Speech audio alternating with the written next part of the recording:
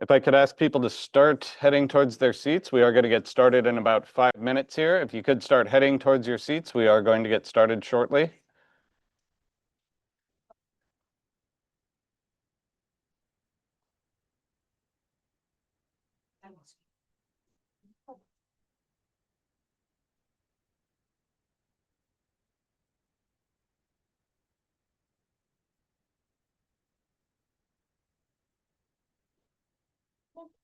For those joining us online, you will note that your microphones are muted throughout the discussion today, we are expecting a large number of virtual participants. I'll run through public comment guidelines once we get to that portion of the agenda. For those members of the expert panel who are joining us online, I'm going to elevate you to co-host so that you are able to mute and unmute yourselves throughout the discussion.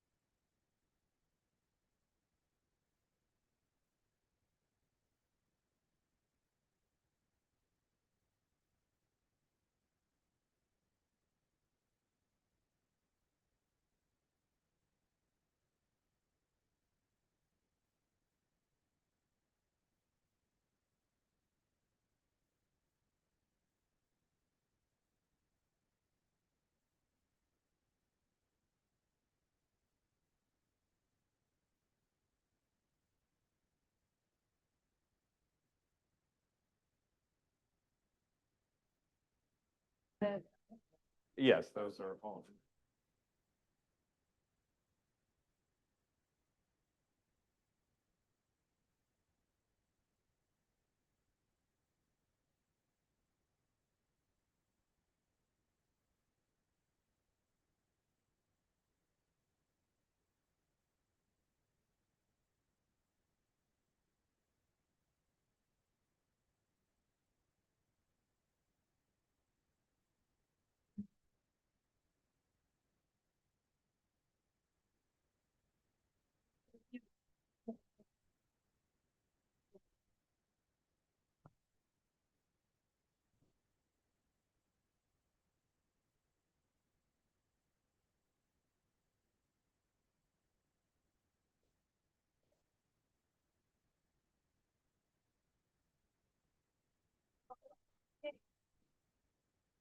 All right.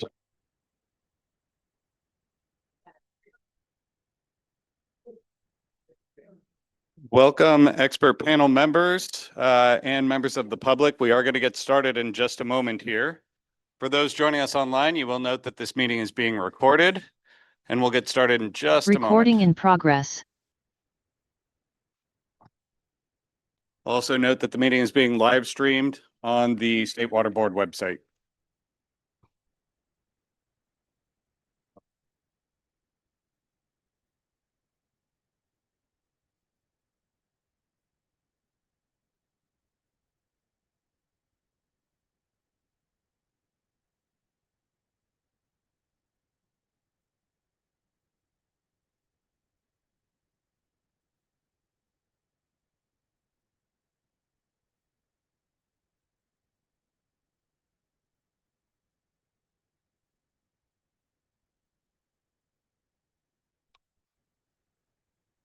Test, test. Okay, that one is working.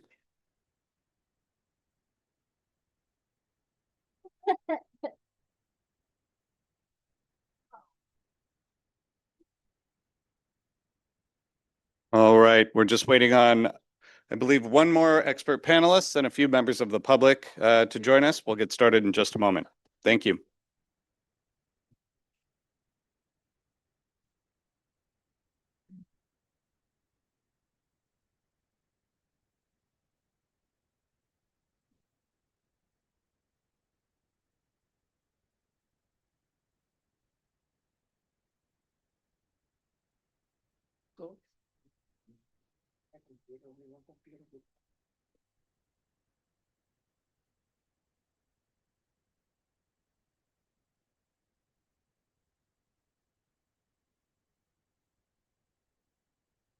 All right, a quiet group this morning. Happy Halloween, everybody, and welcome to this second meeting of the Agricultural Expert Panel with the State Water Resources Control Board. My name is Sam McGill. I'm a facilitator with Sacramento State University's College of Continuing Education. We have, as always, a very packed agenda today and appreciate you joining us online.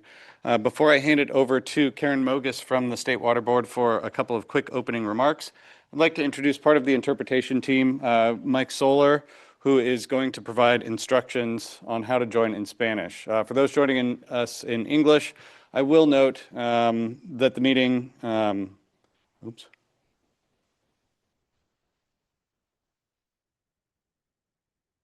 meeting is being interpreted. If you'd like to join the interpretation channel and listen to the meeting in Spanish, click on the globe icon at the bottom of your screen and select Spanish.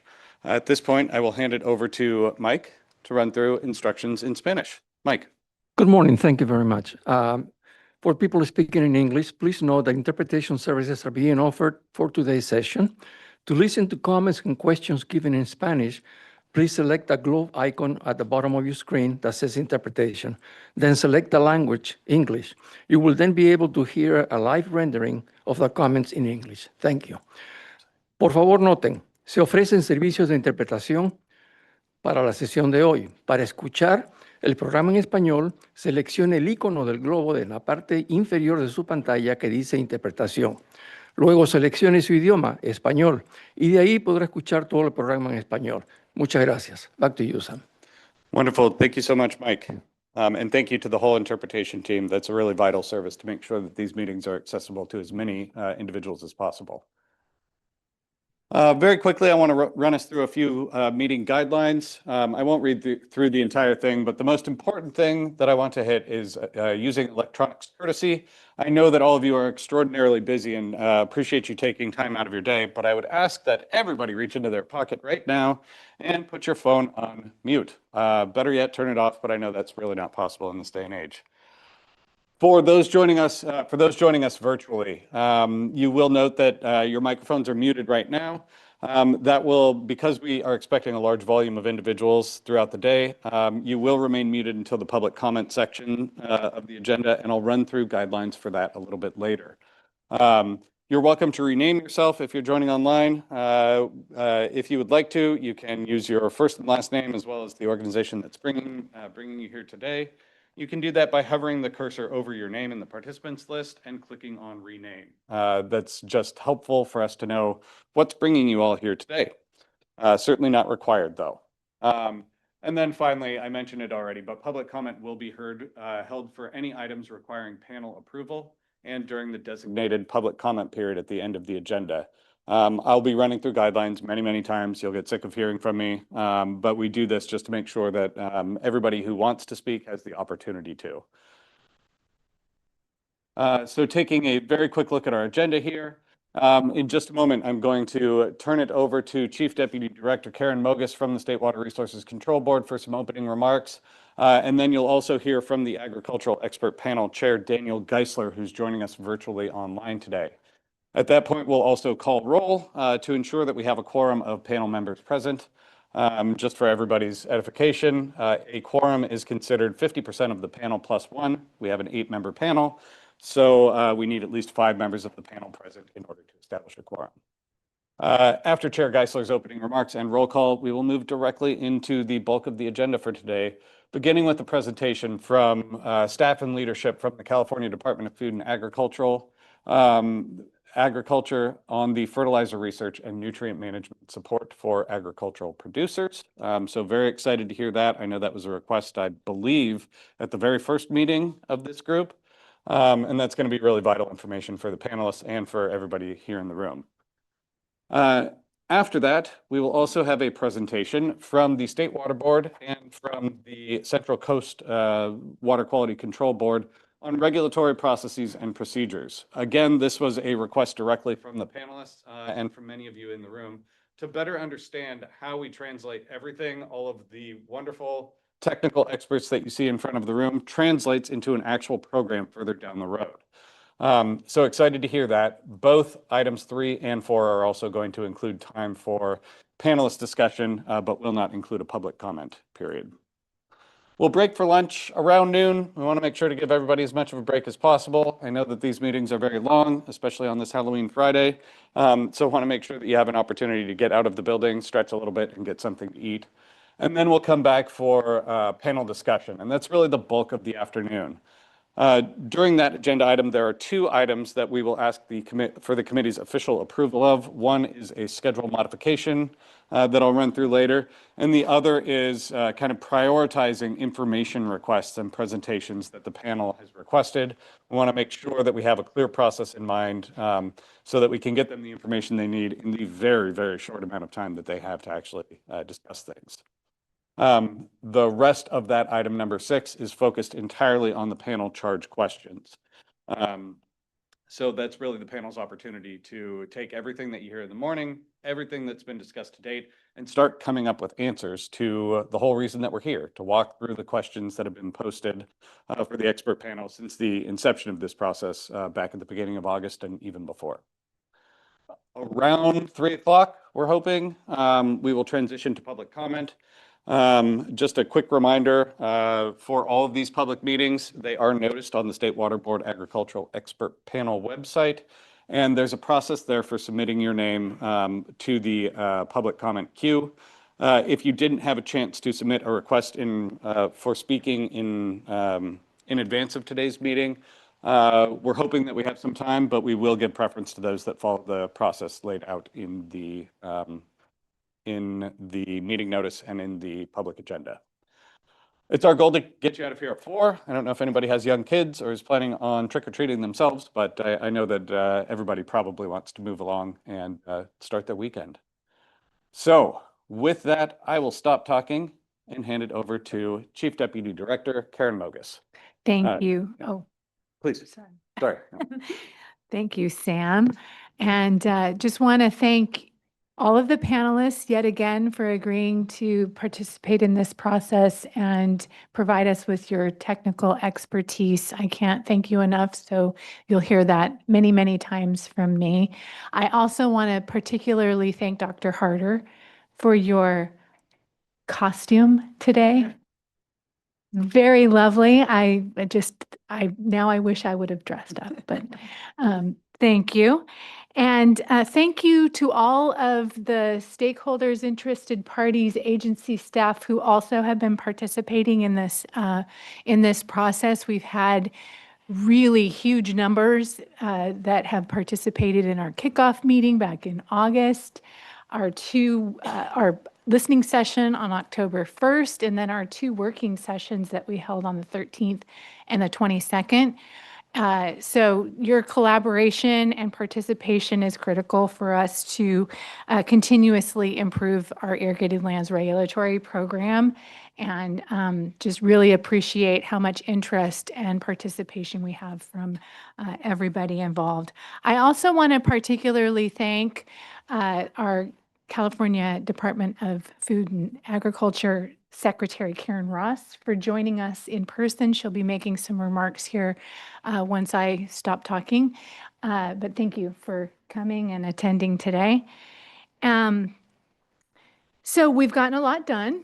You all have paired off. Hopefully you're starting to have conversations that we're not yet privy to, but look forward to hearing what those conversations are. But we have a whole lot more to do. And what you'll be hearing from me, in addition to all of the thank yous and gratitude, you'll also be hearing from me beating the drum of stay focused on the questions. And so I encourage the panel to continue to refer back to the questions and really focus in on answering them. And I'll talk a little bit today about where the line is between what we need from you and what the board will be doing. So I have a whole presentation on that.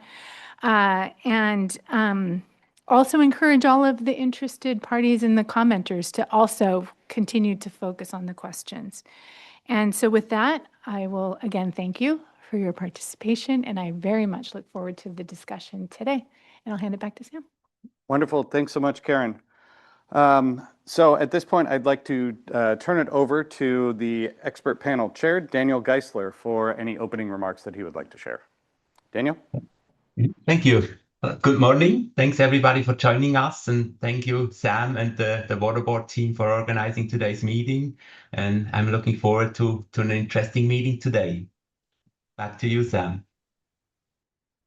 Great. Thanks so much, Daniel. So just a very quick housekeeping item. In order to ensure that we have a quorum of members present, I'm just going to read off your name. If you could say here, that would be wonderful. Again, we need at least 5 members present, either here in the room or virtually. Starting with the individuals that I see in the room here today, we'll start with Thomas Harder, Gudu Atume, Ali Montazar, Here. Richard Smith. Wonderful. And joining us online, we have Chair Daniel Geisler. Obviously Yes. present. Thank you. Ruth Dahlquist-Willard. Here. Michael Kahn. Not present. And Hannah Waterhouse. All right. With 6 members present, we do have a quorum. So let's go ahead and get into it.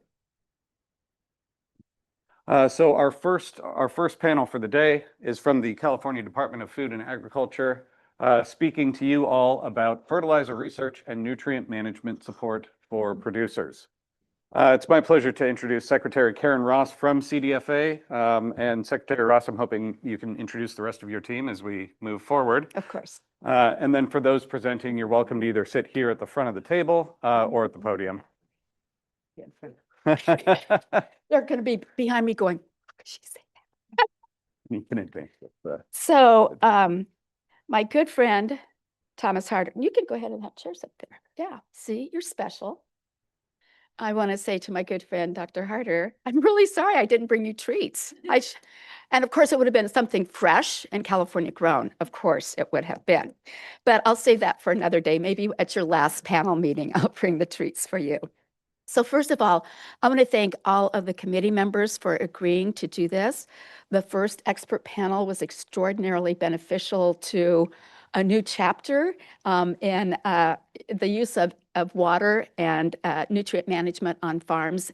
And it really was a critically important one to think about not only what the needs were based on some of the legacy issues, but how we could also better equip our farm community for constantly being part of the continuous improvement of our practices, mitigating some of the groundwater impacts to the extent that's possible, preventing leaching, and all of the other outcomes that we wanted. But at the end of the day, we also do not want to sacrifice the productivity and optimizing our productivity by more and more efficient use and by more and more adoption of new science and technology. I think as part of California's innovation culture, California agriculture has always been at the lead of that. And these types of programs really do create even more opportunities. Although they are challenges, they are opportunities. So I'm excited today to just touch on a couple of our programs, which staff will go on and give you details about. But I did want to provide some additional context about how your work and the work of our partnership here with the State Water Resources Control Board informed some changes that we wanted to make and implement through our fertilizer research education program. At that time, we were very proud of all the research we were funding. It was very agronomically focused, but that efficiency we knew was also improving those practices on the ground. But it became very clear that we had to be much more engaged in making all those research findings more readily available in real time for farmers. Whether they wanted to go to the internet, wanted to go to a meeting, we needed to be more constantly involved in outreach, training, and education, making all of our materials readily available and retrievable. And I think the improvements that you'll see today in that program are fulfilling that. Not only have we changed the availability of a lot of our information with the fertilizer guidelines, and some of you have been very involved in some of that on the ground work. I'm very proud of the fact that with the fertilizer guidelines that we do have, they're for 28 different crops, but those crops are significant when it comes to acreage, about 70% of California's acreage, which is about 6 million acres that are irrigated agriculture in the state. So that has been an extraordinarily important thing. And I think everyone who's always applied for the grants, done those field trials, and then worked with us on the outreach to make sure that what we're focused on is the practical application on the ground. And sometimes that gets lost in the process. And so technical assistance is something that's been vital to this, and it's become a very fundamental part of the FREP program going forward. And I'm really proud of the work that is happening. Later, I will be introducing the new director of our FREP program. I also wanted to touch on a program that had not yet begun when this first panel began, and that was all of our Climate Smart Ag that is housed now in our Office of Agricultural Resiliency and Sustainability. Our very first Climate Smart program was created in 2014, and it was created because we were in, at that time, the most historical drought that we've ever had. And if you hold office as long as I have, I've been through the second most historical drought that we've ever had. And it was on-farm water use efficiency, which we knew would also have benefits for nitrogen management. The more precise we are with our irrigation practices, the more we improve our nutrient management practices and the precision of that. So all of those programs, all of our Climate Smart programs, including what we're doing as the only government that's actively involved with a regulatory program that allows us 10 years to come into compliance with our methane reduction goals for livestock. All of these programs have been the beneficiaries of greenhouse gas emission reduction funds. Over $690 million have gone into on-farm agricultural practices. We cover about 4,000 growers that have gotten individual contracts. But what's really meaningful as a part of this is the work that we've done on technical assistance. We have also provided over $45 million for technical assistance providers to really make sure that we're on the ground, because we know that not every farmer is going to take the time to apply for an incentive grant, but that work is happening in places with demonstration and just the neighbors looking at what's going on. We know that work goes beyond just those people who are receiving the grants. That technical assistance has become a hallmark of what we know is possible as we really focus on nature-based solutions as part of our climate goals. And so I'm really excited about the foundation that's been laid by the Department of Food and Agriculture. I also wanted to touch on a couple of policy things that we're looking at. And I want to thank you, Karen, and Brianna, and Phil for the partnership. We have undertaken something that all of us in government hear a lot about, and that is I'm so overregulated. And we calculate at least 160 regulations, local, state, and federal, that a farmer of all sizes must comply with. The complications, the reporting process are a huge part of the complexity of farming, the desk work of farming, the stacks of paperwork of farming, and cost.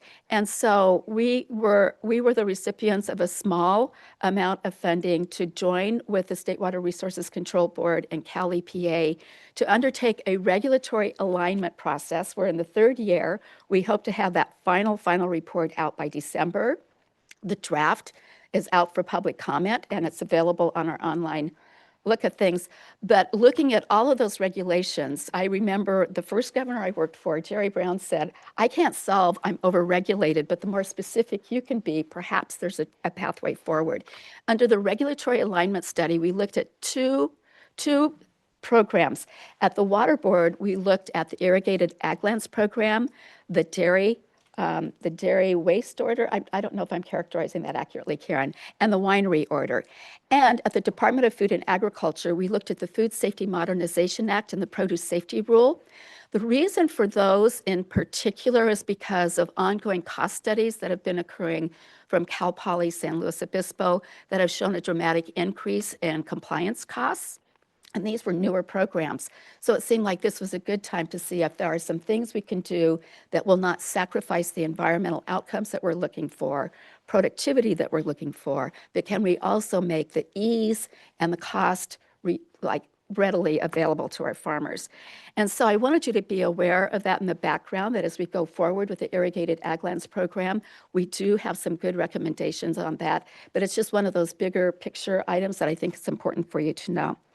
The last thing I wanted to touch on before I turn it over to my very, very talented staff is that as part of Jobs First and the regional economies that have rolled up into the statewide economic development plan, ag technology is embedded in 9 of the 13 regions, and the bioeconomy, the circular economy, is being led by agriculture out of the Central Valley. That's an important piece of what people see as the possibilities of taking the biomass coming off of our fields, our orchards, our pastures, and our food processing plants, and converting those into renewable energy or nutrient management alternatives.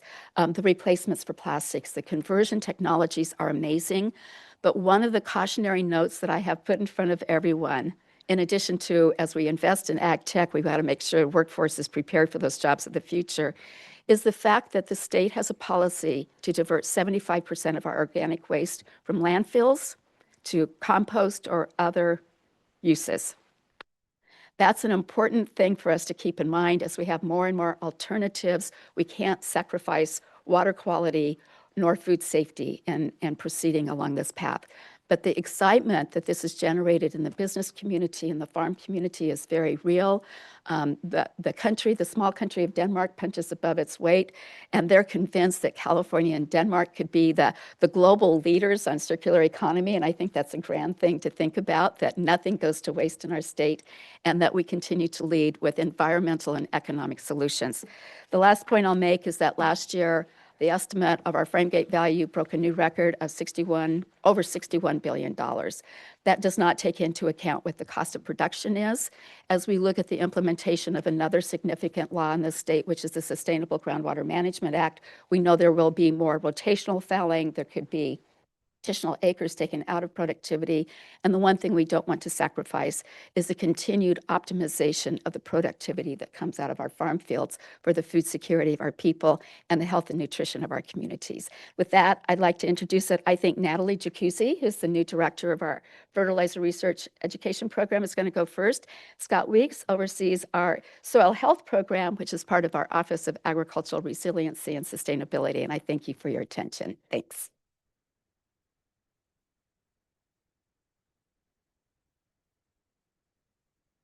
Okay, so I think I'm going to sit and give this presentation. So as you heard, my name is Natalie Jacuzzi. I am the senior scientist over the Fertilizer Research and Education Program. I came into this position a month ago, so I'm going to keep using the excuse of I'm new if I get anything wrong. But I also want to start, and Karen touched on some of the things that our program does, but it is a little bit awkward to present to the researchers on the research that our program funded that you guys did. So if I get anything wrong, also, obviously, you guys are the experts. But I really am going to try to keep this at a high level and talk about all of the research that our program has funded in the last 35 years and the application of that, how that's translated to outreach, education, and technical trainings as well. And I can't begin this without really just talking about the FRET mission. So our program started 35 years ago to fund and facilitate research and education to advancing the environmentally safe and agronomically sound use of handling and fertilizing materials.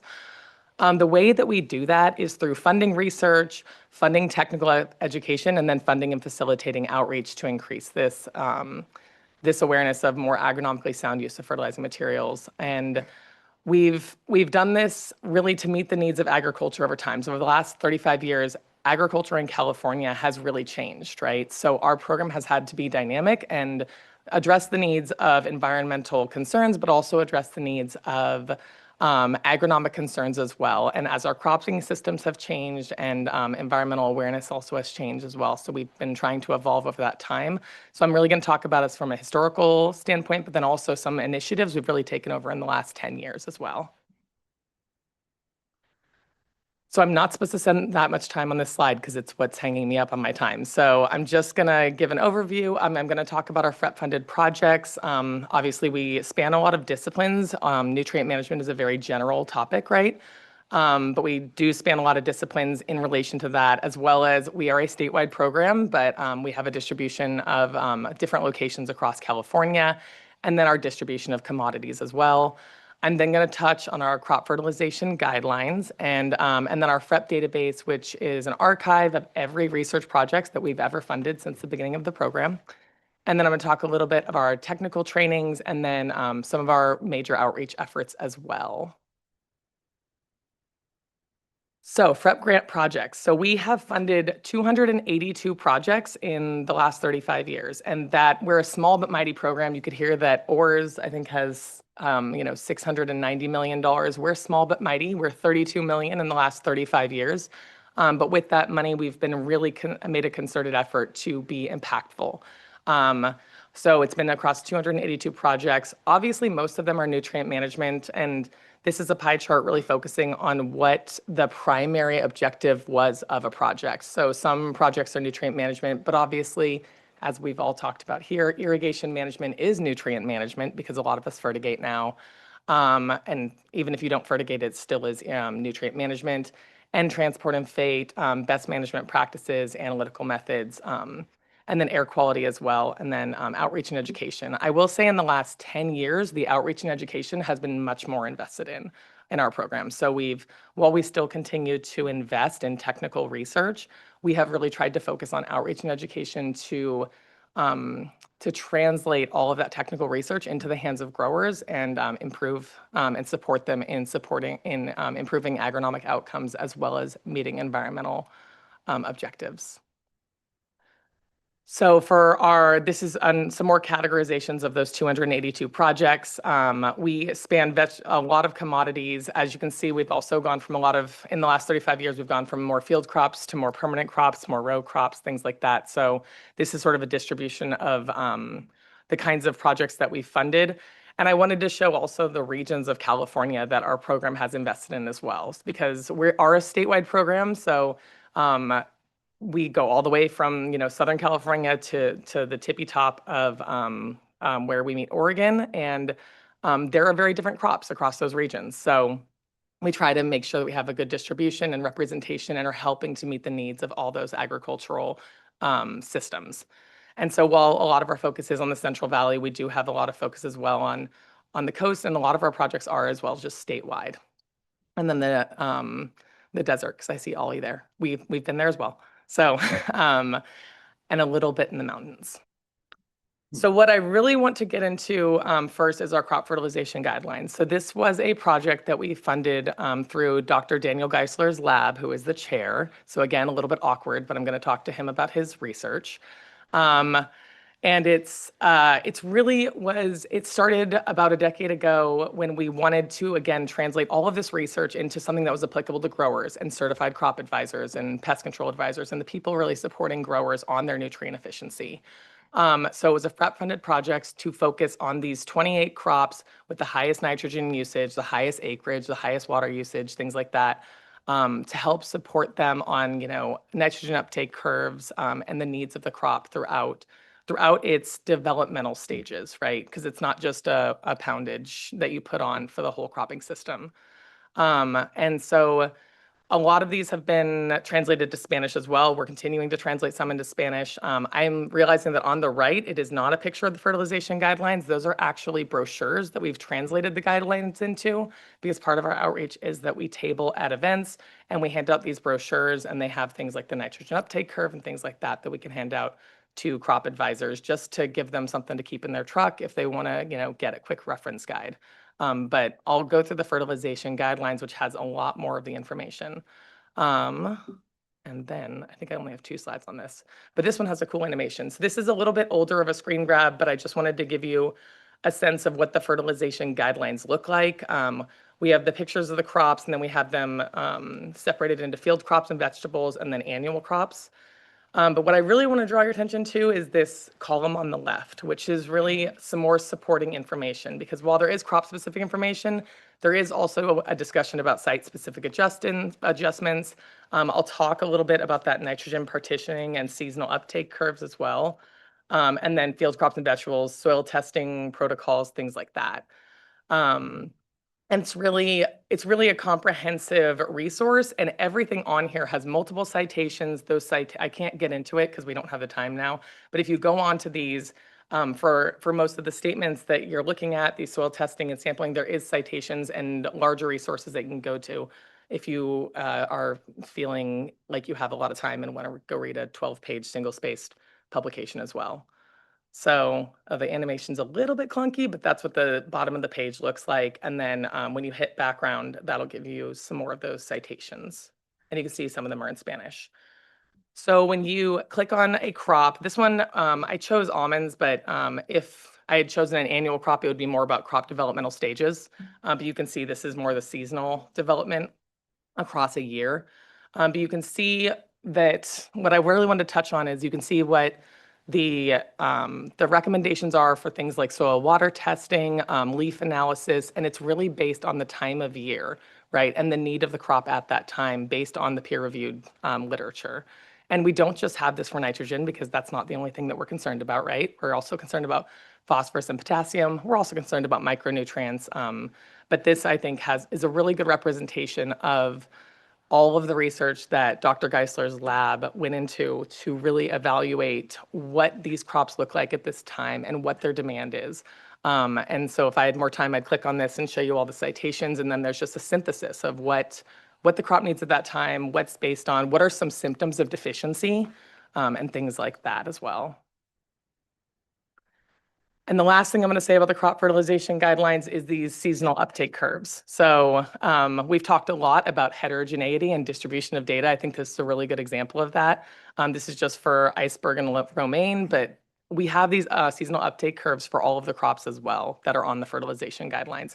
Again, based on peer-reviewed research and then citations as well, and a synopsis of what that looks like over time, and really getting into the details of what that looks like and based on grower degree days.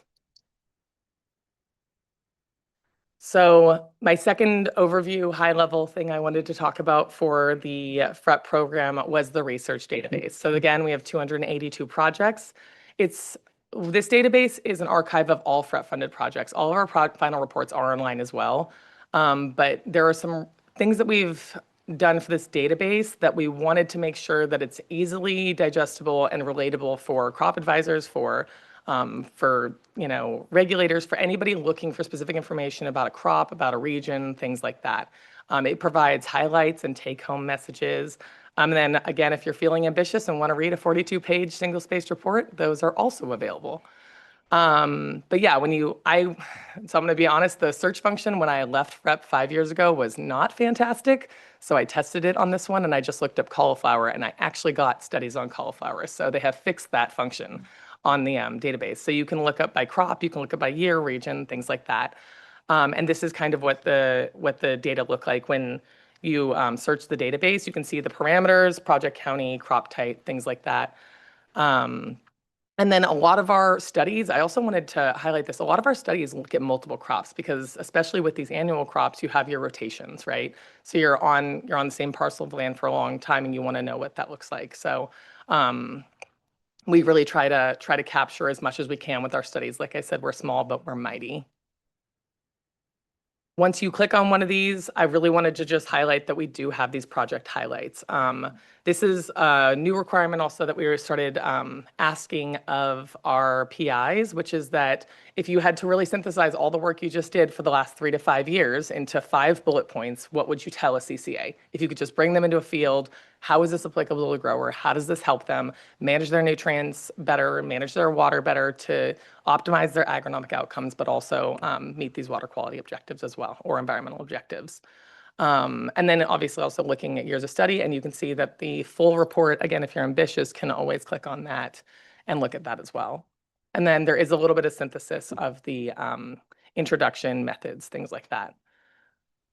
Okay, so I've talked about our research, and now I'm going to talk about our technical trainings. I cannot talk about all of our training projects, obviously. I can talk about two of the biggest ones in the last 10 years, which is a lot of you have probably know about the Central Valley Irrigation and Nitrogen Management Plan training.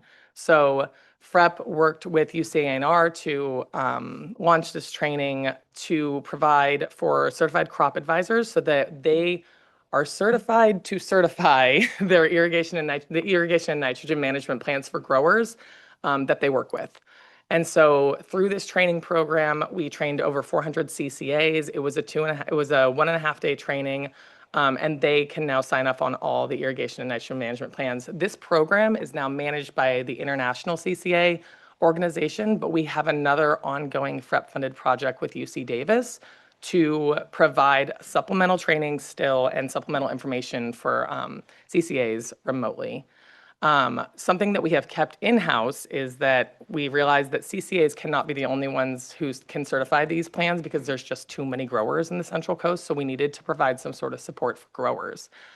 So we launched the grower training program, similar information, but tailored more to crop specific and to the grower level so that they can certify their own irrigation and nitrogen management plans. And through that program, we've had almost 5,000 growers go through it. We keep this all in-house. So we provide the training, we provide the testing, we also maintain the list. And this has proven really successful in the Central Valley, and we're actually launching it as well in Ventura County. And we are translating it also to Spanish for Ventura County. So we anticipate that the grower training in Spanish should be available by the end of the year. Also, I wanted to give some grant-funded projects as well. I'm not going to get into details because I think I'm running out of time, but we also have things like the fertigation and distance learning, which was with Charlie Burt. We also did funded a nursery training project as well in Southern California in Spanish and English, and that was really just the basics of nutrient management, again, deficiencies. It was a really great training program that growers could go to. Or even just farm managers and things like that. And so that had a really great outreach. And then we've been involved in nitrate quick test outreach, I would say, since the beginning. So I will be proud of that and put that feather in our cap as well. So we've had a lot of nitrate quick test trainings as well that we've funded. And then my last thing I wanted to talk about was outreach. And this really touches on a bigger question of we had a sort of a come to God moment, essentially, of okay, we funded all this outreach, or we funded all this technical research, right? How do we get this in the hands of growers? We have the fertilization guidelines, we have a lot of online resources, but the needs of growers is growing every day to try to meet a lot of the requirements that Secretary Ross was talking about. And we said, we did some focus groups. We tried to talk to farm advisors, growers, certified crop advisors, and we saw a really big need for just supporting growers with nutrient and irrigation management, just specializing in that with no other, competing priorities. So our program applied for a conservation innovation grant and somehow got it. So that was really ambitious, and it was really just to support cooperative extension agents on just focusing on this irrigation and nutrient management support for growers and farm advisors and for irrigators and farm staff. And this started, we got the funding, I think, in 2021. And so we're a couple of years in. It was a slow start because of the pandemic, obviously. So I'm not going to be able to give any final data, but it has been really elucidating for how challenging this outreach can be and how difficult that it can be to do it on a statewide basis. And then also the needs of different regions are just different, right? The receptibility, the communication methods, things like that. And so it's been a really successful project. It's also been a really big learning curve of when these regulatory frameworks are implemented, who's there on the ground to help the growers. And so we're trying to fill that need, but it is a very large need. And so you can see that we've had 540 farm consultations. We're only about halfway through this project, and it now has 3 funding sources. So we got that grant. We also got a specialty crop block grant, and then we also got some supporting funding as well from our board. And so with that, we are really trying to positively impact agronomic outcomes, again, just always with our bigger mission in mind. And we're optimistic that This has been specifically in the Central Valley and on the Central Coast, and across 12 counties. And so it's a really comprehensive project, but it's by no means the entire state. And I just wanted to sort of impart that won't close out for a couple of years, but I did want to touch on that as far as like, our program has been involved in this space for a long time. We're always trying to innovate. We're always trying to reach our stakeholders the best that we can. And this has been one of our biggest undertakings for the last 5 years. And just to close this out, we have a pretty picture of a tractor. And just to close it out, our program has been in this space for 35 years. We've always been trying to fund and facilitate agronomically sound and environmentally safe use of fertilizing materials as well as water. We have this long-term commitment to science-based agricultural stewardship. And we do think that we can optimize environmental and agronomic outcomes, but it takes a lot of work, it takes a lot of effort, and it takes a lot of time. And I think just acknowledging that need is important. And we've been in the space of supporting agricultural viability and innovation and just making sure that everything is science-based, that it's rigorous, and the information are available. So with that, I will close out. I don't know if we go to questions or not, or if I just hand it over to Scott, but I think we question at the end. Cool, awesome. Thank If I you. remember correctly.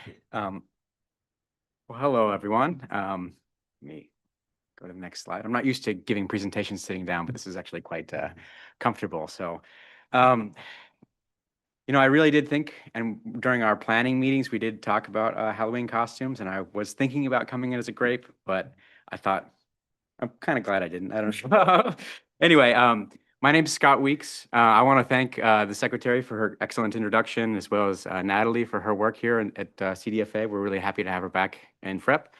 And thank you to the panel. I think the people of California are served very well with your technical expertise and knowledge, and I've been fortunate enough to work with some of you over the years. And then, of course, the public that's interested in this. I think it's really great, and I hope you all are online. Hello. So I work for the Office of Agricultural Resiliency and Sustainability. It used to be called OFI, now it's ORS. We just went through a name change. And our mission is to use the best available science and knowledge from the agricultural community to design and implement practical solutions to California's natural resources challenges that improve the environment and the economic sustainability of producing nutritious food, fiber, and energy. So this is our mission statement. How do we do this? Well, we do this in a number of ways. We support by supporting and sharing cutting-edge science, convening partners and stakeholders, and creating opportunities for individuals and organizations, identifying and incentivizing sustainability practices, of course, building up regional capacity to deliver technical assistance throughout the state directly to those producers, and communicating needs, contributions, and accomplishments to the agriculture community. We're not quite as research focused as FREP is, though we do have, research does touch various parts of our programs. So just the high level agenda for today, I wanted to talk about some of our incentive programs. This is not a comprehensive list of all of ORS's incentive programs, but we've selected 4 that seem relevant for this conversation. So of course, the Healthy Soils program, which is focused on sequestering carbon and woody biomass, the Alternative Manure Management Program, which is non-digester related manure management practices, the State Water Efficiency and Enhancement Program, which was one of our original programs that started in 2014 that the Secretary had alluded to, and then one of our newer programs, the Organic Transition Pilot Program. I also want to talk about technical assistance, the types of technical assistance that CDFA and the ORS teams support. Again, this is not a comprehensive list of the types that we have, but just a high level. So we have the Water Efficiency Technical Assistance Program, and then the Joint Climate Smart Agriculture Program, which we work with the UCANR with. And then I want to wrap up by talking about nature-based solutions and for working lands. Okay, so we have a suite of climate smart ag programs. Like I said before, this is not a comprehensive, we're not going to go over every single one of the programs we have, but they have 2 main goals. These climate smart ag practices are focused on reducing greenhouse gas emissions, specifically from the ag sector, and increasing the resiliency of agriculture to climate change impacts. These practices have multiple benefits, including efficiencies of resource use, improving soil health, supporting biodiversity, advancing a circular bioeconomy, which the Secretary alluded to earlier, protecting water and air quality, and fine-tuning nutrient management. We have so far, over the 10 or so years of the program, administered $675 million worth of awards for climate smart solutions on farms and ranches. So these are dollars that are going directly to farmers to implement these types of practices. And then we were projected to have a water impact of reduction of 1.5 million acre feet of water saved, and 30 million metric tons of CO2 equivalency saved based off of the 10-year life cycles of these various projects. The next few slides, I'm going to actually highlight a number of these programs, and we'll talk about the direct connections to nutrient management. So the Healthy Soils Program. This program supports producers to help incorporate new sustainable agricultural practices into their systems. These practices build organic carbon below ground and sometimes above ground while reducing land-based greenhouse gas emissions. So there are actually 30 different practices, or about 30 different practices, that the Healthy Soils Program incentivizes, but here's a list of just a few of them. We have focal groups on organic soil amendments, which can include things like compost application, mulch, and whole orchard recycling. Of course, compost can be considered a substitute for fertilizer. It's a slower release method. And then also we have the nutrient management part of Healthy Soils, which is actually just funding growers to reduce the amount of synthetic fertilizers that they're applying by 15%. We incentivize annual plantings, so cover cropping and crop rotations, permanent plantings, hedgerows, windbreaks, rangeland plantings, and then, of course, various types of tillage processes. And so there's reduced till and no-till practices. So far, Healthy Soils has funded about $160 million to support over 2,300 projects and almost 20,000 acres across the state of California. I definitely wanted to highlight the flat payment to reduce the application of synthetic fertilizer by 15%. Of course, this is really good for nutrient management. Let's talk about the Alternative Manure Management Program. So the Alternative Manure Management Program is our program that's a non-digester related manure management for livestock and dairy operations. The program supports several project types focused on handling and storing manure in environmentally responsible ways, with the goal of limiting how much manure ends up in liquid anaerobic environments where the decomposition produces methane. So we want to make sure that we have practices that reduce that potent greenhouse gas of methane.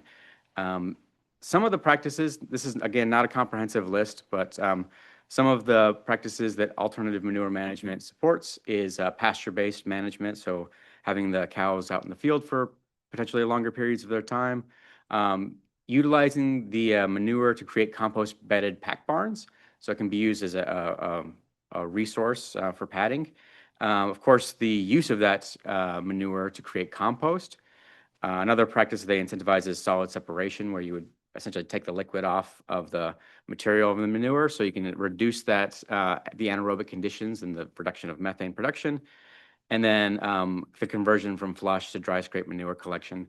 That's what you'll see on the right-hand side is a vacuum truck scraping up manure waste so they can use it to create compost at a later date.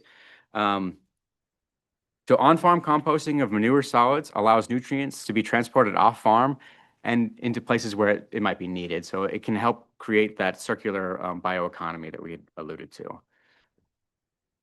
All right.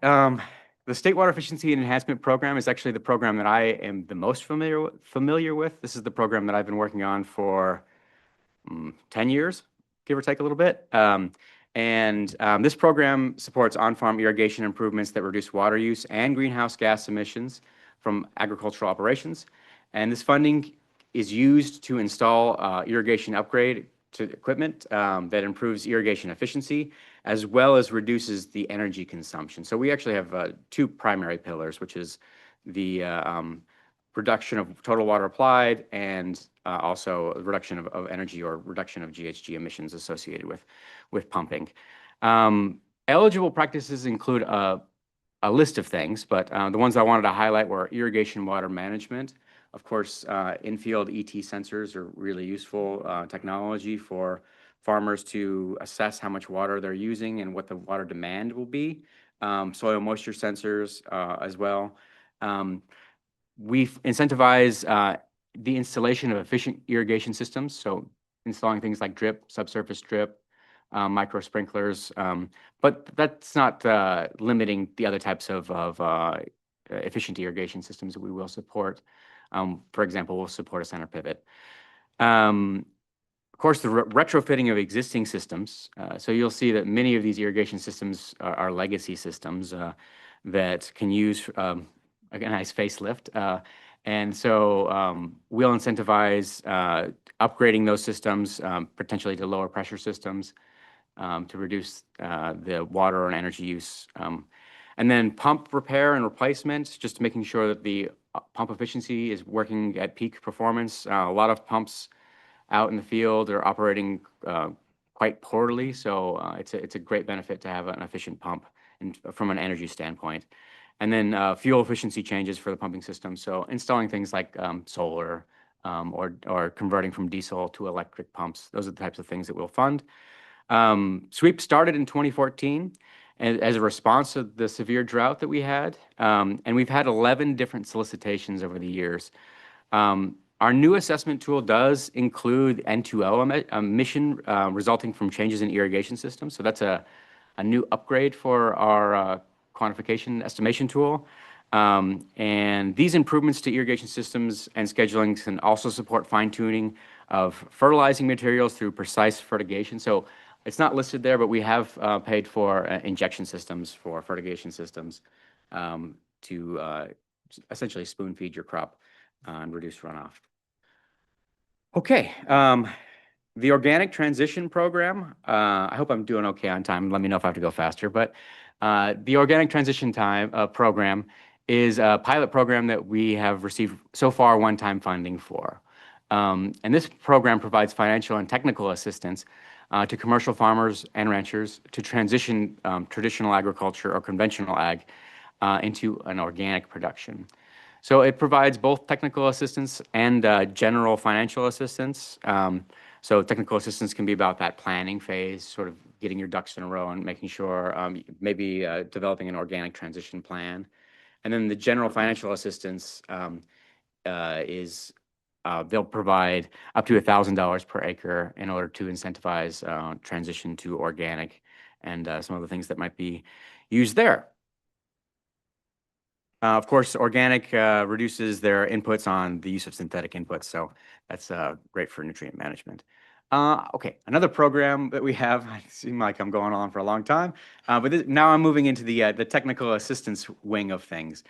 We have a water efficiency technical assistance program, and this program has 3 main pillars to it. We incentivize or support growers by providing local nonprofits to support to provide on-farm irrigation system evaluations and provide recommendations to those growers. So things like distribution uniformity tests to make sure that they have an even distribution across their drip line and perhaps make repairs if there's something that's not working properly. It's commonly referred to as a mobile irrigation lab. And so far we've funded over 1,700 in-field distribution uniformity tests. We also support pump testing to make sure that those pumps are operating efficiently. It's also, it prepares someone who may be interested in applying for the SWEEP program to have those things in a row to make sure that they have an up-to-date pump test.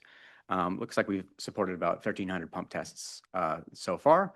And then irrigation and nutrient management training. So this is the part of the water efficiency technical assistance program that I wanted to highlight for this panel, which is that we work with the local organizations such as the RCDs to create tailored and customized nutrient management trainings or irrigation related trainings.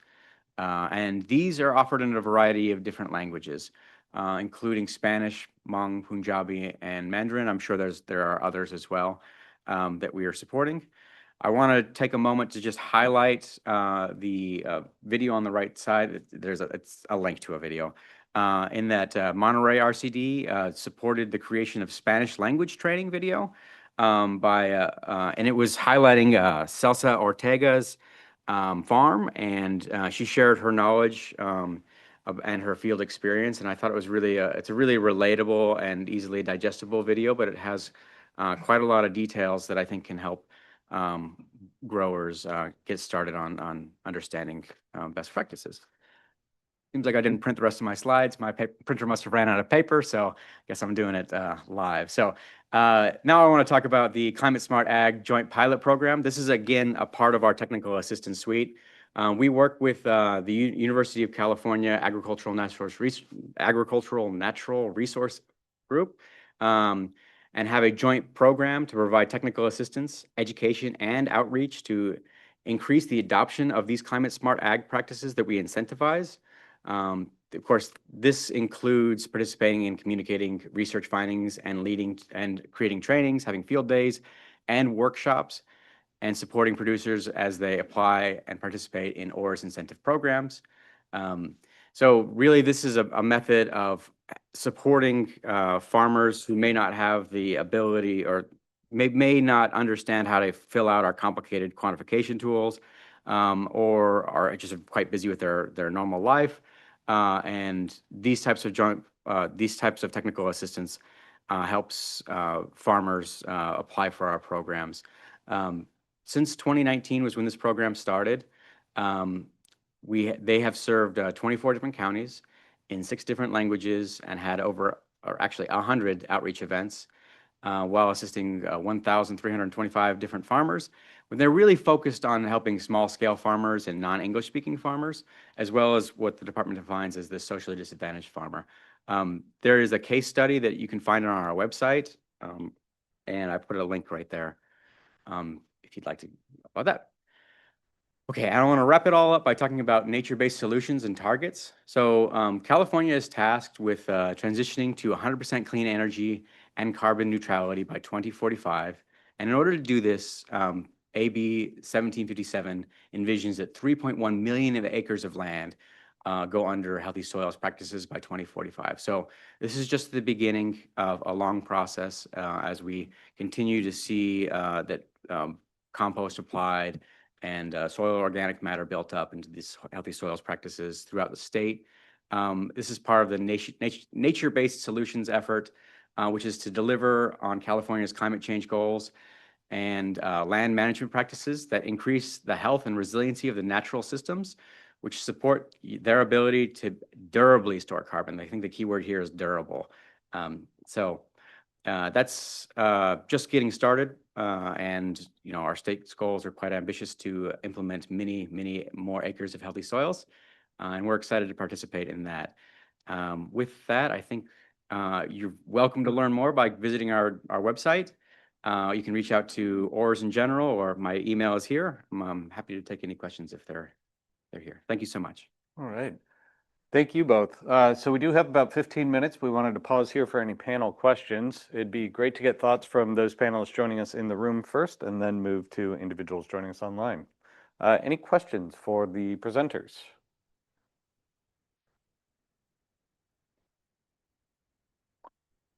Yes, go to. Thank you, Natalie and Scott and Secretary Ross.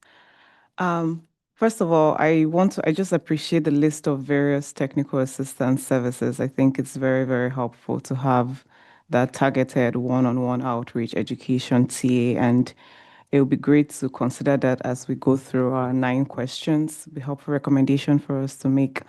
My question is specifically for Natalie regarding the fertilization guidelines. This might be a novice question, but I know there's 28 crops listed, and then there's guidelines for fertilization at different stages of the crop development. I am wondering if those guidelines for fertilization, if they apply, for instance, alfalfa in the desert versus alfalfa in the San Joaquin Valley, would it be the same sort of fertilization guidelines? I think that will be helpful for some of the questions we have here around like crop-specific limitations. Just what was your answer to that question? So I'm not going to represent the researchers' research on behalf, but when there are nuances across regions, I think Dr. Geisler's lab has done a really good job of including that caveat with the guidelines, especially with those citations, because yes, nutrient uptake can be different based on your geographic region, based on your soil type, and things like that. And I think also that gets to those that sidebar of the fertilization guidelines for the annual and perennial crops, which is, those soil considerations, site-based considerations, right? Regional considerations. And I think they've done a great job of that. But I will say in some regions, you do have a lot more data than other regions as well. And, data is power in this sort of context. So if you have a lot more studies in the coast versus the desert, you're just not making you're making a decision with a little bit less information. So I think they've done a great job of representing that in the fertilization guidelines. I do also want to say that we are also updating them regularly. So when Dr. Geisler's lab updates something, they send that to us and we update it as well. And we're also funding, like, for example, on this most recent round, we're funding another melon study because some of our melon research is really outdated. And so we're investing in updating it. But even though it is for 28 crops and California grows over 400, we're trying, it's not always as much data as we would like. And specifically speaking to your point, like regionally specific, climate specific, things like that. But yeah, those caveats I would say are included. Does that answer your question? Thomas. Yes, thank you, Secretary Ross and Scott and Natalie. This was an amazing overview, very concise and very enlightening. I'm familiar with some of it, especially through FREP, not so much with the ORS program. I had maybe 3 questions. One is, how do you see the nutrient guidelines, the fertilizer guidelines, and the programs that you support through ORS relate to eventually and already through the existing and future regulations that are coming with the Irrigated Lands Regulatory Program? How do you reconcile that the limits or targets that we're supposed to talk about may or may not be the same as what your guidelines are? Is that part of an updating process, and how have you handled that over the last 5 or 10 years? That's one question. Another question, I really appreciate, Natalie, your insights in the training program, the outreach program to the growers, because I see here and anywhere else I've been to, that connection to the grower and that working with the grower on a fairly intimate basis, on a very trusted basis. I think trust is the key. And on a continuous basis as really a key to successful implementation of all the things that we want growers to do. What do you see as perhaps the biggest challenges from that experience that your program has more than anything else?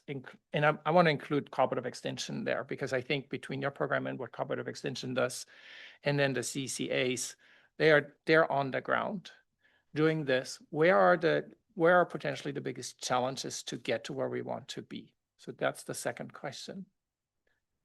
And then the third question is more on ORS, and to the degree this is a program that essentially assists the grower. How much do you know, or how much auditing or assessment do you do on the effectivity of the program? Some of my funding comes from USDA through the Conservation Effects and Assessment Program, which is a fabulous program to actually look at what do all these conservation practices that NRCS pays for doing, and how are they helping? Do you have similar programs in ORS? So that's that question. Because some of this is policy, I don't want to put the staff in an uncomfortable position. One of the things we're seeing is how much more we need to be very integrated across programs and across agencies.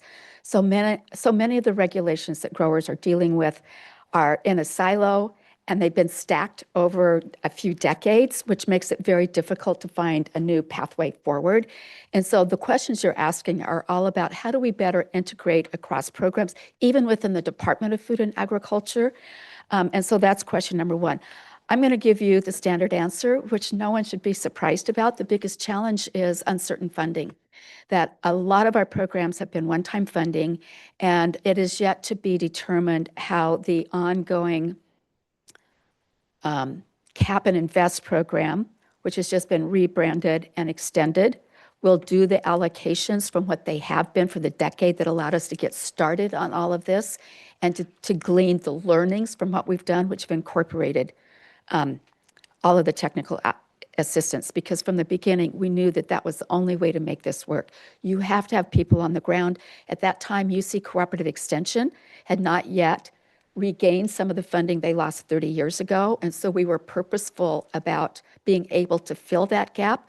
But we also have executed a memorandum of understanding with UC Ag and Natural Resources, the Statewide Association of Resource Conservation Districts, which are better staffed and better funded than they've ever been. But again, that's going to be uncertain funding, as well as the Natural Resource Conservation Service, because the programs that we have for especially our climate smart ag programs start with the basis of an NRCS accepted standard of practice. And so we also have found that these are not mandated programs. These are voluntary, incentive-based to be able to prove out business outcomes as well as environmental outcomes.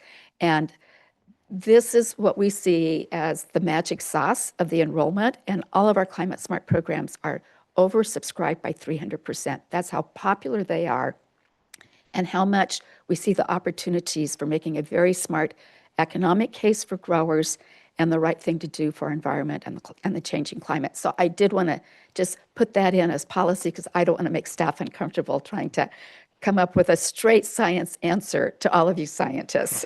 I think there was one final, yeah, please. So I think your question was about a grower auditing and collecting post-project information. So Healthy Soils, I know, has a 3-year reporting process in which they collect soil organic matter 3 years post-project implementation. The problem with that is that soil organic matter takes quite some time to generate. So I think the reality of the situation is that our grant term is limited to what we can have as a fundable task, which is collecting this infield data and sending it to us.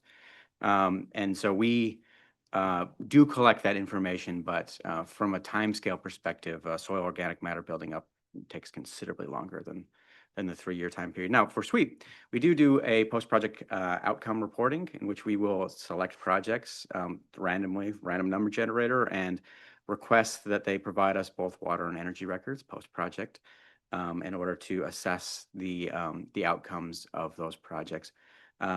It's not comprehensive. It doesn't happen to every single one of the projects. I can tell you preliminarily that it's been promising and supporting the actual that these projects are actually saving, in some cases exceeding their water and energy use. But I also want to acknowledge that it's a highly variable year to year water use or total water applied, because for one, crops can be young, it can be a good rain year, it can rain different parts of the year.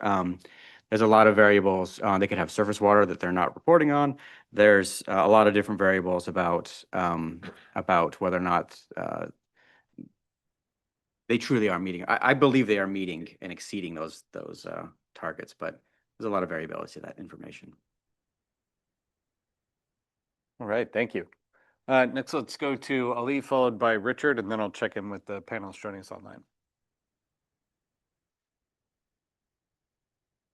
Thank you, Natalie and Scott, for the great presentation, but not just for the great presentation, for very highly impactful program you are managing in the state. I appreciate it because I worked with your programs, for several years. I know how successful is the program, about the reputation and the encouragement for growers and the impact you had in this program. I have one question for Scott. I know your focus is SWEEP, But my question about soil health. You have nutrient management program under soil health program. You know what? To reduce 15% reduction, you have 15% reduction in fertilizer use. So do you have any insight, how many of application you had so far? It was for that area specifically, which, practices growers are interested in mostly to reduce the nutrient management, and how successful was this specific sub-program? I don't work on the soil program, and I do not have an answer for you right now. I'm certain that SWRCB does have an answer for you. I know you, and I will follow up with you, right? But I don't know. I do know that compost is by far the most popular practice. Yeah. They have, but at a considerable market. I'm not going to. Thank you. You take that down and maybe follow up with you following the meeting to get some more information. Wonderful. Thanks so much. All right. Let's go to Richard and then to our panelists joining online. And also thank you to Karen and to Natalie and Scott for really great presentation. I do appreciate the work of FREP. I mean, I worked with them extensively really from the beginning. And what I always appreciated was just, started off a little conservative, and then it got a little more progressive and started funding, cover crop research and other aspects of nutrient management that turned out to be pretty important. And so I really appreciate, so keep going in that vein. The question I have, I don't know if Scott and Natalie, if you both want to comment, but one of the things I see, we talk about the use of compost in agriculture, but in our region, the use of compost is actually going down because of crop safety, concerns. And so I don't know if there's some way that your programs can do cross-discipline research with like the Center for Produce Safety, some of these outfits that are concerned about food safety issues. But I think, we want to use compost. Growers do want to use compost, but the buyers are telling them to not use compost. So the buyers is another group that needs education. Again, I'm going to say we work closely with the Center for Produce Safety, and I know you do too. And I think there are some of these issues that have come up that would fit very nicely into the rapid response, where it's not part of the normal grant cycle. As you know, we dedicate almost $2 million a year from the Specialty Crop Block Grant Fund that we get from USDA to the Center for Produce Safety. And I've started a long list of all the things that I'd like to see funded around that, but I agree with you. This is going to be a really critical, as we see more green waste coming onto the farms, all of the issues that you and I know they have to match the objectives of all of these programs, that this is definitely on the list for discussions with the Center for Produce Safety, in addition to how we can make that fit into perhaps a specialty crop block grant program. The problem with that one is it's not at the same level of funding as perhaps would be needed to do this, but if it was in an isolated, more confined area, that would be one step forward. But I appreciate that question, because I agree we can't just look at what we're doing today. We have to think about these other policy issues that will drive that kind of change. Thank you. All right. Thank you for those questions, panelists. Let's go next to Chair Geisler and Ruth Dahlquist-Willard online. Any questions for our presenters before we move on to the State Water Board and Regional Board team? I don't have a question. I would like to give an answer, but first for you, Sam, I don't see the option on my screen to raise my hand. I don't know if Ruth has the same problem. You don't need to. Well, later in the afternoon when we have the discussion, I don't want to talk out of turn. So it would be nice if I had that for the discussion in the afternoon. But I'd like to briefly give a comment about the fertilization guidelines, because we have written, either I have written them myself or people in my team, especially Patricia Lasicki. So they're really a summary of the available literature. which means if there has been a study on, let's say, alfalfa in the Imperial Valley, we included it. If there hasn't been a study, nothing about alfalfa in the Imperial Valley will show up. So it's really a summary. It's not complete. For some crops, we didn't even find all the information from California, so we included information from other states so that we have a complete picture. I think that's important. And then that also kind of answers the question whether the guidelines could be used for regulatory purposes. And we made a big effort actually not to write them as recommendations, just as guidelines, as the summary of the literature. So I don't think it would be correct to use them for regulatory purposes. They're really intended to help growers who want to improve nutrient management as a way to get the best information possible to get started, but they are not intended to be used for regulatory purposes. And we made a big effort to not write them as recommendations, because when we started, the lawyers at CDFA, they were really concerned that recommendations would open the door for lawsuits. So we really made sure they don't read like recommendations. Thank you, Daniel. Let me check in with Ruth Dahlquist-Willard. Please, Ruth. Thank you, Sam. I have one follow-up comment to Richard's question about food safety regulations and perceptions of buyers. UCANR is hiring 3 specialist and advisor positions focused on produce safety on the Central Coast. And I wonder if this would also be a topic that that group of people could address. So feel free to follow up with them once they're hired. My other question is, I don't want to bring up more policy things that will be difficult to address, but I think just hearing about the work of FREP and the potential for greater technical assistance with the Irrigated Lands Regulatory Program. Currently, there's not a good mechanism for funding technical assistance for Irrigated Lands Regulatory Program compliance, and FREP would be a very natural vehicle for that. So is there anything that any of you can say about what are the mechanisms to get more funding for FREP to do that kind of work? And then secondly, to the points that were raised before about integration across incentives programs and regulatory programs, are there any suggestions that you all can give for how to promote that kind of dialogue, or how other stakeholders could support that? Thanks, Ruth. I'm so glad you asked the first question, because of course I'm going to say that would be a fabulous recommendation coming from this panel. And I mean that sincerely, because if it is a body as prestigious as this that sees that as a huge part of putting the actual practices on the ground, that's really what we should all want to focus on.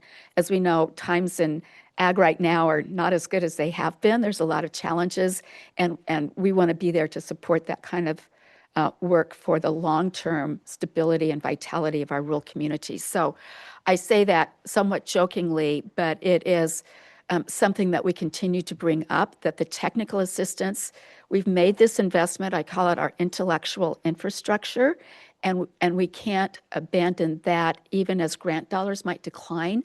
Being able to have the bodies, the people, and the ongoing effort to connect at the most local areas of farming is going to be vitally important for the future, especially with the new policy things that are coming at us and the need to take that bigger integrated approach of how we do this. I'm very aware, because I know we have funded one produce safety person specifically, and I'm glad to hear there's going to be more. That right now is a very high priority for us. We had some funding through our cooperative agreement with the Food and Drug Administration, but of course, we have to put food safety first, but bring in these other issues as a way of accomplishing, hopefully, multi-benefit out of one position. So we'll do that within the confines of our cooperative agreement. Thanks, Ruth.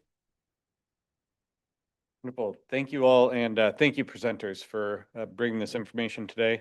We do need to go and move on to our next presentation. So I'd like to reintroduce Chief Deputy Director Karen Mogus, sorry, to lead a presentation from the State Board perspective on regulatory processes. And if I could just get my clicker back. Are you going to drive for me, Sam? Don't worry. Thank you. I'm happy to, or you can. Why don't you? You don't mind? And thank you, before you leave, thank you very much. Great presentations. And yeah, I think gives us a lot to think about. Next slide. Wait, it's mine? Yeah. All right. So I'm going to try to be as brief as possible. I'm here to clarify the role that you all have in providing technical recommendations and what the Water Board then does with that to set policy. We just heard a lot about the bleed between technical and policy, and you can't really sort of draw a bright line between the two. I get that. And so I'm here to help you navigate, and I will continue to do so through the end of this panel process. So I'm going to start with what our board's mission and authorities are and where they come from. What our board then does with technical recommendations to then set policy and what other considerations they make beyond the technical to set policy. And then I'll just give you an example based on our recommendations from the first Ag panel from 2014. It just turned on. I was changing my slides with this microphone button. That's not good. All right, next slide, please. So our mission is to preserve, enhance, and restore the quality of California's water resources and drinking water for the protection of the environment, public health, and all beneficial uses, and to ensure proper water resource allocation and efficient use for the benefit of present and future generations. Where we get our authority, our state authority, is through the Porter-Cologne Water Quality Control Act, or the California Water Code. And it gives us the authority to protect water quality across all surface and groundwater sources in California. We call them waters of the state. Pretty broad definition. All waters are included, generally speaking. And I say that because there's also some discussion about waters of the U.S. We won't get into that, but for us, we have broad authority to protect water quality, both surface and groundwaters. We have the authority then to regulate discharges of waste to land and water, including issuing permits and enforcing them for compliance. We also develop and implement water quality control plans and policies. And I want to make it clear here that while we call them water quality control plans, that sounds like a plan for a plan. It's a regulation and sets forth requirements for protecting water quality for a variety of discharges across all of our waters.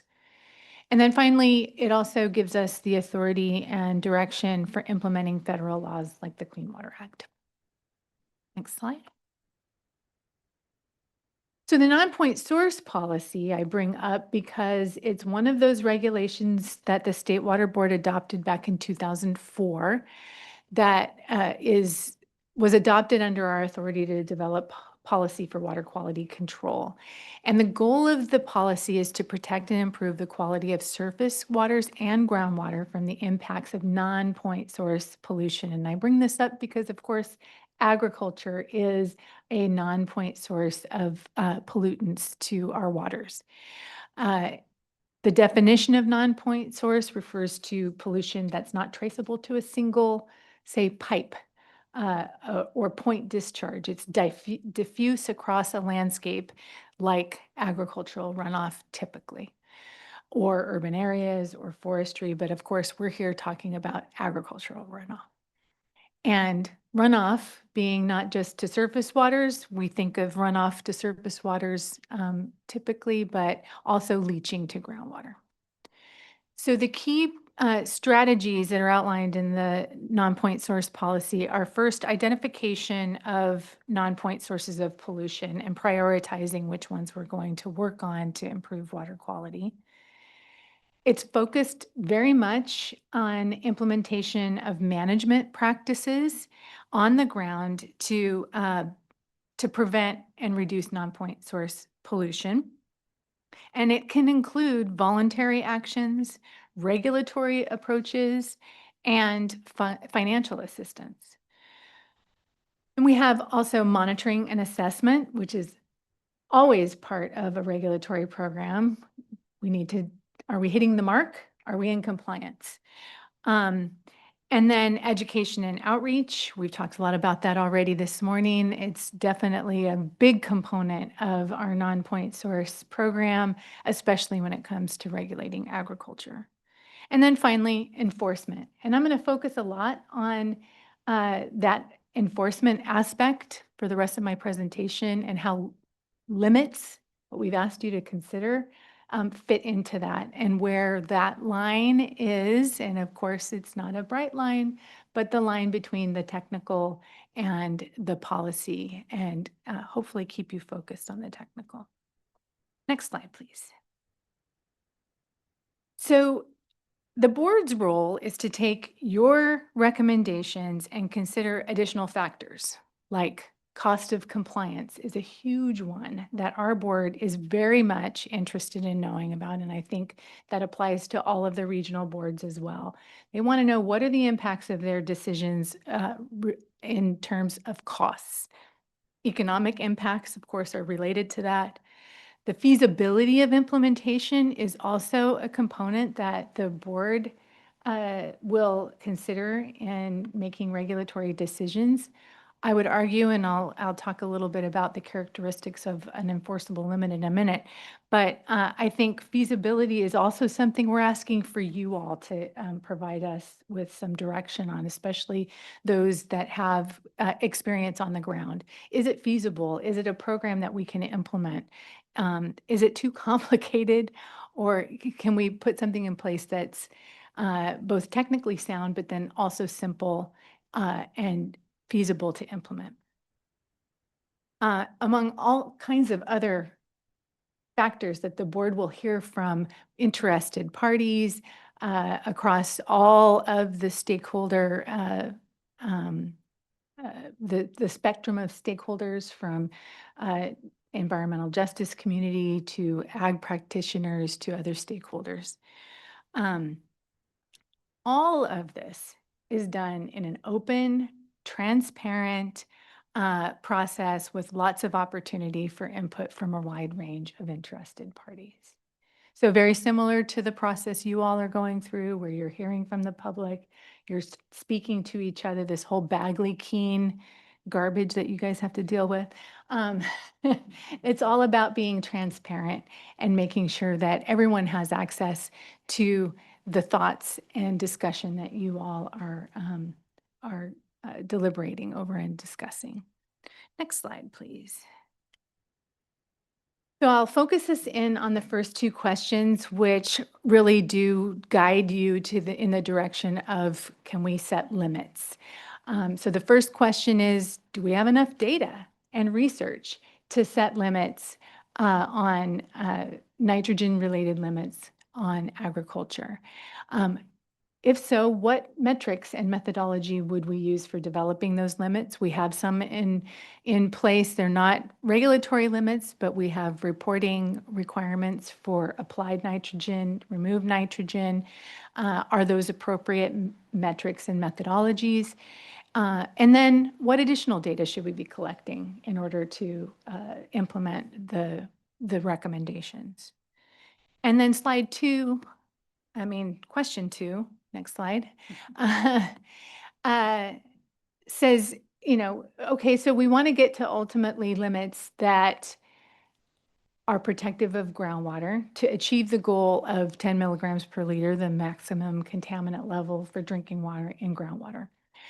So based on that goal and the research that's available and the data that are available, can we set some interim limits that allow us to measure progress and maybe even make adjustments in the program as we go along to improve it so where we can better achieve our ultimate goal of water quality and groundwater? So those are the two questions we're focused on. Next slide, please. So with that, I want to give you an overview of what we mean by an enforceable limit. We all think it's a number and you have to comply with it, and you're going to get a violation if you don't comply with it. But there are certain characteristics of an actual limit that make it enforceable. So starting with a very clear definition of the limit. So those are usually constituents. So you think about total dissolved solids, or pH, or dissolved oxygen, or biological oxygen demand. When you're thinking about, say, point source discharges, for example. Or they could be metrics.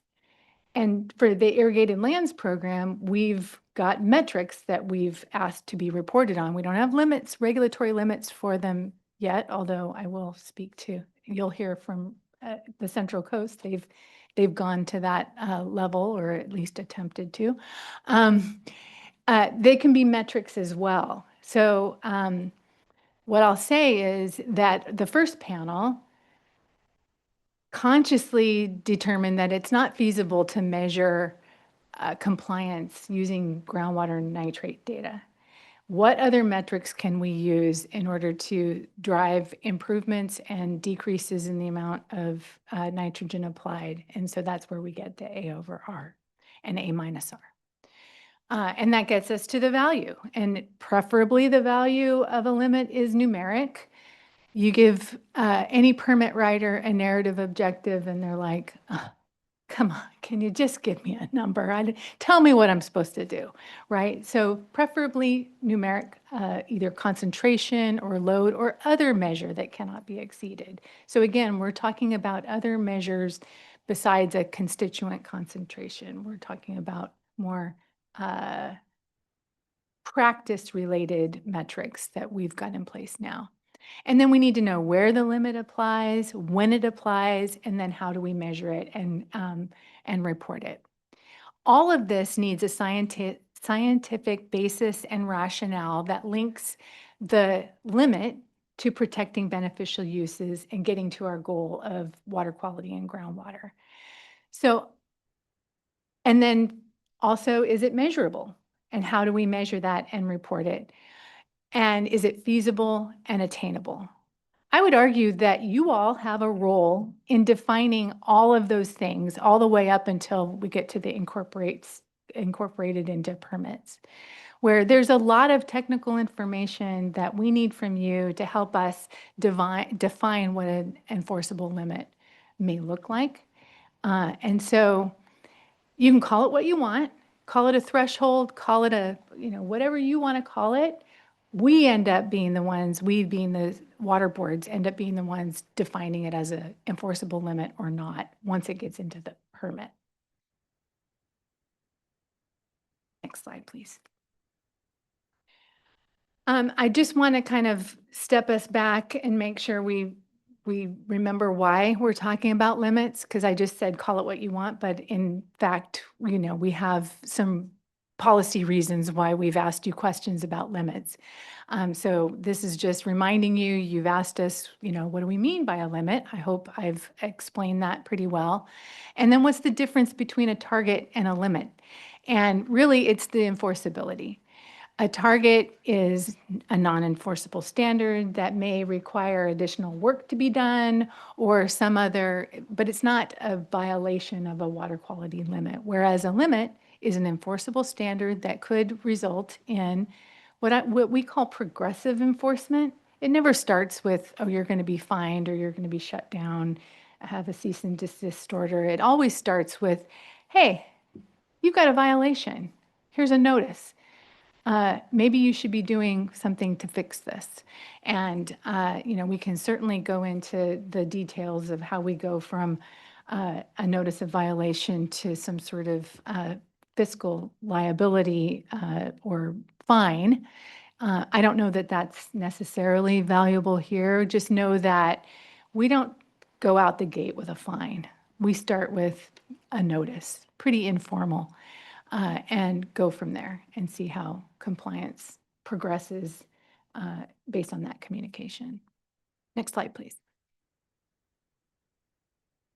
So just reminding us back in 2000, I'm going to get us to where we are today and why we're talking about this. Back in 2003 was the beginning of the Irrigated Lands Program. The Central Valley Water Board added groundwater. So the initial Irrigated Lands Program was very much focused on surface water until 2012, when the Central Valley added groundwater to their monitoring and reporting program.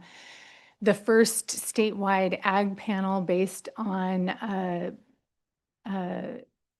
the state boards taking up a motion, I think it was on their own motion, to take up the waste discharge requirements that were issued to the East San Joaquin Water Quality Coalition.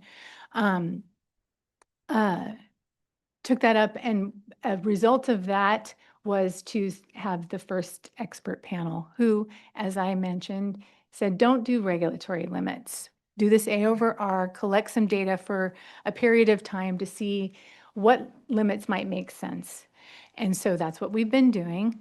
So the Central Coast Regional Board then issued Ag 4.0 in 2020 something one. Thank you. It's good to have my colleague here to help me out. And they set limits, which went beyond the statewide precedential East San Joaquin order, and was then petitioned to the state board. And in 2023, we adopted an order that responded to that petition, which said, hey, regional board, you can't have limits. You've gone too far. And we're going to have this expert panel to tell us if we're right. Have we gone too far? Or are we ready to set some regulatory limits at this stage? And here we are, talking about limits. Next slide, please. So I just wanted to give you an example here based on the initial ag panel from 2014, how their recommendations were then translated into the East San Joaquin order in 2018. So one of the recommendations was to adopt nitrogen applied and removed ratio as the primary metric for evaluating progress on source control, with eventual impact on groundwater quality. So that's, as you know, the framework that we then adopted as part of the East San Joaquin order, and have worked through approved third-party groups that in the Central Valley are called coalitions. This is reported by coalition groups in the Central Valley. Growers directly report to the Central Coast Regional Board. So it's a little bit different implementation, but in the end, that's how the policy was framed. Second recommendation is creation and implementation of nitrogen and irrigation management plans, rather than just reporting best management practices. And so the first ag panel said, you know, don't just list out the management practices, really develop a plan of how you're going to implement them on your farm. And so that was then translated into a requirement in our East San Joaquin order to develop and implement nitrogen management plans that are tailored to specific operations, not just lists of best management practices to implement. And then finally, the panel strongly recommended at that time that the A over R ratio should not be used as a regulatory limit, with an eye toward collecting some information that we would then convene a second panel, you all, to determine if we're ready for limits and in what form that might take. Next slide, please. So with the limited time that we have, I'm going to continue to beat the drum, focus on the questions, focus on the technical. I am going to be here throughout the duration. I'm committed. I'm your friend. I'm here to help. I'm the state and I'm here to help. Guide you and make sure that, you know, as you hear from interested parties, as your discussion progresses, I'm here to help you. Hey, you know, we don't need to talk about that stuff. That's what the board needs to do. Or, yeah, let's dive further into that. We need more of your expertise around these issues. And I'll be working with Chair Geisler and Sam to insert myself as needed. With that, I'll open it up to questions unless we want to wait until after Mary. Yeah, if we could, if it's okay to go to Mary and Elaine's presentation next, that would be wonderful. All right. So next up, after a presentation from Mary Hamilton from the Central Coast Water Board and Elaine Saul, who's joining us online today, we'll break for questions as we did the first time around. And Mary, I don't know if you want to drive on your own. There you go.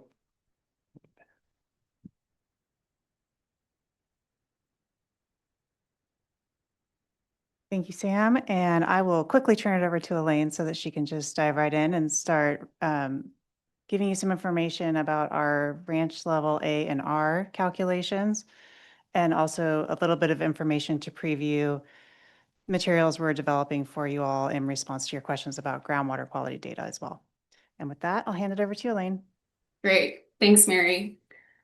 Just a quick update here. The slide, it does say Central Valley Water Board, so that should be Central Coast Water Board. I don't recall putting Central Valley on that slide.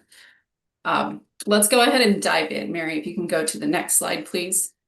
We're probably switching slide decks here really quick, 'cause we're seeing in the room the correct one. It was just improperly labeled. Apologies. No worries. Elaine, are you seeing the shared screen? I am. I'm Okay. now slide 49, ranch level A-R calculations. So as Mary mentioned, we're going to focus on a few topics today, both of which the expert panel had some questions about specific for Region 3. And we're going to go over first how in Region 3 we do our simple ranch level A-R calculations. Next slide.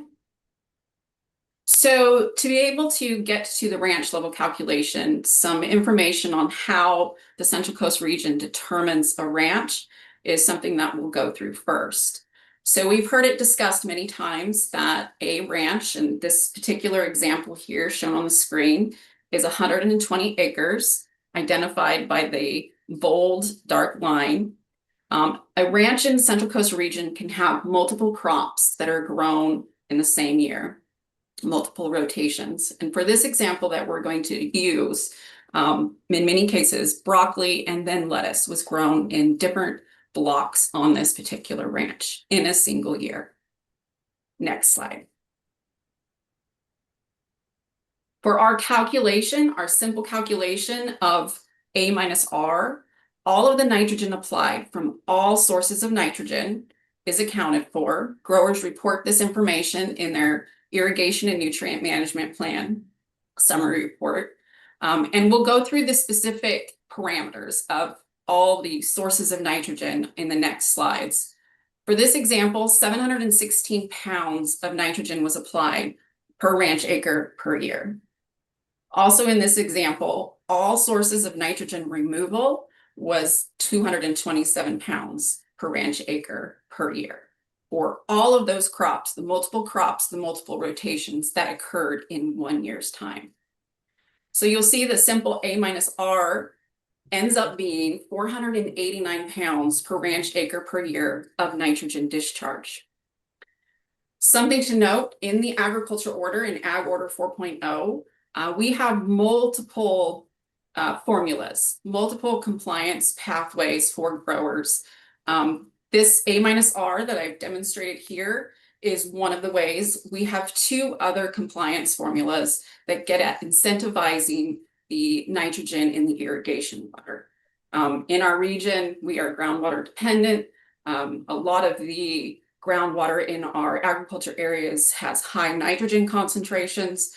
And so we knew that with irrigation applied, that if growers had to account for that and use that in a compliance formula, that many of the growers in our region would not be able to meet nitrogen discharge limits. So again, we have some other formulas that help growers comply while also minimizing their discharge. Next slide. So these next two slides are going to get at the parameters, the specific parameters of total nitrogen applied, all the sources. The slide after will go into removal.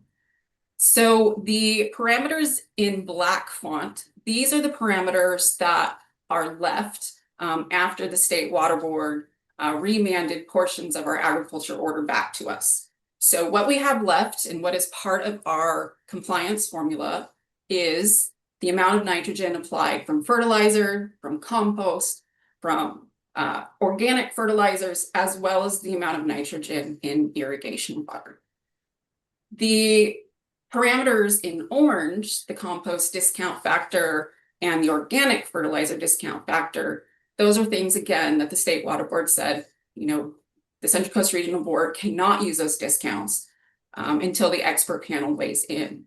So particular to these discounts, we feel that in the agriculture order, we have sufficient findings. We worked with researchers. There's sufficient scientific evidence that demonstrates that these discounts are appropriate. And for the expert panel, these particular discounts are in question 7. So a few of you will be drafting recommendations related to these as it relates to question 7. Next slide. And for nitrogen removal, these again here are the parameters. We have our removal from harvest, removal from sequestration, and then those in orange are also the pieces, again, in question 7 that's posed to the expert panel that you will consider. We have the nitrogen scavenging credit, which gets at cover crops, high carbon amendments, as well as woody materials such as mulch that is applied in the wet season. We have our treat and we have our other. Again, all of these, you know, we coordinated with ag industry as well as the environmental industry. We feel that there is significant scientific evidence to support inclusion of these in an A-R formula. And next slide. So that goes over our simplification of the ranch level A-R calculation. And now I'm going to move forward with some groundwater quality information. Again, this information was requested from the expert panel, and we'll start with the next slide. So we wanted to highlight some additional resources that we have created to help the panel and help interested parties understand the groundwater quality in our region. So one of these tools is this dashboard tutorial. So we've talked many times about Central Coast Region. We have what's called a Microsoft Power BI dashboard. We're displaying all of our grower reported information. It's all queryable. You can filter it by county, by groundwater basin, by watershed area, by the year that particular information was reported by growers. For this particular groundwater quality dashboard, we walk interested parties, and it'll be a good source for the expert panel on how to review all the water quality data related to irrigation wells as well as domestic wells and the nitrate groundwater quality. So there'll be statistics in there, there'll be map views, there's charts, all of which can be tailored to a specific groundwater basin. Next slide.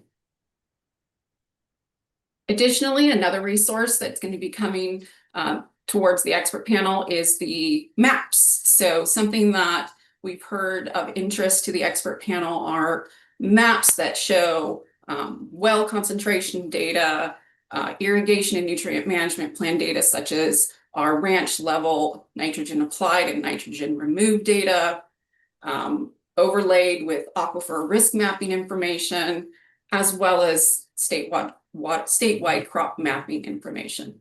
So this information as well will be available soon. It's going to be linked on our website.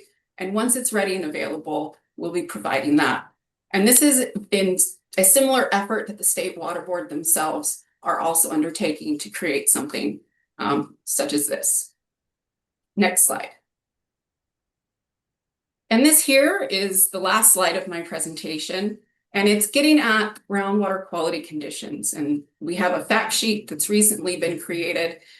Here we have a snapshot of one of the tables, a box and whisker plot that is included in that fact sheet. And it's demonstrating information from on-farm domestic wells, specifically concentrations and exceedances. the percent of exceedances in those particular groundwater basins. Over here, you'll notice all of the groundwater basins in the Central Coast region are listed out. This red line, this red bar, is 10 milligrams per liter MCL, the maximum contaminant level. And you'll notice, and generally the takeaway here is that for most all groundwater basins, well, actually for all of them, there are significant exceedances. For all of our predominantly agriculture areas, such as Salinas Valley, San Maria River Valley, we're looking at upwards of over 50% of our samples are exceeding the MCL of 10 milligrams per liter. Kind of also as a spoiler alert, there's other information in this fact sheet that you'll find. There's information on a groundwater age and nitrate source tracking study from Lawrence Livermore National Laboratory, which is basically demonstrating that young groundwater or water that's been recharged in recent decades exceeds the MCL, and it can be directly linked to some of the ongoing and current agriculture activities. Also, as a spoiler alert, in that fact sheet, there's information on nitrate trends in on-farm domestic wells. So staff, we've done some analyses of on-farm domestic wells, and basically that analysis reveals that a substantial greater number of wells show increasing nitrate concentrations over time compared to those with decreasing trends. So nitrate concentrations primarily reflect recent agriculture discharges. So in conclusion, I'll just end with, this here, these groundwater quality conditions. It's the reason why it's so important that in the Central Coast region, we proceed with limits. Limits that require growers to continue to account for and manage their nitrogen applied and nitrogen removed, and ultimately reduce their nitrogen discharge. We need to see some significant reductions in nitrogen discharge. We have focused in the Region 3 on education and outreach, on farm planning, on best efforts related to management practices now for over 20 years. And we're still seeing a significant increase in nitrogen concentrations in our agriculture areas. Thank you. Wonderful. Thanks so much to all of our presenters this morning. As we did with the earlier presentation panel, we want to open it up for discussion. And maybe if it's okay this time, I'll switch and start with our two members joining virtually, Chair Geisler and Ruth Dahlquist-Willard. Any questions? And then we'll move to individuals joining us in the room. Oops. I don't have a question. Thank you. Thanks, Daniel. Ruth, please. Thank you so much for those presentations. I have a question about the ranch level reporting. Could you describe how the very diversified small farms are reporting those metrics? Are they reporting on a whole farm level, or are they reporting per crop? Or how are they managing that ranch level reporting with many different crops? Yeah, so in Region 3, all of our growers, even small farms, have been reporting total nitrogen applied now for quite a while. And so for small farms, they are also reporting their total nitrogen applied at the crop level. And they're, we have other information such as the nitrogen applied in irrigation water that's reported at the ranch level. And it's the same for any type of farm or ranch in our region. So we have found in our region that small farms are generally able to report in their total nitrogen applied as well as total nitrogen removed using similar reporting forms that we have for larger operations. So just so I'm sure that I understand, so if you have a diversified small farm with, say, 30 different crops, are they reporting 30 different A-R metrics, or are those all being calculated separately and then going into one reporting? They are providing information for each of those 30 crops. We have essentially drop-down menus on our total nitrogen applied and irrigation management forms. They're providing their applied information for each of those crops. And then all of those calculations for A-R is something that we at the Water Board do. We have our process, we have transparency on what those calculations are, where the information's coming from, but we take it from grower reported information. Again, it's all reported at the crop level, and then we bring it up to a ranch level calculation. Got it. So they are reporting per crop and then you aggregate it at the ranch level. Correct. And can I ask more about the experience that you found that those very small diversified farms are able to do that? What technical assistance are those farmers receiving, or are you aware of what supports they might have to be achieving that? Yeah, that's a great question. So, you know, in our region, we coordinate and rely heavily on our third-party program, Central Coast Preservation, Inc., as well as University Cooperative Extension for some of our Chinese growers that need assistance. And so our third-party program has really put a great effort into creating even some simplified forms for these type of situations, or for, you know, easy reporting situations for their members. Third party is available to help assist their members with understanding and reporting this information. Likewise, at the Water Board, we are also available to growers to have one-on-one assistance. We have regular workshops every year, all throughout our region, in multiple languages, Spanish, Chinese, and of course, English, to help growers understand and submit this information. And if I could ask one more follow-up question, where is the funding for that support coming from? So for the third-party program, those would be coming from member fees. That is what supports Preservation, Inc. And then, of course, Water Board staff, you know, we're funded through the state and also through grower fees as well. Thank you. I have one more question on another topic, but maybe I should see if Daniel or anyone else has other questions first. Thank you, Ruth. Yeah, let's go to individuals here in the room. Any questions for the presenters this morning? And then we'll go back to Ruth. Ali, followed by Richard. Well, I have one question for Karen. Could be easy, could be tough question, but in some point, we really need that question to be answered because it's part of, you know, the what we are doing here. You mentioned about the mission of Water Control Board, protecting groundwater and surface water. Very clear. How about the locations? We really don't have groundwater at all. And we have the sole water source, that's surface water, like, you know, South California, the entire desert. We don't have water, you know, groundwater at all. It's not recognized with not grower, not the district. We do not have any wells, you know, even for monitoring. So the Farm Bureau is looking to find a well register just to monitor groundwater. There is no data on it.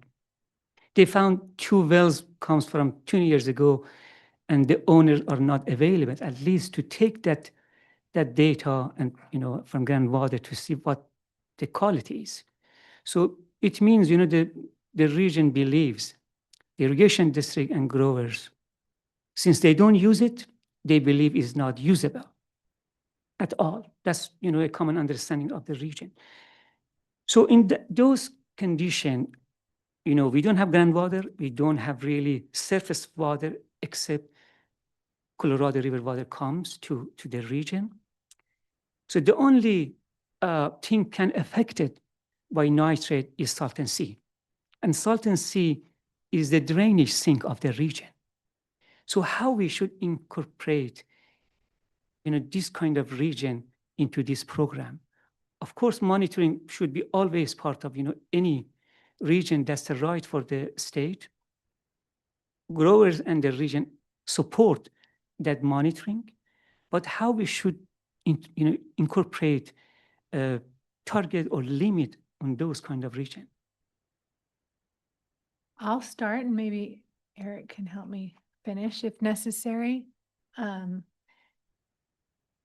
So as I presented on the mission and our authority slide, we regulate discharges to protect beneficial uses. And so I apologize, I am not intimately familiar with all of the beneficial uses and water resources in Region 7 and the whole desert. So, I think we may need to circle back with additional information. But to the degree that there are sources of drinking water that are impacted by discharges from agriculture, that's where we would be setting a limit for nitrogen application in that area. So if there are no sources of drinking water, then it would stand to reason that we would not need a limit. But again, it needs to focus on what's in the basin plan, what sources of drinking water there are, and their potential to be impacted by ag discharges.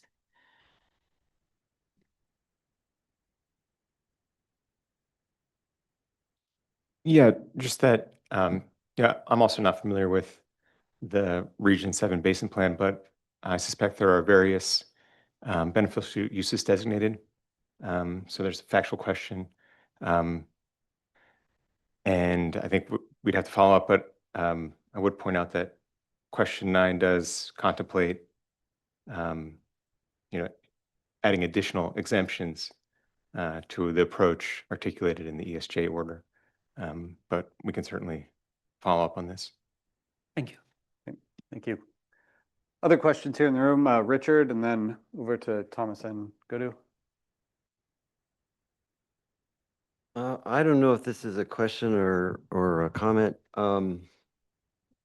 So in the Ag Order 4.0, they had those discount factors, on the A side, and then the on the R side, the scavenging, the treat, and the other. I guess what I liked about that was the effort made by the Region 3 staff and to make this A-R metric more robust and more accurate and precise. And so I guess so for the state, I mean, if a region gets out ahead like that, so I don't know if there's some mechanism where the state can,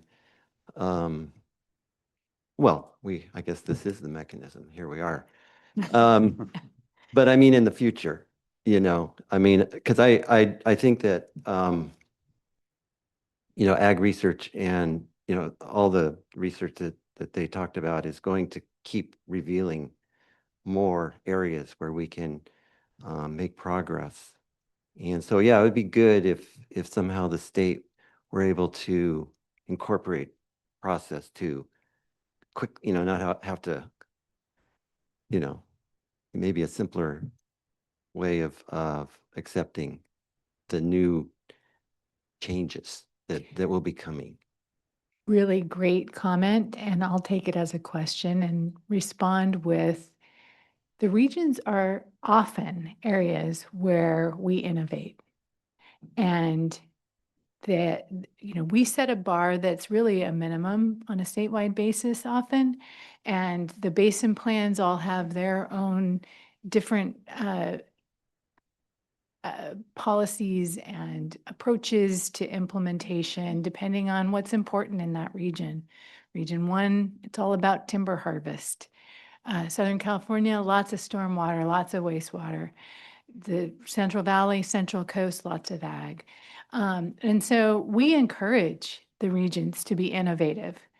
We also have to step in when we get petitioned. And that's our role at the state board, is to evaluate whether it's appropriate to take up a petition and what portions of those petitions we're going to respond to. And so the balancing act. And it's hard. I'm I've sorry, been I in didn't both- mean to be, No, I just think it's confrontational or a anything. really good question Yeah. because Region 5 was the driver of starting the irrigated lands program to begin with, and the whole coalition framework. There was a lot of innovation that happened early on as this program was being developed. And so we rely on the regions to be on the ground and make those improvements. And then at the same time, we have a role in weighing in when necessary. And it is the framework that we have for protecting water quality and implementing our programs. It's not always perfect. And to be honest with you, making policy in the petition process isn't, in my opinion, the best approach. I think making, statewide regulations or setting a bar and then allowing flexibility around that is more effective. But so that's where we are. Yeah, thank you. Thanks, Karen. If y'all don't mind, I'd like to add on to that. Just simply to acknowledge the comment about flexibility that you just made. And there are already examples of that in the ag programs. As you've seen, Region 3 has different reporting requirements and the way that that data is collected than Region 5. And the State Board is the overarching decision maker for where we need consistency and where flexibility or unique requirements are necessary. And so plenty of examples where there is allowed regional flexibility for certain things and requirements and the way things are done. And so this mechanism, as you mentioned, is the way that we determine if there is enough data in one place or several places to do additional things that would allow one or more regions flexibility for developing formulas that include these various elements. We're calling them discounts and credits, but don't let that distract you from the fact that these are pieces of the nitrogen cycle, right, on what's being applied and what's being removed. And then we call them discounts and credits because they are a minus on that side of the equation. But yeah, just wanted to add on to the flexibility piece. And there's plenty of flexibility out there. And this panel is charged with deciding if we have enough data to have additional flexibility in some places or another. And thank you so much for the work you're doing to inform our next steps here. Well, and I'll just plus up that last comment about where flexibility is appropriate. We definitely look to you all with your your questions both relate to geographic differences that we ought to be considering. And we would look to you to provide us with some recommendations around, where we would need to think about this differently and not just have a blanket program statewide. Good. Thank you. I want to thank you, Karen, for the presentation and sort of bringing us back to the mission, which is really helpful. The language you shared there is really around preserving, protecting drinking water. That's really the goal. And some of that language is in our questions. And I'm just also reminded of comments that were made in August when we're here by residents. So thank you for just bringing back that mission. I don't have a question, I have comments. I have 2 comments. My other comment is really for Elaine's presentation. So thank you so much, Elaine, for that presentation. The numbers of, I think there was a slide that had 59% over the MCL. Some were like 53% over the MCL. Just for me, from a community perspective, drinking water perspective, there's an urgency here to do something about water quality. And sort of the last notes that Elaine shared was that even with the measures they put in place, nitrate trends were still increasing. So just highlighting the urgency for us to do something about nitrate contamination statewide. Thank you. Yes, thank you for this presentation. This is really kind of getting to the heart, I guess, of some of the things we have to look at and decide. And so I appreciate the many insights. I do have a lot of questions. And maybe I'll just go through them one by one, and Sam, just cut me off when the time comes. We do have lots of time for discussion after the lunch break as well. So maybe a couple of questions first to Karen on sort of the overarching policy. You said, regulation has to be feasible or it's not going to work. I always like to use the speed limit as an analogy to regulation. If the car can't be driven below the speed limit, then the speed limit has no meaning, so to speak. But in that same context, the feasibility to me has two sides. One is, can the driver actually achieve the speed limit with the practices he has, gas pedal, the brake pedal, in this context, the ag management practices, and then with the monitoring tools that are available. We have the speedometer and they have monitoring tools. The farmer has monitoring tools. The board has monitoring tools. That's one side of feasibility. But I learned from Deanne Meyer, who is my colleague in the dairy program, very early on that part of feasibility and regulation is the enforcement equitable and fair? Is it feasible to do equitable and fair enforcement? And so my question to you is, to the degree that these questions are asking us for feasibility of setting certain limits, are you asking us also to look at the feasibility of equitably and fairly enforcing these limits? And what are the standards that the board uses for that? The easy answer is no, I'm not asking you to provide guidance on enforceability and feasibility of enforcement, although I do want to hear about the first portion of feasibility. And we often look at, is it technologically feasible? Let's just use wastewater as an example. Technology can't get us as low as we need to be to protect aquatic life in perennial streams. The number's like 0.4 milligrams per liter. It's really low. Technologically, we don't have the ability to get that low. So we often set technology-based effluent limits in the wastewater context. So yes, we want to hear, is there technology available to get us down to what we need to in terms of nitrogen applications, recognizing though that we need crops, we need, so there's feasibility. Yes, we can stop applying nitrogen. But we won't have crops, right? So there needs to be that balance there. And then monitoring tools also. Is it feasible to measure and how do we measure it? Definitely want your input there.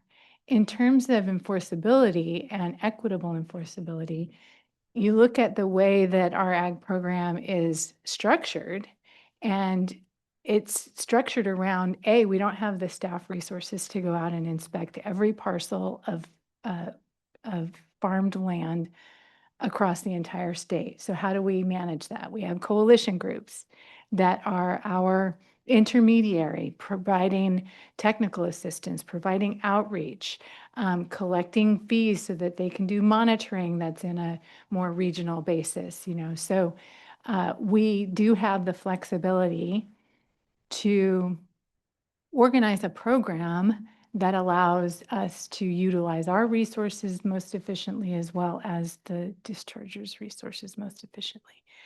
Some recommendations around how that might work may be useful, but I think that goes beyond the technical that we're asking you to look at. If I could, one more question, and then I want to check in with Daniel Geisler online, and then we do owe you all a lunch break as well. Thomas? Yeah. Again, to Kent, I do have lots of other questions, but Sure. I can follow up on that later. But one key question is, Protocol Loan guides you to protect water quality. It guides you to identify the beneficial uses and users of water. And based on the fact that we all use groundwater, or most groundwater in the state, not all groundwater, as we heard, but most groundwater in the state is used for drinking water. We have this limit on nitrate, which is sort of a key piece to get to. why is there even a question about whether we talk about a limit or a target? Doesn't it just have to be a limit? Because if your charge is to protect water quality, what's the role of an unenforceable target as a regulatory agency? And I'm kind of posing this a little bit what's the right word? Provocatively, but I'm trying to get at the rationale for actually having targets rather than limits in implementing a regulation where the mandate from the legislature is to get to meet a certain standard.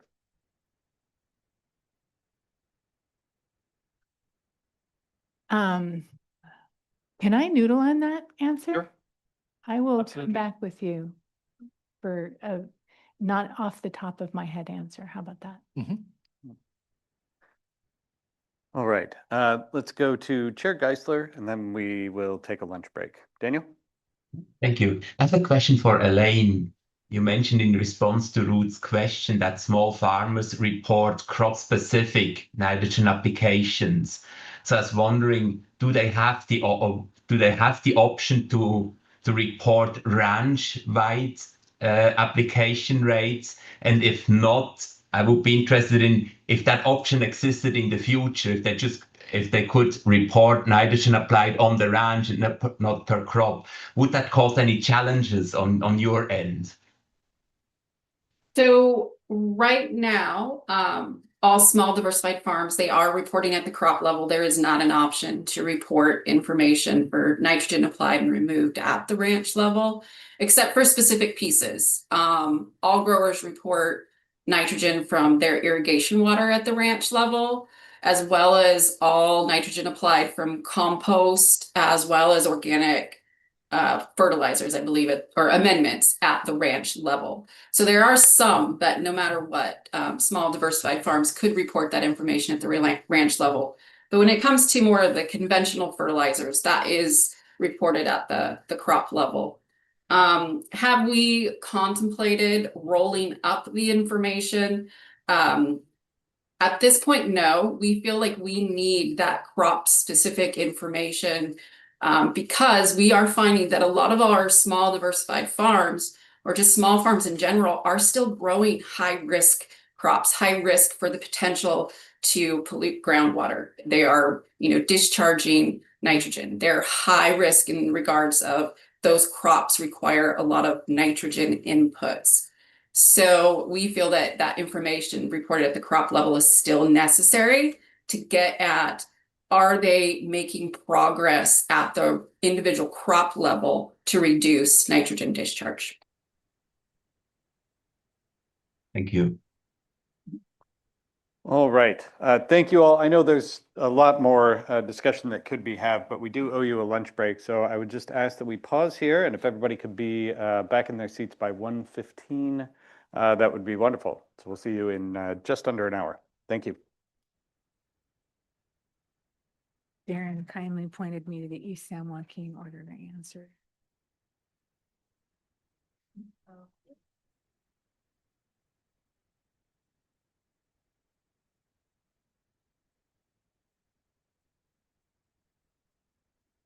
No, I'm not.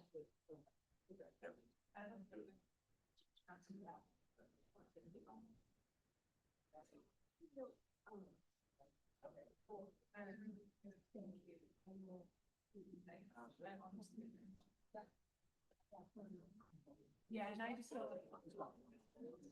Recording stopped.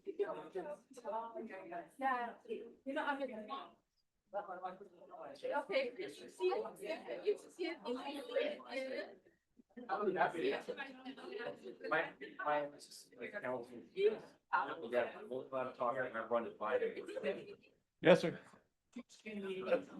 I'll never tell it. How this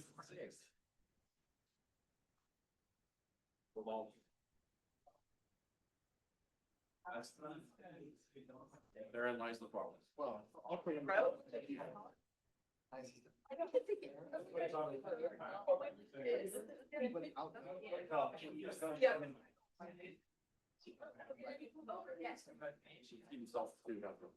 I think it's fine because you're gonna be discussing.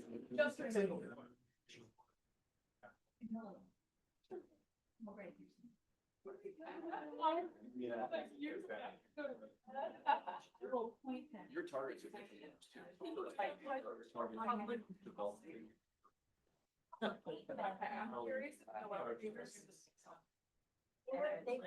Yeah. We're, yeah, and I think that's part of it.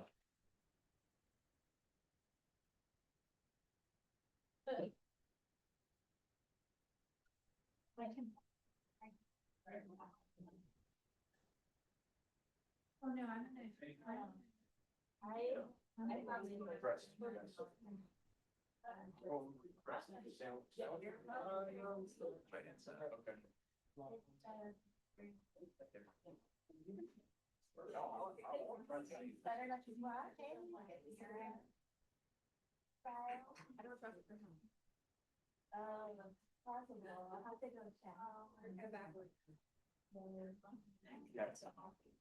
I'll come back.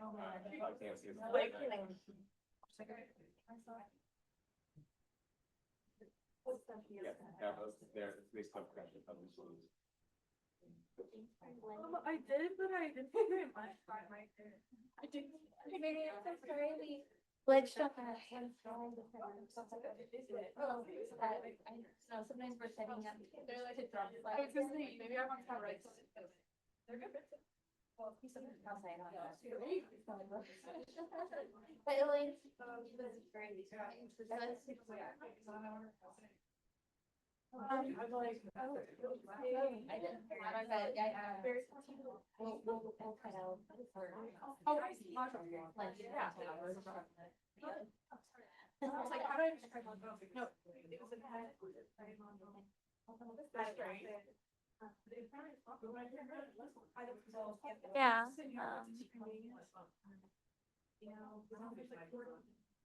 I've got text. Mics are on. It's all set.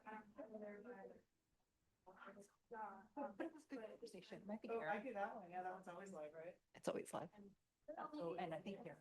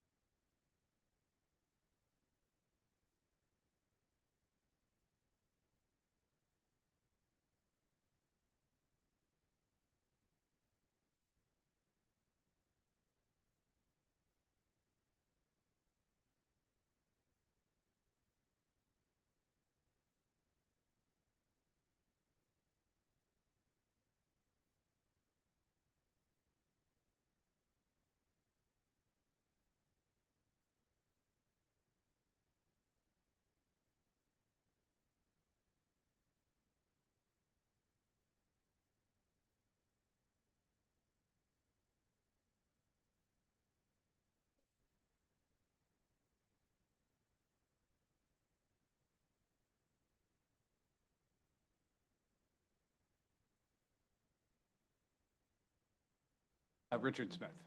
Yeah.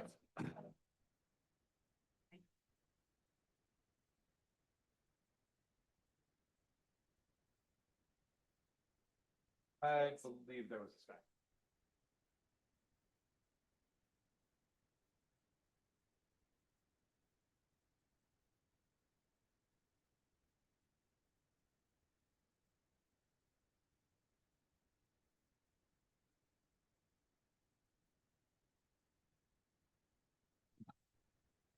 A lot in the first one.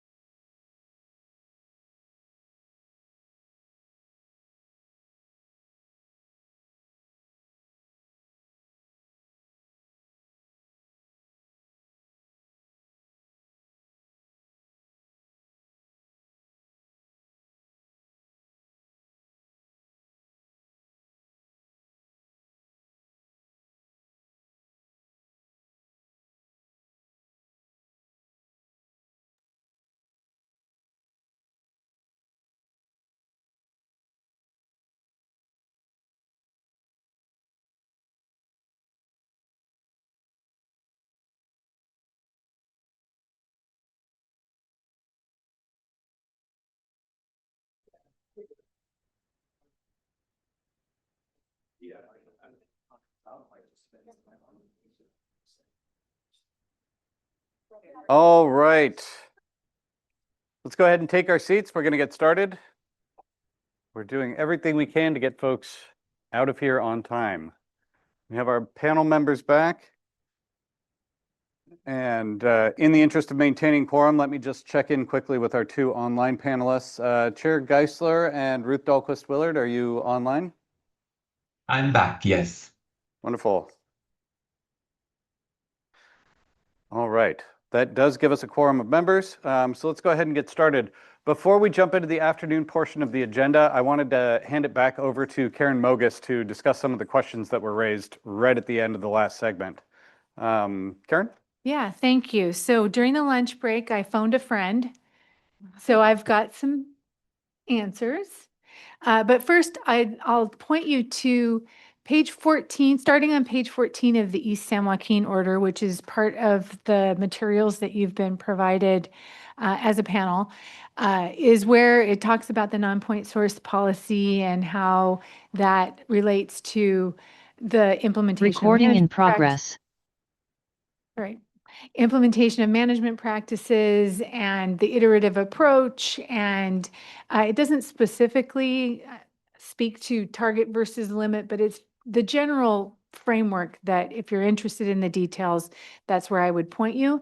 And I'll just make sure that you're aware you are solidly outside of your lane with this question, but we're going to give you a quick overview of the answer just to indulge your curiosity, and then you can forget about it and move on to look at the 9 questions that we provided you. So with that, I'm going to hand it to Darren Polhemus, who, oh, wait a second. I did want to acknowledge, we have board member Laurel Firestone on Zoom listening in, and we have board member Sean McGuire joining us here in the room as well. Just wanted to acknowledge we have some board members listening in on your discussion today. So with that, I'm going to hand it to Darren to give a brief answer to your question, Dr. Harder, and then we'll go from there. Yeah, thank you, Karen. So Darren Polhemus, currently Deputy Director for Division of Drinking Water, but I was, as you remember from the very first meeting you had, presented on worked with the first expert panel. And so the kind of the separation, obviously at that point, we were developing something anew. You're jumping into the middle of a ongoing process. And we, at that point, realized that limits were completely not reachable or understandable from the context that we were putting into place.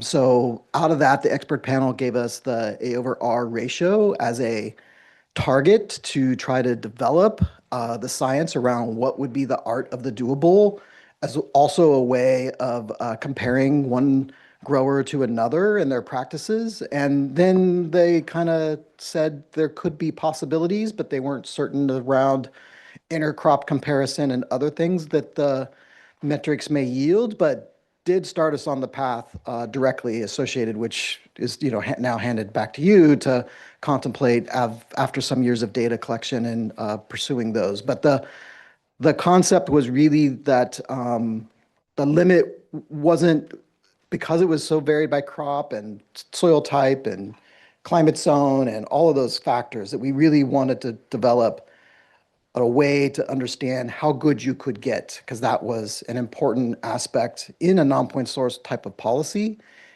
You may not be able to instantly achieve the desired result of immune beneficial use underneath the ag field, but every step you take that is improving that is an important step to contemplate.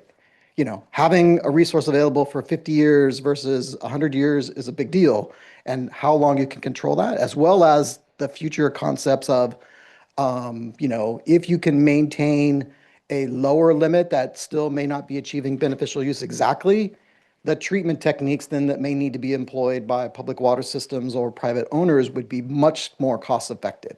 So it allows you to bring in that whole balancing concept. So there is that aspect that was brought in for the target aspects of the A over R, and we of course added the A minus R to get some context for modeling and losses and the like. So hopefully that helps to some extent.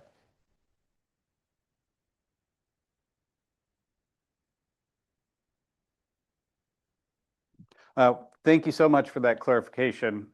So the remainder of our agenda, absent public comment at the very end of the meeting, is really an opportunity for panel discussion.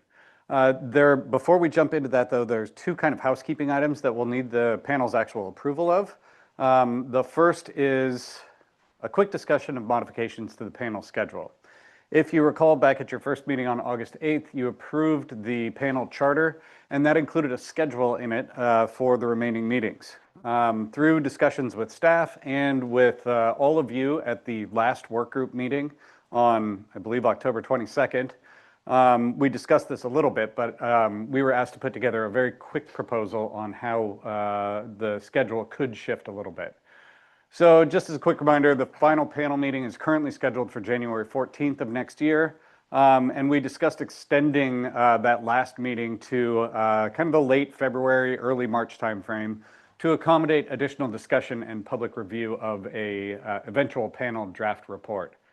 The proposal that we want to put in front of you is that we utilize that previously scheduled meeting on January 14th as either a public listening session or a workshop to discuss public comment on a draft report, because it's already on everybody's calendars, but then reschedule that final meeting for late February or early March. A draft panel report will be released before that January 14th public listening session or workshop. Because it's in the charter, we actually need your sort of official okay to modify it if you think it's appropriate. Just a quick reminder for, as laid out in the charter, simple kind of logistical items like this just need a majority vote of the panel. But before we do that, I wanted to open it up for any questions and considerations. And it may be very brief. So. I have a comment. If the draft panel report needs to be available before the January 14 meeting, that would mean that we have to complete it at our last meeting, which is on December 12th.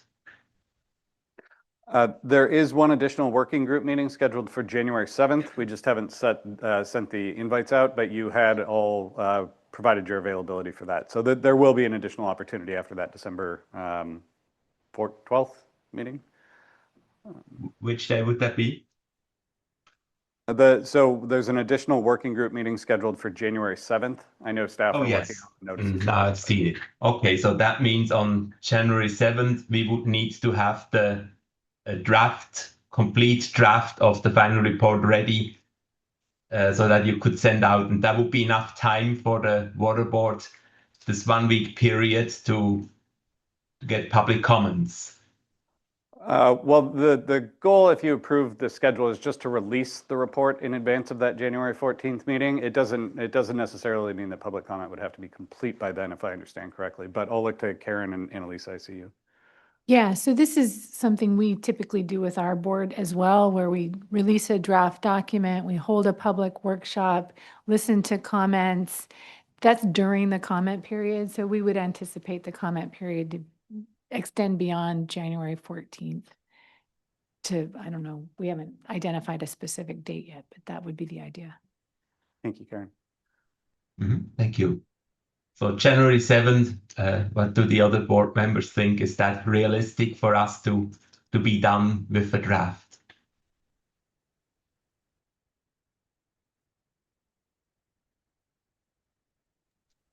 Sorry, panel members.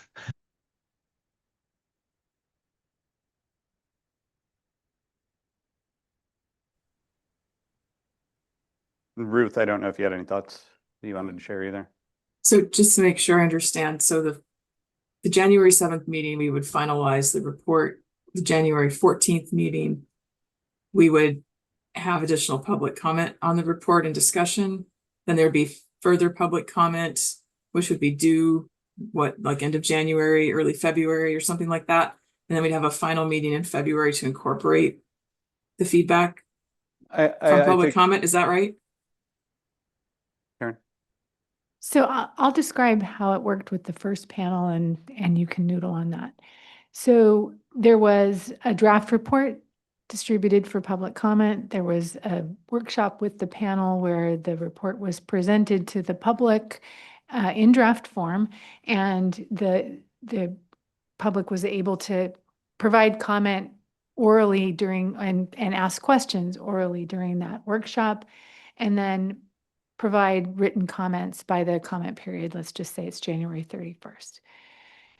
The way that the first panel addressed comments was the chair and one other panelist reviewed the comments and then made a proposal as to ones that may merit some additional changes to the report, and proposed those changes to the rest of the panel, and the report was modified accordingly and finalized.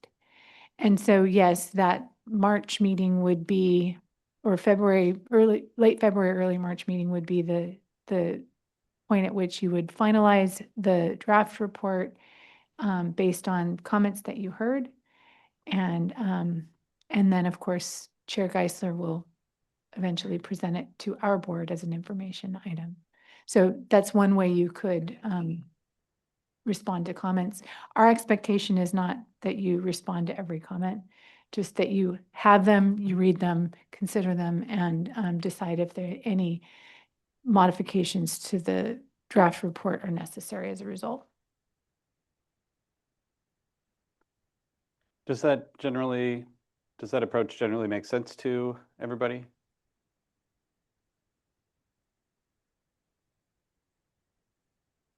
All right. So I guess what we'd really like to do is put it in front of all of you for your consideration and approval, since, as I mentioned, it does require modification of the charter. So if there aren't any other questions, Chair Geisler, I'd turn it over to you. I think we would need a motion to approve the proposal in a second, and then we would do a roll call vote. Okay, so can I have a motion to approve the proposal as written on that slide? I so move. Motion by Dr. Harder. Second. Second. I'll second. And a second by Richard Smith. Thank you very much. So with that, we can go to a vote. Daniel, if you're comfortable with it, I'll run through the individuals here in the room and then go to both of the panelists online. Okay. So starting at the left side of my left side of the room, we'll start with Thomas Harder. Yes. Go to Atume. Yes. Yes. Ali Montazar. Yes. Thank you. And Richard Smith. Yes. Ruth Dahlquist Willard. Yes. And Daniel Geisler. Yes. Wonderful. All right, so we will work to schedule that as quickly as possible and get a full schedule sent out within the next little bit here. Panelists expect to see a scheduling poll shortly. We'll make sure to get your availability before moving forward with it. And yes, Erica just reminded me that since this is an item requiring panel approval, we also need to have a brief section of public comment. Again, comments during this portion are focused only on the item in front of you, modifications to the panel schedule.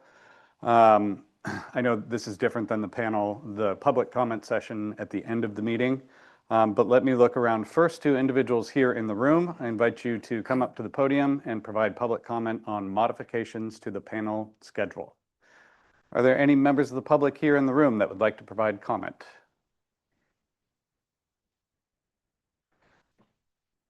Okay, seeing none, let me go next to individuals joining us online. You're welcome to use the hand raise feature if you'd like to be entered into the conversation queue. Again, this is public comment on modifications to the panel schedule. You can find that hand raise feature by clicking the React button at the bottom of your screen and then select Raise Hand if you would like to comment on modifications to the panel schedule. See one hand up from Nat Kane. Nat, please. Good afternoon, members of the panel. This is Nathaniel Kane from Environmental Law Foundation. Just two quick comments. I think in the future, the public comment will be more useful if it takes place before the action is actually voted on. And I know this is just a scheduling thing, but in the future, I think we would appreciate the opportunity to comment first. That said, I do support this scheduling change. I think it'll have more time for the public to review the draft report, and I think it'll be generally a positive change. So thank you for the opportunity. Great, thank you very much, and our apologies for missing that procedural step. Very good point, though. Okay, so moving on, let's take a look at our next item. The next one has, there's a little bit more substance to it, and that's panel requests for information. For those that have been attending these meetings since the first one on August 8th, as well as the public listening sessions and the working group meetings held in October, there's been a whole bunch of requests for different information from the panelists. What we are realizing is that with the 4 or so working group sessions that you have left, there's limited time to get through all of these. We know how important the information is to everybody, but we wanted to have a short discussion with all of you on prioritizing some of the presenters that you see up on the screen in front of you. I'll note that there have also been a number of document requests, and I think in particular of some of the information that was presented by the Central Coast Board earlier. I'm sure there's going to be some follow-up information requests on that. But what we're focused on here are presentations to those different working group meetings. We know that there's going to be additional documents as well that you might need, and we'll do our best to get those in front of you and shared with the public as quickly as possible. But as far as the presentations that we've heard you request so far, I believe the list up on the screen is complete at this time. I know some of the names might shift a little bit, but we wanted to have a discussion with all of you on what your sort of highest priorities are. And I will note that panel member Hannah Waterhouse was unable to attend today, but she did send in her suggestions for folks that should be kind of bumped up to the top of the list. That includes Ken Miller and Region 5 staff on INMP and CV SWAT versus Ag Order 4.0. Joji Muramoto on high carbon amendments, and Christina Lascano on nitrate removal. She wanted me to share that with all of you before we open it up for discussion. But we'd love a little help from all of you on what things you'd like to hear right away, and we'll do our best to get those presentations lined up as soon as possible. So we didn't. I don't believe this requires actual action on the part of the panel, but we wanted to get a sense of what your priorities were so we can start getting those speakers lined up. So I'll pause there and would love any conversation from panelists here in the room first, and then individuals joining us online.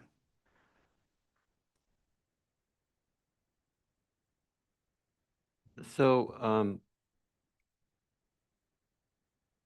I think Ken Miller is important, so that one for sure. But the cover crop discussion with Anna Gomes and Sierra Castaneda, and then the denitrification with either Arlene Hoffa and somebody from her group or Willie Horwath, are 3 that I think are important. And then based on our discussion this morning, I don't know if we need to have somebody come and talk about some of those discount factors, specifically with organic fertilizer. And I have a suggestion for that if that would be of use. That would be Rami Kolfer from True Organics.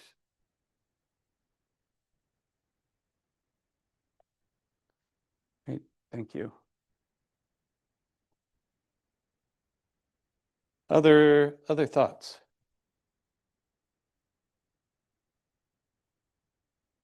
Go The request for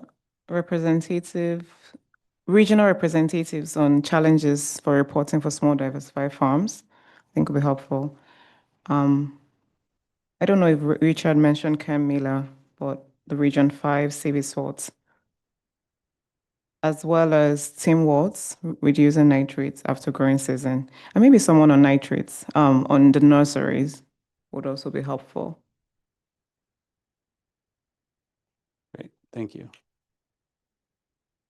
And my priorities would be. Can you get a little closer to the microphone, sir? My priorities would be the Economist, hearing from Joji Muramoto on the high carbon amendments, the hearing from Ken Miller about INMP and CV SWOT, and maybe it could be with somebody from Region 5 and maybe with somebody from Region 3 to compare where they're different and where they're the same. And then also on the small diversified farms and the challenges they're facing in the reporting process. Wonderful, thank you. Ali? I agree with all.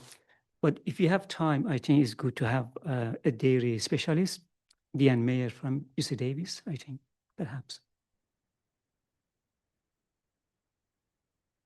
Actually, if I could amend that, my proposal would be either Deanne or Till Angerman, who was on the first expert panel and has worked extensively with the Central Valley Dairy Representative Monitoring Program and has done a lot of research on nutrients. Even better. All right, thank you for that. And Chair Geisler and Ruth Dahlquist Willard, your thoughts on the list up on the screen? I think almost all the presentations have been mentioned and they are important. And of course they are. So yeah, let's see if we can invite these people, and we probably need to limit the presentation time of each, but to maximum 15 minutes and questions to a certain number of questions or a certain time, because otherwise we won't be able to have a discussion.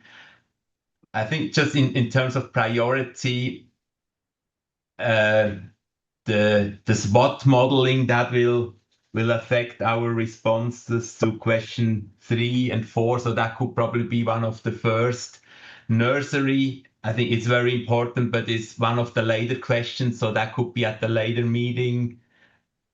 And others, it's kind of hard to say. Yeah, Joshi Muramoto, probably not next meeting, but the following meeting when we get to the questions of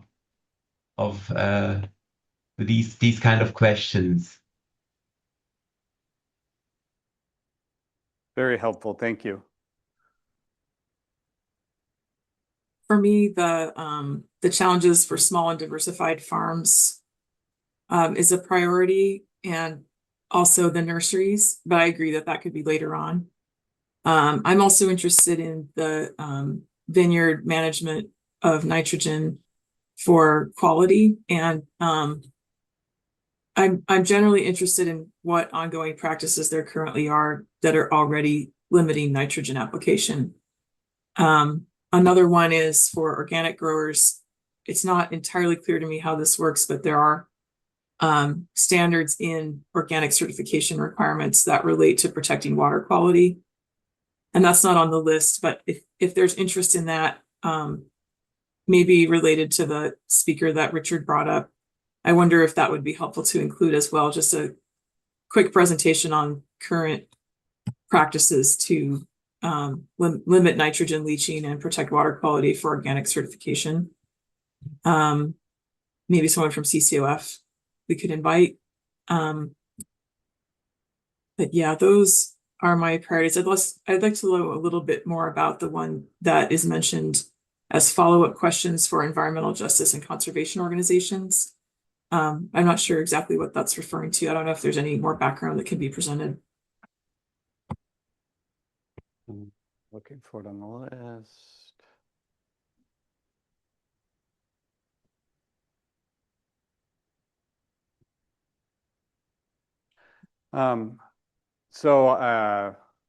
That was an early suggestion that we got from one of the panelists, just getting somebody from that first EJ panel that that presented back on August 8th for follow-up questions.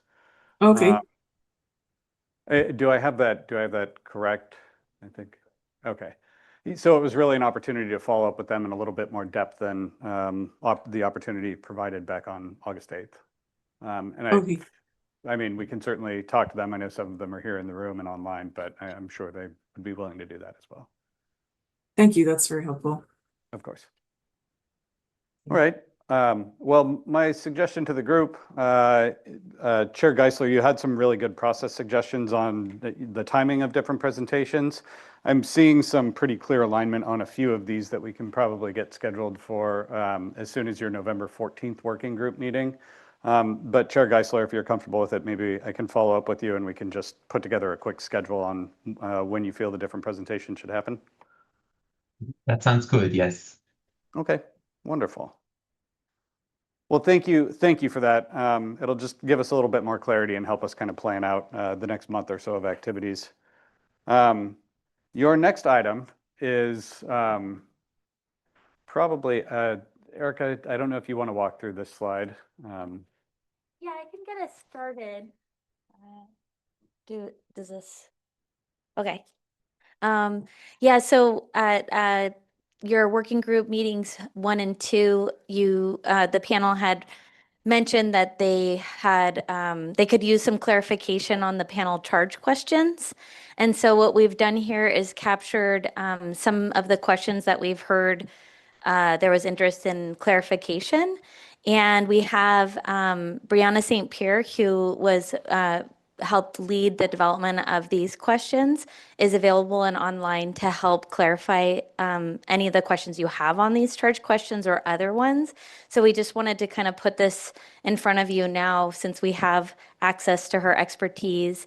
And then others in this room are also prepared to provide any clarification you need. So the slides, we don't have to go in this order, but we heard questions 3, 5, and 9. I think we provided clarification this morning on 1 and 2.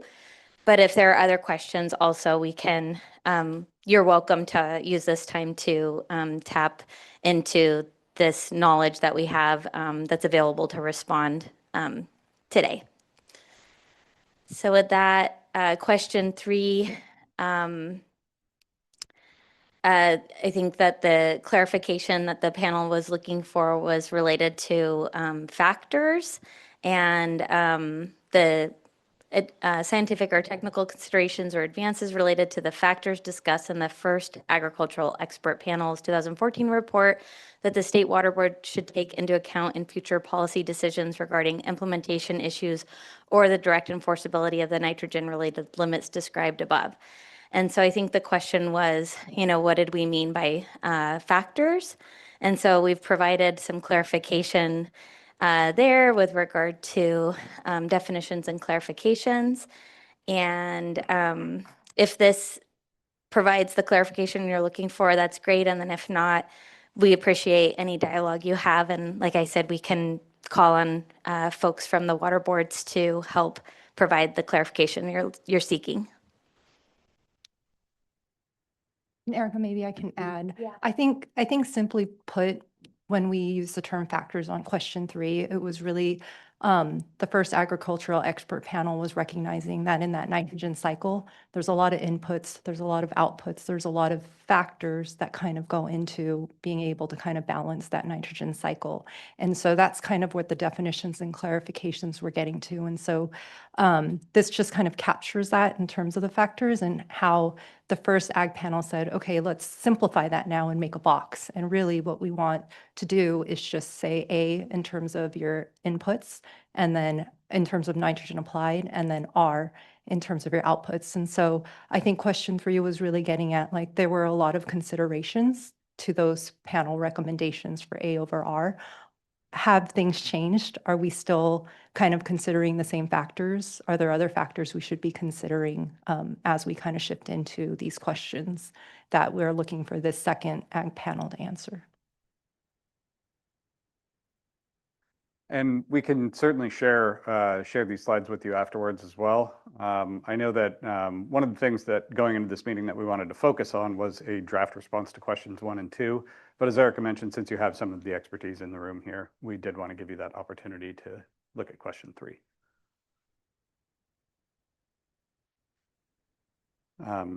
Anything on question 5 that you wanted to go over?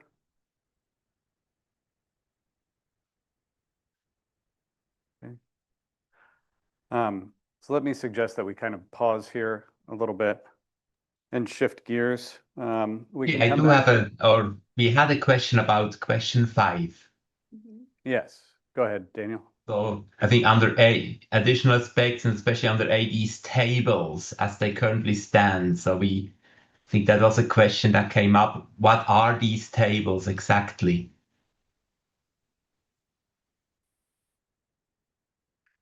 Yeah, and I think in terms of additional aspects for question 5, really what it was saying was in the Eastern San Joaquin order, there were kind of similar to the slide that Karen Mogus had presented. There were a lot of recommendations, and then the lot of recommendations from the first agricultural expert panel. But when the Eastern San Joaquin order was adopted, there were some additional aspects that were added. This question was really just kind of mentioning that and acknowledging that, but kind of bringing the panel specifically to one additional aspect, which is the INM piece. And so those are tables that the growers will use to kind of plan for the nitrogen management, and then summary tables after the fact, to kind of report afterwards. And so I know we do have examples of the INMP summary tables as part of the materials that were provided to the panel as well. And then I also do welcome representatives from the Region 5 to add in any additional clarification if needed.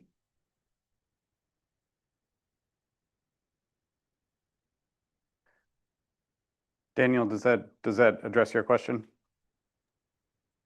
Not fully, but I will go back and have a look and see whether I can find what you were just describing.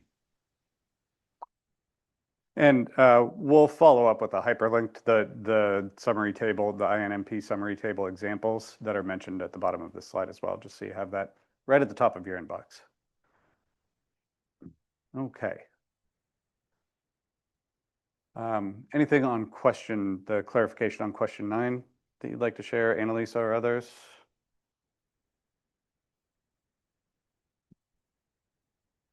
Yeah, this was mentioned at the very first working group meeting, and I believe, Thomas, you kind of characterized a question to the water boards about,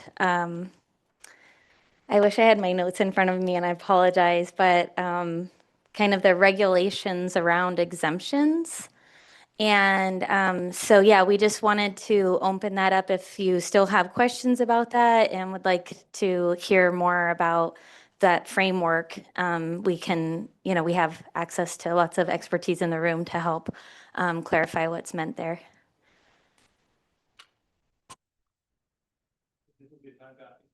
Yeah. Okay. Yeah, so I think we heard from Ali this morning about the desert.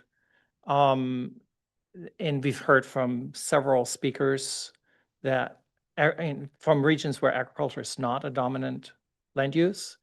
And so in sort of addressing number 9 and assuming that what the recommendations that we're giving are not for the Central Valley and the Central Coast exclusively, we have to keep in mind that these would be recommendations that somehow need to relate to the state as a whole. How do we address, to me, there's a question, how do we address situations like Ali's situation, or whether it's maybe crops that we know aren't particularly high risk? In the Central Valley, I'm a little bit familiar with the Rice Coalition and the fact that we do have a coalition that's fundamentally different from the other coalitions because they are not a high risk for nitrate. And so just having some guidance on how we can, what we can articulate there, and what the board already does in terms of providing flexibility to regions that have very different way of managing their nutrients, and or very different risk factors in terms of groundwater contamination than we typically look at when we look at the Central Valley and the Central Coast would be good. So I would suggest using the research and data that are available to you to determine where there may be agricultural operations that are de minimis, I'd say, in terms of their contribution of nitrogen to groundwater for whatever reason. technical reasons, I should say. So if you have rice is a good example. The representatives from the winery, the vineyard industry have also suggested that their practices minimize the amount of nitrogen that can leach to groundwater in their operations.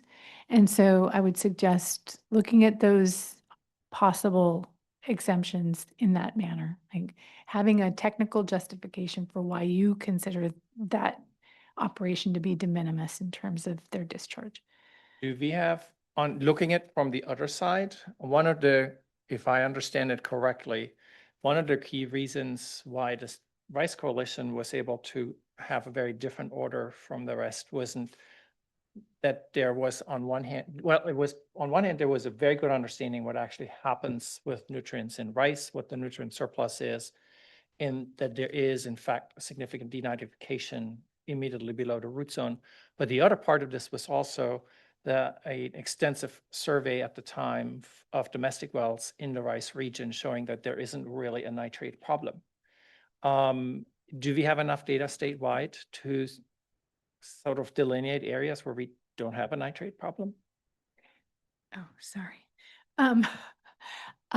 Well, I don't know. Do we? Okay. That's your question, right? Do we have enough data to demonstrate that certain operations are not contributing to nitrate in groundwater?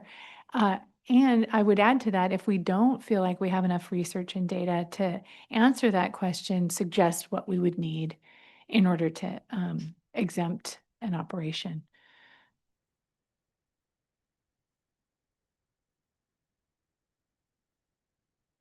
That help? Yeah. And then maybe for our understanding, how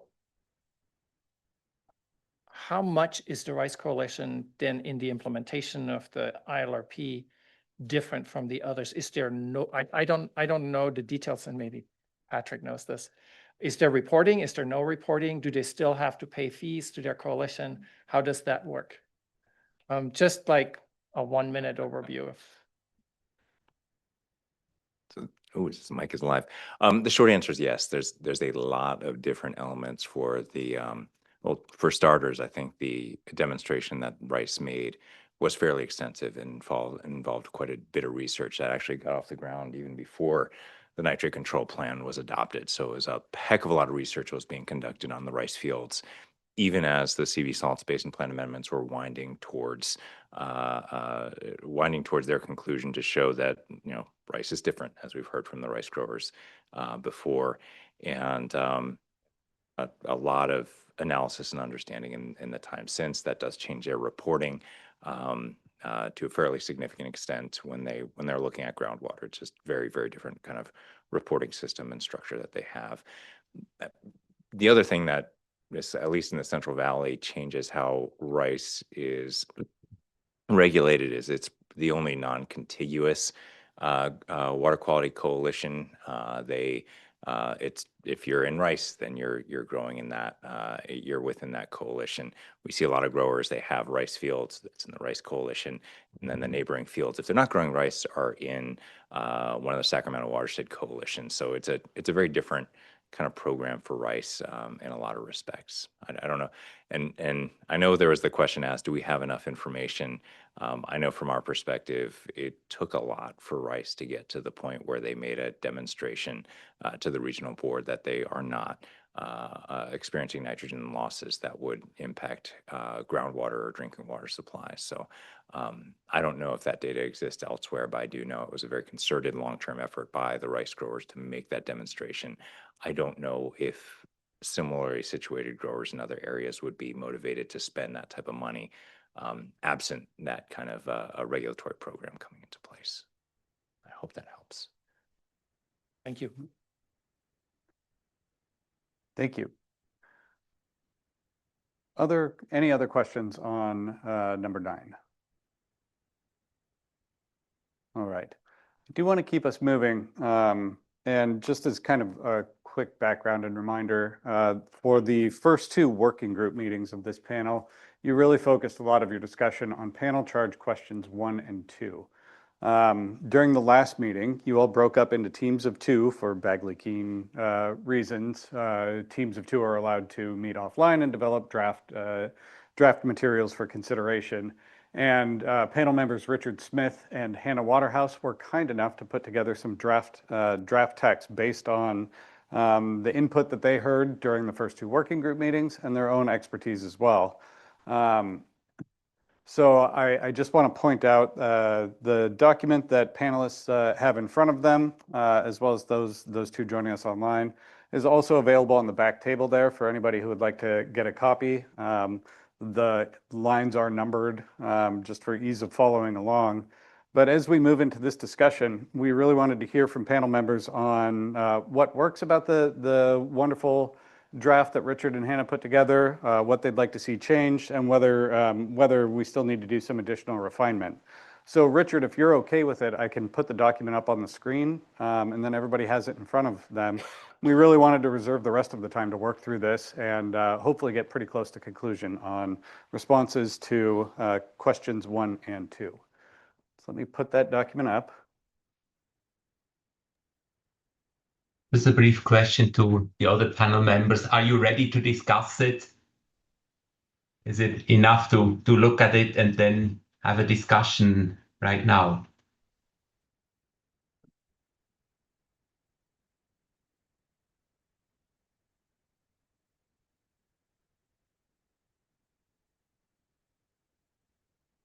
And Daniel, we'd certainly follow your lead. I don't think there was an expectation that any formal vote would be taken on these responses today, but we really wanted to just provide an opportunity to walk through some of the text and continue the discussion. I don't know if that helps at all. Can you hear me? Yes, thank you. Okay, yeah. So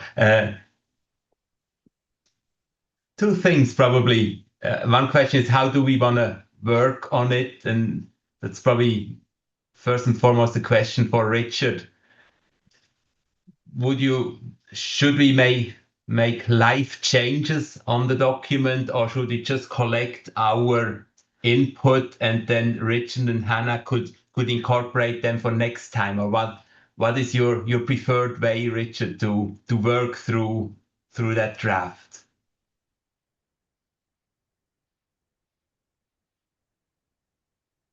I don't know how easy it's going to be to make changes as we go. I mean, I suppose I could just, I'm not sure how to do this, but I could write down changes if there's, if I can jot them down and then go back and rework it. And we'll certainly have a recording of the discussion as well, and can summarize some of the key points for you. That'd be great. Yeah, absolutely. All right. Well, then let's that plow works. forward. Okay. Yeah. Can you take the lead, Richard? Or I don't know if Hannah joined us in the meantime. No, she's not available today, so I'll go ahead and do it. All right. So there's question 1. Should I go ahead and read it, or? Sure, yeah. Okay. Is there enough data and scientific research to set crop-specific nitrogen-related limits, A over R, A minus R, or other limits that are productive of groundwater quality and support a long-term sustainable irrigated lands regulatory program? What metrics and methodology would be used for developing those limits, and what would the limits be? What additional data should be collected, and/or what additional research needs to be conducted to further support the development of the nitrogen-related limits that are protective of groundwater quality and support a long-term sustainable irrigated lands regulatory program? So I have here an outline to the response, background on the terminology and concepts for addressing question 1. I felt the need to just kind of define a few terms before we actually started talking about it. And so there's 2 questions here. Application targets versus A minus R targets limits, and we want to distinguish between those throughout. So I, you guys just chime in anywhere with any feedback, because this is just all, what we came up with, and we definitely appreciate feedback to improve these responses. But the reference to limits in the question will be referred to in this discussion as a target. And although we had a very illustrative discussion about that this morning, I wrote this before we had that wonderful discussion. So, so that's how we chose to do that. When referring to targets, we're referring to A minus R, not application. When referring to targets, we are referring to A minus R, not application targets limits. It is not clear at this point if the panel will be able to propose limits as a regulatory question that would require enforcement, and that is beyond the expertise of this technical panel. Targets could be set to achieve improved water quality outcomes, but may not reach concentrations that completely protect water quality. The panel will discuss how to achieve lower levels of A minus R metric by the agricultural community for key commodities. These lower levels can be used in discussion about targets. I'll just keep going until somebody stops me. The regulatory unit for targets is applied to an area of land for production of one or more crops per year. Units are pounds nitrogen per acre per year. In cropping systems where only one crop is produced per year, targets for a specific crop are a reasonable goal. However, in cropping systems with more than one crop per season, the target would need to be applied to the crops grown on the land during the year. And Mary gave a good example of that, or Elaine this morning in her discussion, how that worked. The panel agreed that applied nitrogen minus removed nitrogen is the most appropriate metric for setting targets for the agricultural industry as it relates back to grower management practices. It is recommended that A minus R values can be calculated on a rolling 3-year average to account for various disruptions and issues that occur during the production systems. And there was some, I didn't put any details in here about it, but there were some concerns about the rolling average. I forget who brought those up, but we can include that if somebody can help me remember what those concerns were. Okay, and then this is one for you, Thomas. Hydrological models such as CV SWAT can be used for estimating the current and future impacts of A minus R metrics on groundwater nitrate concentration. However, there is a trade-off with transparency that needs to be considered and effectively communicated to affected parties. Anonymized data transparency could help, as one has been done on the Central Coast where farm-level data is one step removed. And I think our discussion with Ken Miller will help further elucidate that point. See a hand up from Ruth. Okay. She wanted to ask. Ruth, please. I wonder if we could just take a moment to discuss the data transparency. I'd like to hear Dr. Harder's feedback that was requested. And I'd also like to just make sure that I understand the model that's being used on the Central Coast.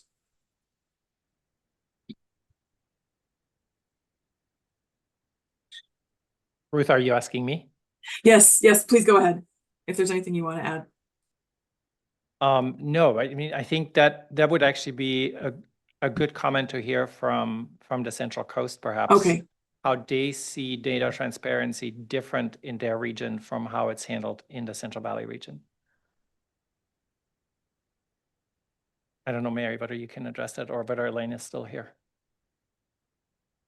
Give Elaine just a few seconds, just in case she's online. I don't have visibility on the Zoom panelist list. I am here. Great. Elaine, did you hear the question or? I did. I believe the question is how do we treat data transparency on the Central Coast region? And I can speak to that. So we do not have anonymized data in the Central Coast region. Growers report unique crop level, ranch level information on a yearly basis in their total nitrogen applied and their irrigation nutrient management reports. That information is submitted to the GeoTracker database. And that is the information that we use to calculate the A-R nitrogen discharge values. So again, the data that we receive, all the crop information, the acreage information, application, removal, even some irrigation budgeting pieces, that information is all available to the public via a Public Record Act request and easily exportable by us from the GeoTracker database. And Elaine, that includes then the actual location of these properties? Correct, yes. Okay, okay, thank you. Mhm. And then- so, oh, go ahead, sorry. Go ahead, Ruth. So that's different from what's being proposed in this draft, is that correct? Where it would be anonymized?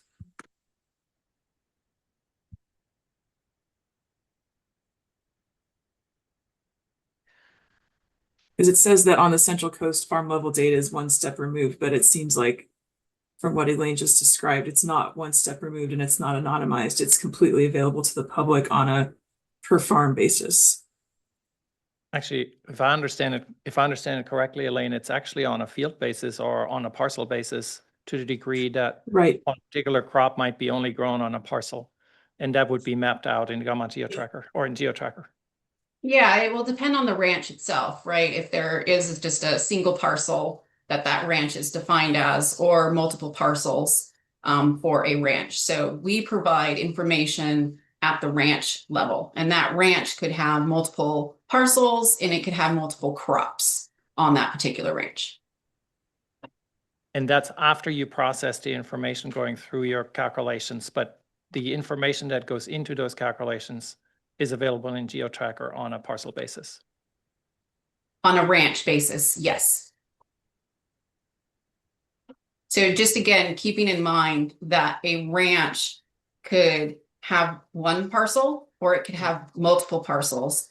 Yeah. And we collect the information at the ranch level. So whatever crops are grown on that ranch, whatever that grower determines that ranch to be, that is the crop information we get for the ranch. And again, that ranch could have multiple parcels.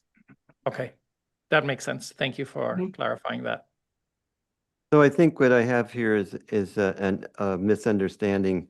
In this last sentence, actually, as has been done more in the Central Valley versus the Central Coast. Would that be correct?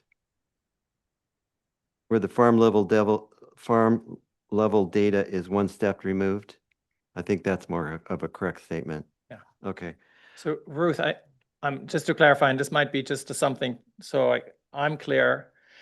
The way I see then the difference in the reporting level between Central Coast and Central Valley is at the Central Coast, the grower reports on their ranch. If it's a 10-acre ranch, it's for those 10 acres. If it's a 10,000 acre ranch, it's for those 10,000 acres.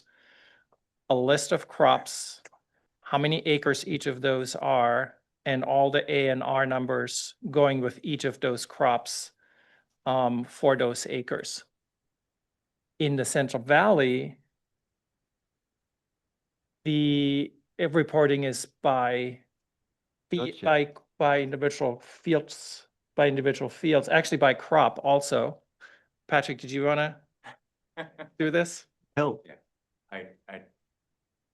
It's a very, very complicated reporting structure, but you are correct. There is a level of anonymization present in the Central Valley orders that is not present in the Central Coast. Part of that is by necessity. We need the coalitions to aggregate some data. We have radically less staff per grower in the Central Valley than they do in the Central Coast. I think, they've got about, 500,000 acres and about 9 or 10 staff. We've got about 18 staff with 5.5 million acres. So we've got more than 10 times the acreage, not counting the dairies, which adds a whole nother thing. And difference between 3,000 growers and we've got about 24,000 growers in the valley. So by necessity, we have to rely on the coalitions to aggregate certain data.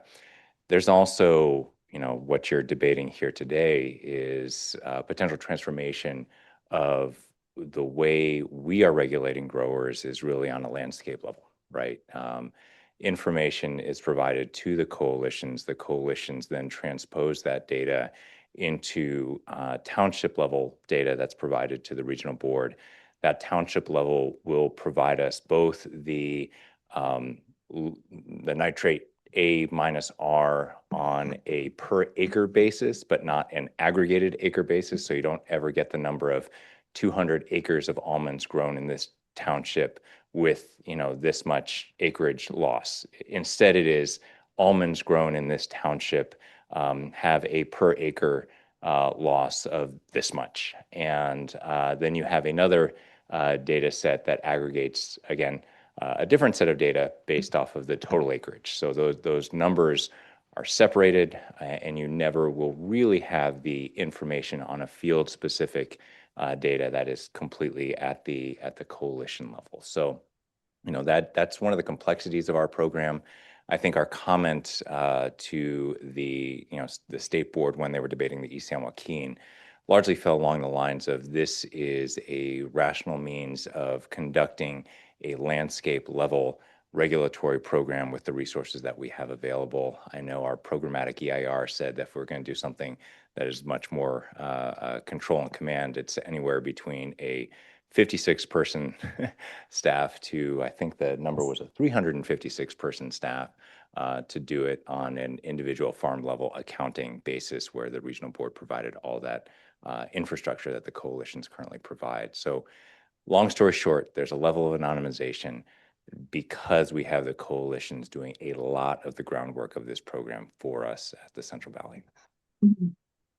And then just to confirm, if I last night I actually looked at some of those tables that we were provided from the coalitions, and in these spreadsheets, the growers and the fields are anonymized, but it seemed to me that the A and R information, and A-R and A over R and the acreage was actually provided on a per field or maybe I don't know what it was, the total acreage of almonds per farm or in one line, or what it was actually an individual field per line that's being reported. It's just not reported exactly where it is or. Yeah, it gets even a little more complicated in that it is tied to APNs, not necessarily fields. And then again, that data is aggregated at the township level, really 3 sets of tables, but the main set of tables are, per acre numbers and then the aggregated acreage per township numbers. So that essentially prevents you from going back and accounting for how much was applied at a specific field on a specific year in the Central Valley system. And as your work kind of has been used, realistically, we're looking at reducing that overall nitrogen loading from that township, conducting a landscape level program to reduce nitrogen loading overall. I think that's the challenge is exactly what you're set out to solve.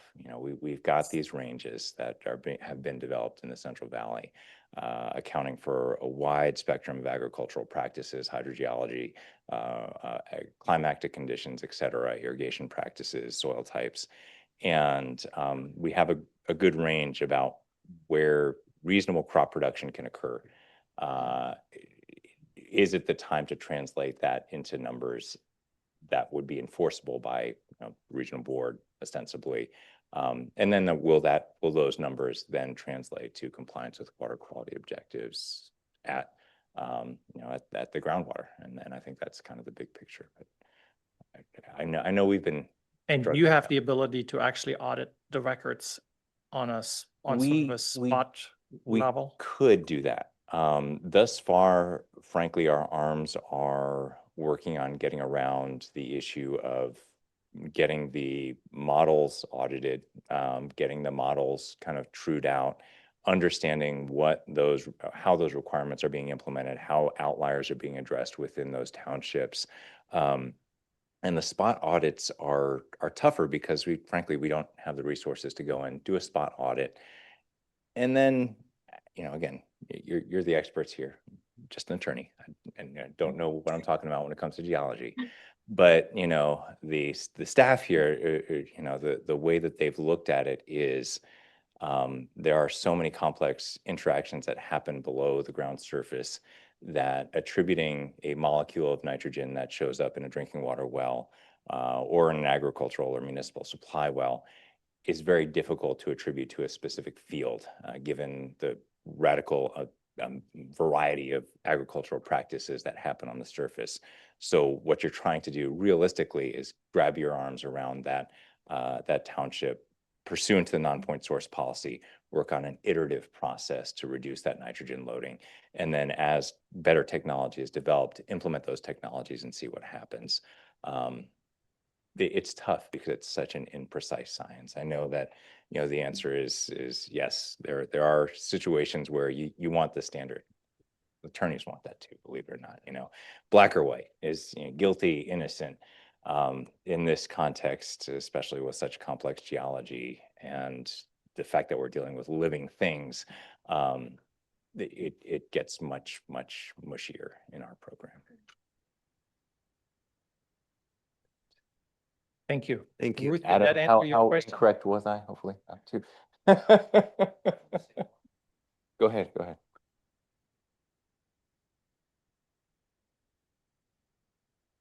Yeah, no, totally no incorrect there at all. But I think the one thing that's important is we have the records and the ability to look through and see the A-Rs. I think he said that, but I want to make it clear that we have that information, and it would just be a secondary step for us to reach out if we need it, and make sure either a list of, say, fields that maybe are concerned for us.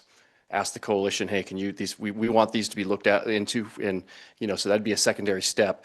But we do see that information, and we see it at a very granular. You know what I mean? All right. Thank you both. There is a hand up from Daniel online. I want to make sure to go to him as well. Daniel? I have a comment to another topic, but Eric, you probably have a comment to the current discussion. If so, then please go ahead.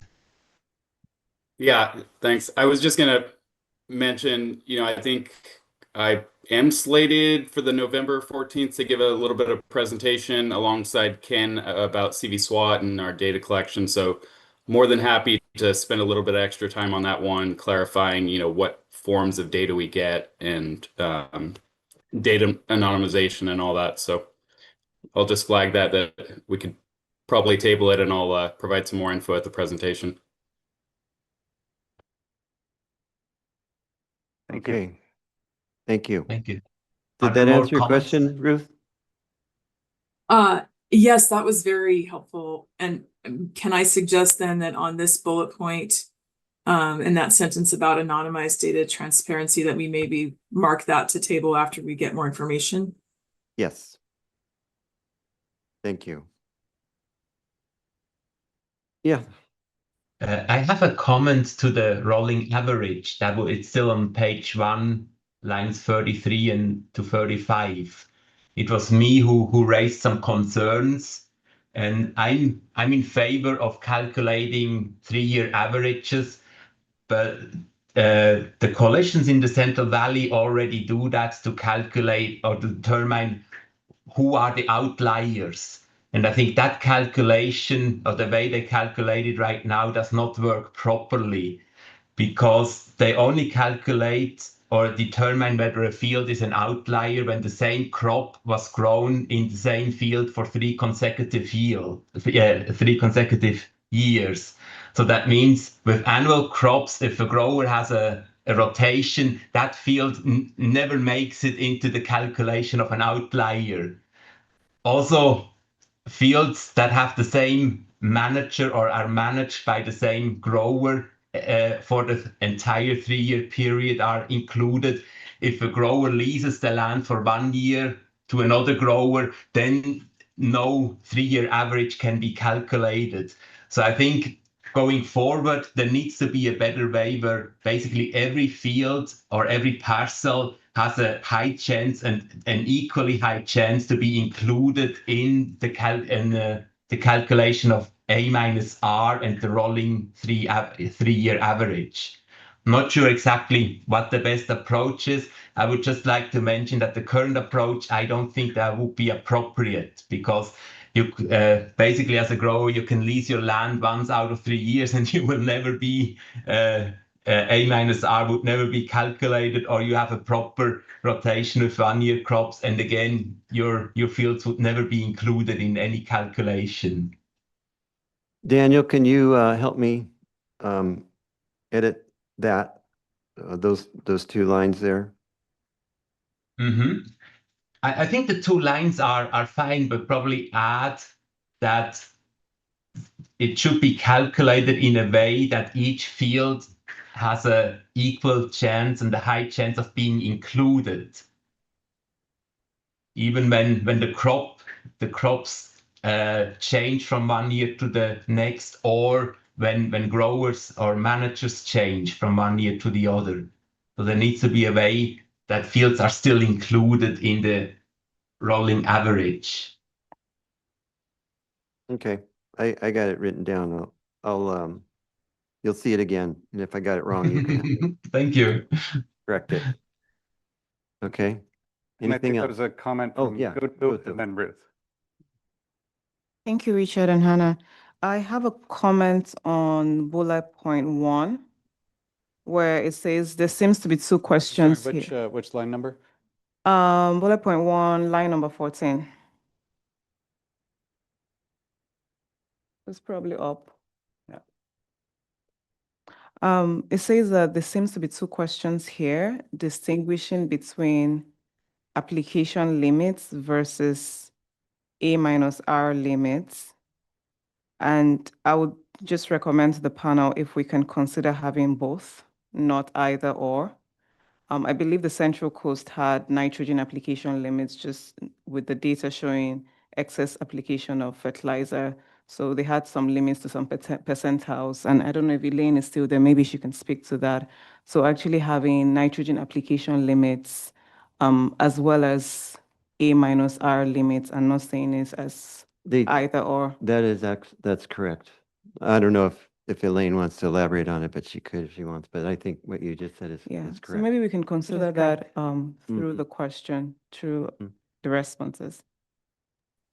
I would maybe just add as well, I believe there's another question that is posed to the expert panel that's not number 1, that is related specifically to our fertilizer application limits, which are the 90th and the 85th percentiles.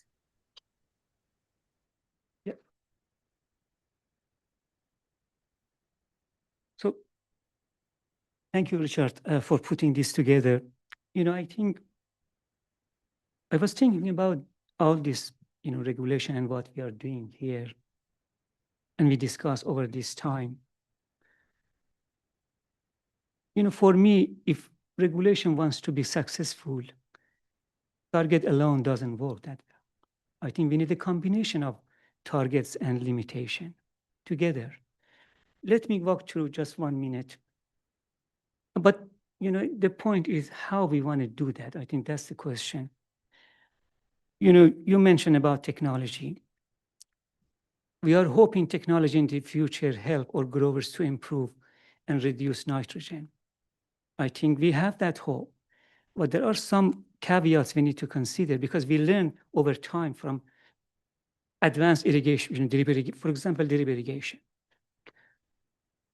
We always thought drip can help to conserve water. We thought that was a good technology, and we got there, and then growers, use that water to expand their system, their agriculture, still no water saving. We were in a meeting in Fresno, there was a panel, automation for growers. One question was, from growers, does automation help you to conserve nitrogen and water? And the growers said, no. Just 2 days ago in Fresno. I think there are some kind of, experience and caveats on that. Besides that, so please keep in mind, every single grower is working to do a better job to increase biomass and yield. The bioengineering is working to increase yield in the future. When we increasing yield, it means our growers will be encouraged to apply more nitrogen. So there are real things, I think. There are some caveats. Even though we expect all the technologies, all those hopefully help for reducing and should with all the tools, but there are some caveats.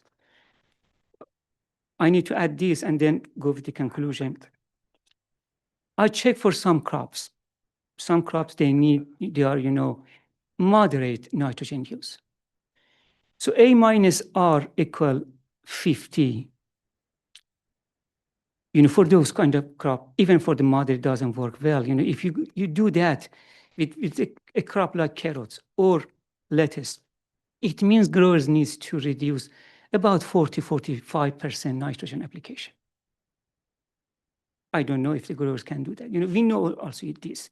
But at the end of the day, I think regulation is a tool for improvement and very effective tools. We need to look at that because it's kind of, we know technology, we know the, biotechnology, all those can help, but regulation also is a tool for improvement. If you look at that way, I think if we go only with target, I don't know when we can reach that. I'm thinking we need a combination of target and limit. But how we can do that?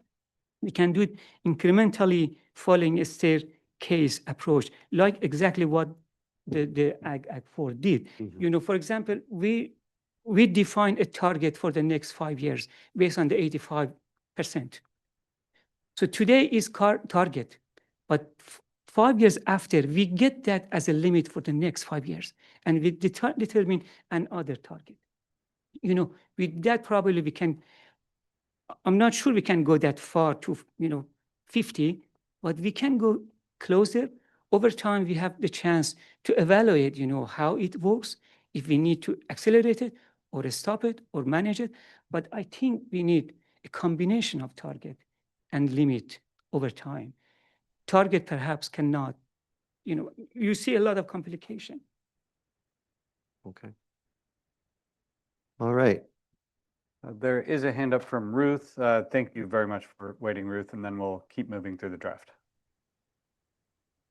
I hate to go back to detail after that big picture comment, but I just wanted to go back to Daniel's comment on the 3-year rolling average and maybe just ask a question. So one of the concerns that was brought up was having multiple crops within 1 year where the nitrogen applied is in a different calendar year than the nitrogen removed. So if you plant a crop in November and you have nitrogen applied and then you harvest it the next calendar year in January, February, now it's in the next year instead of the one where you applied the nitrogen. Would the 3-year rolling average address that concern?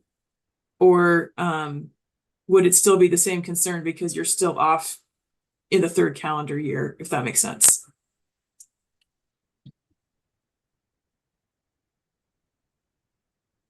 Daniel, do you want to comment?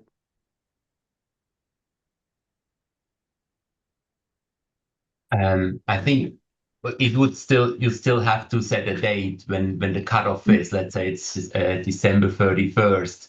So yeah, you may have in the first year, you may have a removal from a crop, but the fertilizer was applied before the 3 years, and in the last year you will apply fertilizer in November, but harvest the following year. So it's still the case, but if you take a 3-year average, it would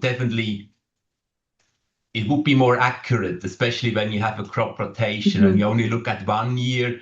You may have the application to one crop and the harvest removal of another. And over a 3-year period, at least 2 of the 3 crops are complete.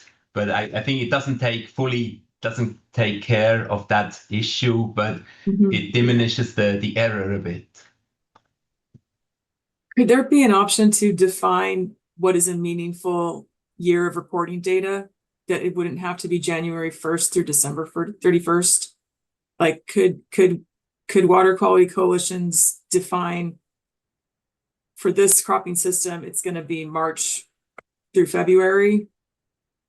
I mean, we have a water year, we have fiscal year, we have a lot of years that are not January to December. Could we define for regions where it makes sense something like a crop rotation year that would match up more with planting and harvesting dates? Can I amend that question? Maybe a question to, I sort of pose this to Elaine. How does the Central Coast system, the way you do the accounting, how do you address this case of you have 3 crops over the course of 365 days, one of them goes over the 1st of January? Do you say that you count into 2024 all crops planted in 2024, or maybe all crops harvested in 2024, even if your applied nitrogen for a crop that's harvested on January 31st may have been planted in October and may have received fertilizer in November of the previous year? How do you have a practical solution to this already, perhaps? We have created some solutions in GeoTracker, some functionalities that do allow for us to track this unique situation, which happens quite frequently. So for our calculation of A-R, we do focus on that year, that ranch acre per year for crops that are harvested within that year. And then our GeoTracker database system, it allows us for any nitrogen applications for a crop that is not harvested in the same year is automatically transported to the next year's reporting form, so that nitrogen applied from the previous year is listed on that new or that future year report form, and that grower will be required to report the nitrogen removed at harvest on that future year. So we have some functionality that we've built into GeoTracker to get at these unique situations. Okay, I think that is good information. That's probably enough information for now. Let's move on, because that's a that's a detail that we can work out, and it's good to know that the Central Coast region has a methodology. And I'm not sure our committee is going to suggest because this next point that we're making here is talking about things on a local and a regional basis. Targets should be addressed on a local/regional basis. The diversity of agricultural production systems in the state makes it impossible to impose a one-size-fits-all approach to the regulatory process. For instance, container nurseries currently have few removal coefficients. In addition, multi-year production of the potted plants complicates yearly development and evaluation of A-R values. These types of complications need a thorough evaluation to determine the appropriate regulatory avenues that may be available for nursery production systems and other production systems that do not easily fit the A-R model. However, this should not preclude action being taken on systems where A-R can be applied. Other areas may have little risk of groundwater contamination of nitrate due to impermeable clay layers or high water tables that are tile drained, but would still benefit from reporting A-R or discharge of N to understand impacts of N management on surface waters. So basically the point here is, making an appeal for us to consider the local, like you described very, very well this morning, local conditions in for the different regions and the different crops, and some of these crops that are harder to understand how to evaluate. So that's the background. Now you want to talk about the question.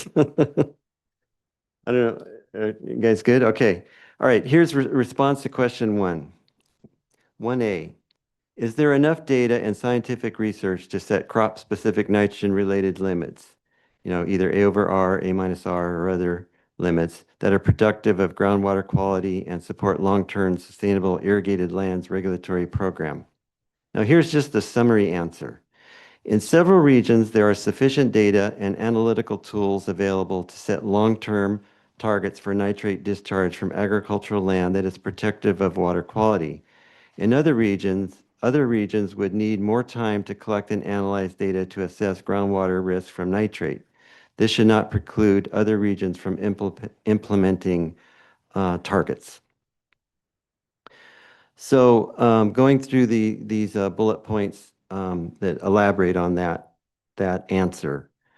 The operational benchmark defined in the 2012 UC Davis nitrate report could be used as the lowest target to protect groundwater from nitrate contamination.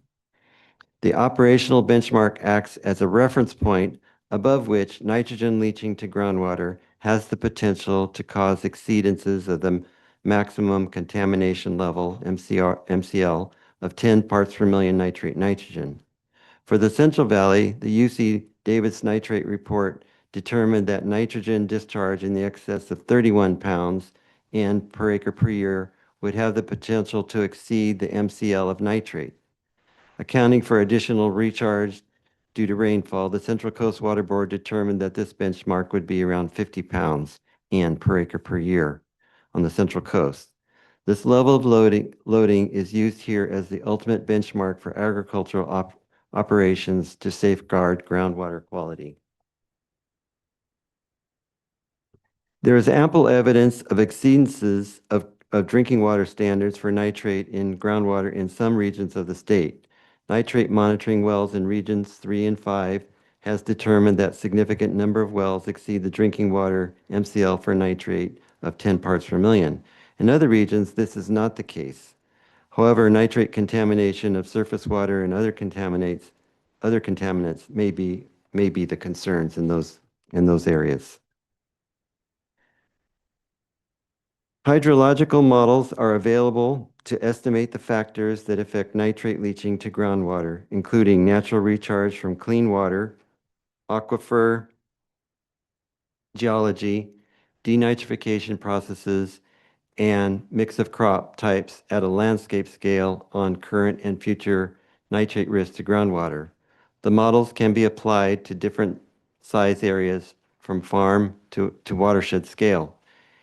And this brought up a question I had for you, Thomas. You made the comment about wells being affected by areas, 40 to 160 acres. And so I tried to express that in some way in this answer. I don't know how it goes, but like in the Central Valley where they're going on a township basis, this kind of concept makes sense. In the Central Coast where you might be going on a ranch that's, whatever, 160 acres, I don't know. Do you have any further comments about this? Yeah. I think, first of all, it's great to have this all written down and have a straw man out there. I very much appreciate the audacity. A straw man? That. I very much appreciate the audacity to put a straw man on the table. That's, or on the dais. I wonder whether we can discuss on the fundamental sort of there's two things here that to me are interwoven and not really clear. I think what we heard from the State Water Board today is there is the goal of protecting drinking water quality to the drinking water standard, which is 10. There is flexibility in the enforcement. In surface water, there is ecological standards and health standards that are far below anything that could be achieved by a wastewater treatment plant, and yet we allow and give a permit to have a wastewater treatment plant as long as that wastewater treatment plant meets the best practicable technology requirement. So the first question I think we need to be really clear about, are we going to develop targets or limits to meet the drinking water limit? Or are we going to develop targets or limits that are sort of the, best as far as you can tell as agronomists, the best available technology to then say, okay, this is where we can go with practices, even if it's not going to meet the drinking water limit. Those are kind of two different things in some ways. And I'm myself not clear in where exactly we need to be there in answering this question. As I mentioned in one of the meetings earlier this fall, from a groundwater perspective, looking at a well, what's coming into a well, where the drinking water is actually sourced from, is going to be a function, perhaps denitrification, perhaps mixing. It's going to be mixing of water from different areas, some of which might be agricultural, some of which might be not, some of which might be a dairy. And if you're near a river, it's often recharged directly from the river.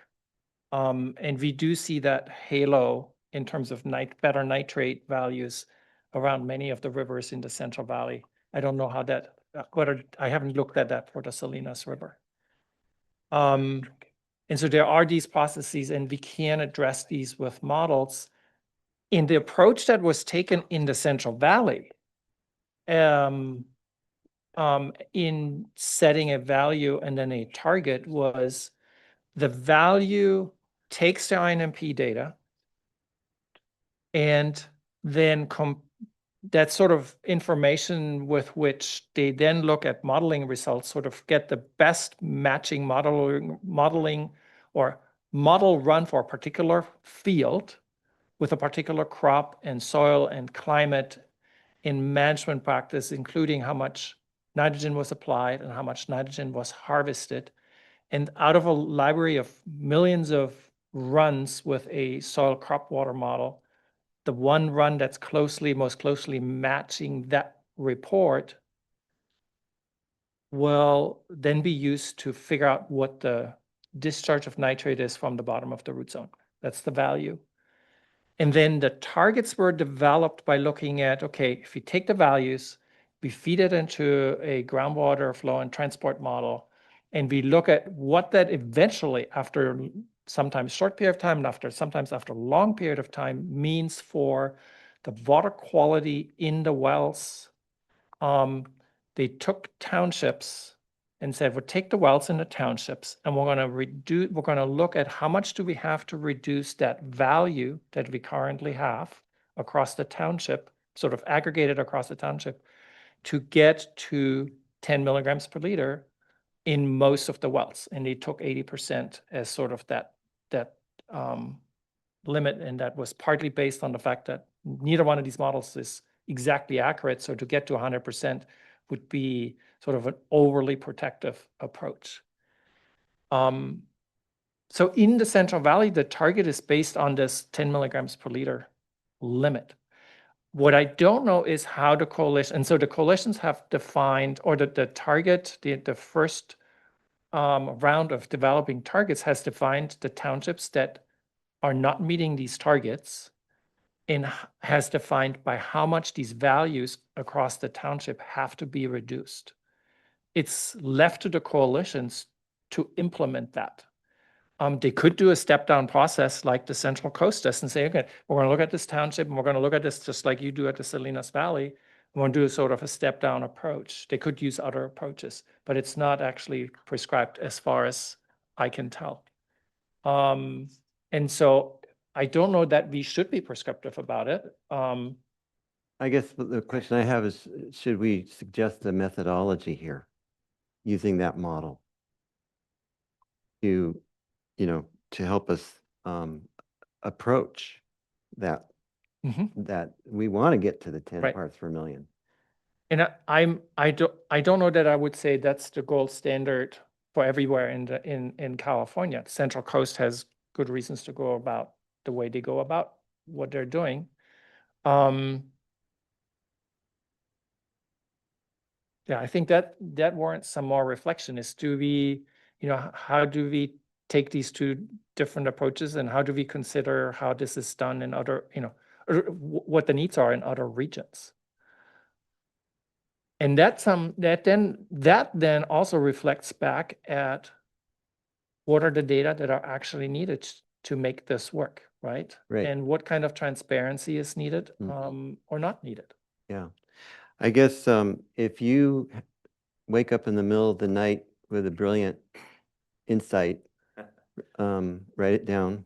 Okay. And let's add it to this response, because this is an area that I think you have, unique expertise that could help us propose something that is maybe more reflective of what happens out in the real world, like thinking of the Salinas Valley, if you're a vegetable grower next to a wine grape grower, Mm-hmm.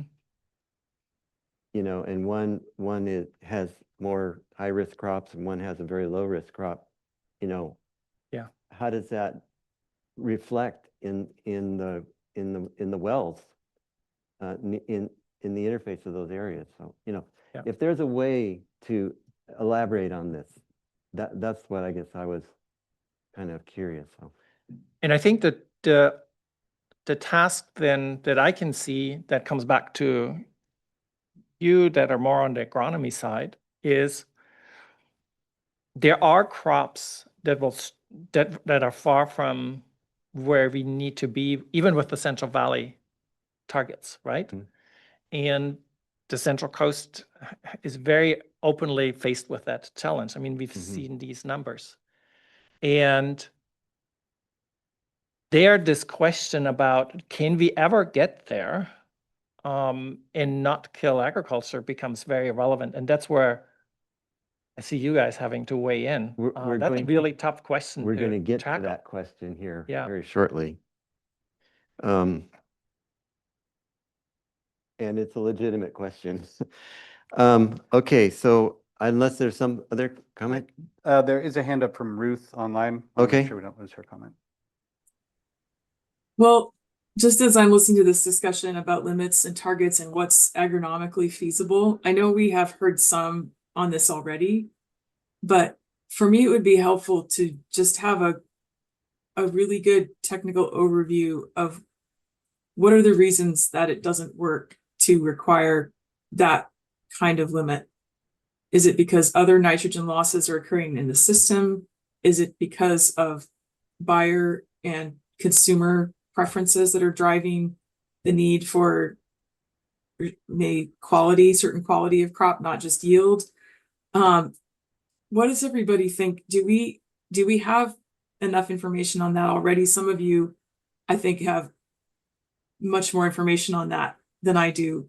But it would be helpful for me to just look at what are the barriers to reducing nitrogen application in those systems and why is it hard? Because we can look at it theoretically and say, well, A minus R should be 0 if there's a frictionless plane and there's no other losses in the system. But we know that those systems are more complex than that and don't work that way. Would it be helpful to have some discussion of what's agronomically feasible and what are the limitations on reducing nitrogen fertilizer use beyond a certain level? Or do you feel we've already discussed that enough? I just was wondering what other people would think of that. Great question, Ruth. I cannot answer all, but just one example. I think, what we remove from the field is not actually what we need to grow that crop. Basically, growers don't buy that. If you say, for example, when we grow carrots needs about 180 pounds per acre in desert.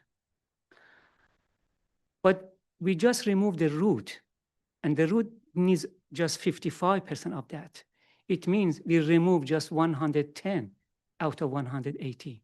So the growers cannot believe when you tell, oh, you should, I minus R is this, or removal is 100, so you don't need to apply. Because he thinks he needs to apply 200 to grow let, carrot first and then take the root out and remove, leave the leaves in the field. And we don't also know, we get all the credit from that leaves we left in the field. I mentioned last time, we have a very hot weather during summer. We harvest, a crop like carrots in late March. And there is enough time in that hot weather for all mineralization, all decomposition, and then growers need to do heavy leaching to maintain salt in August. All the nitrogen just gone. So even, what we left in the field, we cannot get the credit of nitrogen from that. So I think when you tell the grower says, I cannot do it, I cannot grow with 110 you recommend as removal carrots because my carrots needs 190 pounds per acre. I think that's the problem. I think they are the agronomic part of this issue. We have the same for broccoli. I think you are the expert of broccoli. How much you need for broccoli and how much you remove. And other example. I stop here. Yeah, okay, thank you.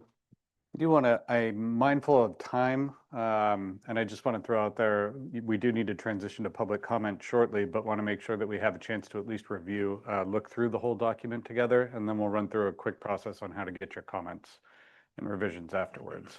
But Richard, it'd be wonderful if you could lead the group through the rest of the document. Okay, I do have, half a page is response to question 2. I could just skip that for today. Okay. And so we really only have, well, anyway, let's keep going forward here. Okay, here's the second part of the question. What metrics and methodology would be used for developing those limits, and what would the limits be? Okay, here's the summary answer. The expert panel concludes that the best approach to setting targets would be a combination of calculating applied minus removed nitrogen in conjunction with using hydrological models to evaluate the potential impacts of nitrate discharge from agriculture on groundwater and nitrate concentration. In regions 3 and 5 have data on applied N through yearly INMP and applied N reports. In addition, crop removal coefficients have been developed for most commodities, hence A-R values for commodities can be reasonably calculated and assessed by growers and regulators. Currently, Region 5 uses the CV-SWAT model to evaluate impacts of nitrogen discharge on groundwater concentrations at a township scale. A similar approach could be used in Region 3. Agricultural systems that do not pose risk for nitrate leaching for various reasons, such as impermeable surfaces and tile drainage systems, etc., could opt to report nitrate discharge rather than using the A-R metric. Just one idea. These models and calculations can be updated as the science advances, for example, with denitrification. The third part of the question is, what additional data should be collected and/or what additional research needs to be conducted to further support development of nitrogen-related limits that are protective of groundwater quality and support a long-term sustainable irrigated lands regulatory program? And here's just the bullet points. A thorough evaluation of each region of the state needs to be conducted to evaluate the unique cropping systems they employ to determine if they pose a nitrogen leaching risk. However, this should not preclude moving forward with regions where there is not enough data. In each region needs to detail A-R values by crop. In regions where A-R values do not exist, at a minimum, growers should report applied N on a unit area basis, and an effort should be undertaken to develop N removal data for crops without existing data. And that's like a request for research to be done. Funding for research from state agencies such as CDFA should be solicited to fund continued development and demonstration of best management practices and technology that reduce nitrate loading in agricultural regions that have the greatest risk of causing nitrate contamination of underlying groundwater. Areas of research include continued evaluation of cover crops and optimizing their impact on reducing nitrate leaching, the role of rotational cash crops in reducing residual soil nitrate, thereby reducing nitrate leaching, evaluating end fertilizer technologies that improve nitrogen use efficiency. This would be like controlled release fertilizers, those kinds of products. Stimulation of microbial end fixing in plants. That's a new technology that possibly is coming along. Breeding efforts to improve nitrogen use efficiency of crops. Levels of nitrate leaching in organic production. That's kind of a big question. How much does that occur? And levels of leaching in small-scale production systems, et cetera. Specific cropping systems that need research include nursery systems, diverse orchard nursery operations, as was talked about in regions 8 and 9, small diversified organic and conventional operations, cut flower operations. Research needs to include evaluating which crops and operations pose a risk of nitrate leaching and if there's a need for them to be subject to ILRP regulations. In container nursery operations, there's a need to evaluate the amount of N removed in container stock and how to evaluate sites with non-permeable surfaces, which occurs in a lot of nurseries. And identify and designate nitrate vulnerable zones as seen in the case of the EU nitrate directives and the CB salts program, and look at implementation of buffer zones. And we can stop there. Okay. Well, thank you all. I know there's so much information to unpack here. It's hard to do in just an hour. We will pause for another quick round of questions here, but I want to throw out there to the group that panelists do have the opportunity to make revisions and written comments. We would just ask that you make sure to send those to staff and not to each other for Bagley-Keene reasons. We can combine that and then, of course, present it at your next working group meeting on November 14th. Is that right? Annalisa, Karen, Erica, anything else to add to that? Okay. Let's go ahead and do another quick round of questions, and then we do need to transition to public comment. Any questions on the items 1B and 1C that Richard just walked through? A comment. Go to. Can I make? Go ahead. Yeah. Oh, yeah. Okay. Absolutely. Thank you, Richard. My comment is on 8 and 9. So it says the expert panel concludes that the best approach to setting targets will be a combination of calculating applied minus removed. And I would just ask if we can add, as well as another approach or methodology can be looking at the nitrogen application limit side, not just the discharge side. So nitrogen application limits, and that would maybe inform what metrics or methodology is needed for having nitrogen application limits, and if we're going to do that per crop or per ranch or township, whatever that looks like. Okay. Can you write that and send it to me? I can. I'll send it to Sam. I'll send comments. Yeah. And then they'll send it to me. And then just one more comment on the funding for research. I know that this morning we talked a lot about technical assistance, which I think we should have in our report somewhere. I can also put that in the comment letter. I don't know if it goes best in 1C, but a recommendation to fund technical assistance as part of the program. Mm-hmm. Yes, that's a good point. Thank you. That's great. All right. I don't know if people remember Michael Kahn sharing a video. I forget whether it was 1 or 2. I think it was 2 meetings ago. And we were on Zoom, and he went through a scenario, a little bit like what Elaine showed this morning. This is kind of in my vision in Region 3, where we have a very tough situation to develop limits. It's hard to say what is an economically viable limit at this point. That's kind of what I had in mind when I was thinking that we need to, take a look at those A-R scenarios.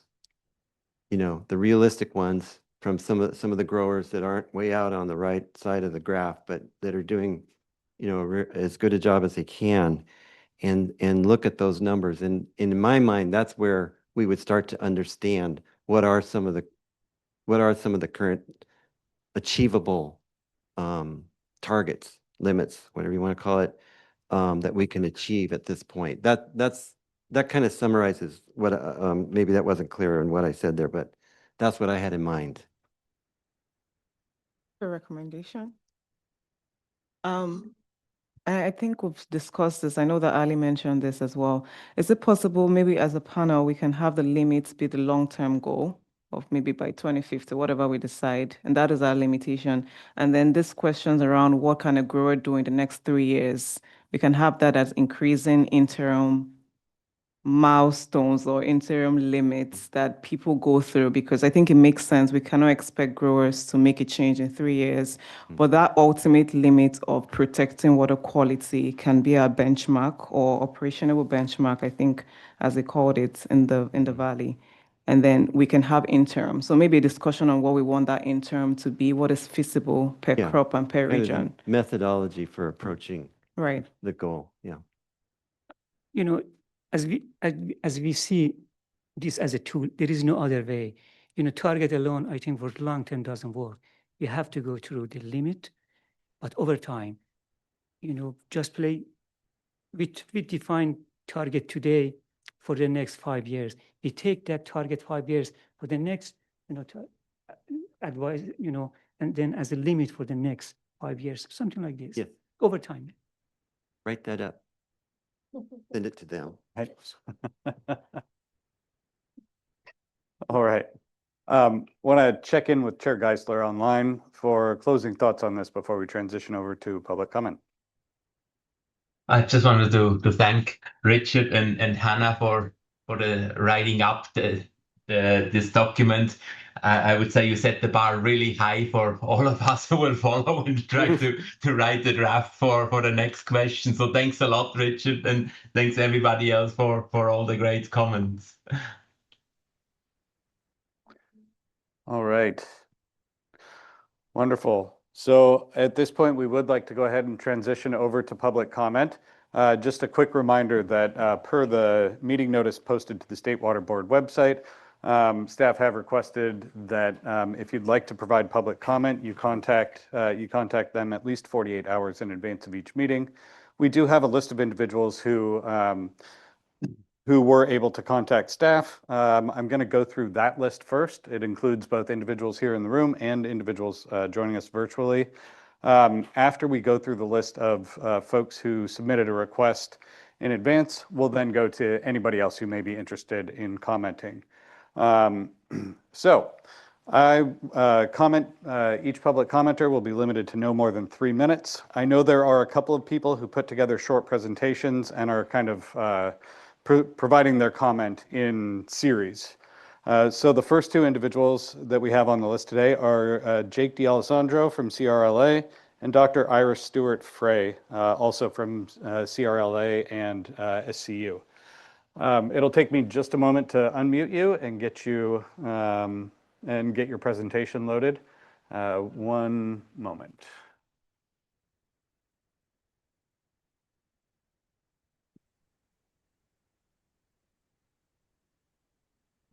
All right.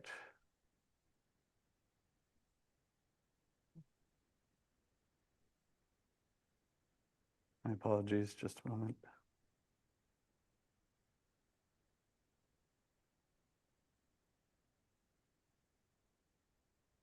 Okay, Jake and Iris, please.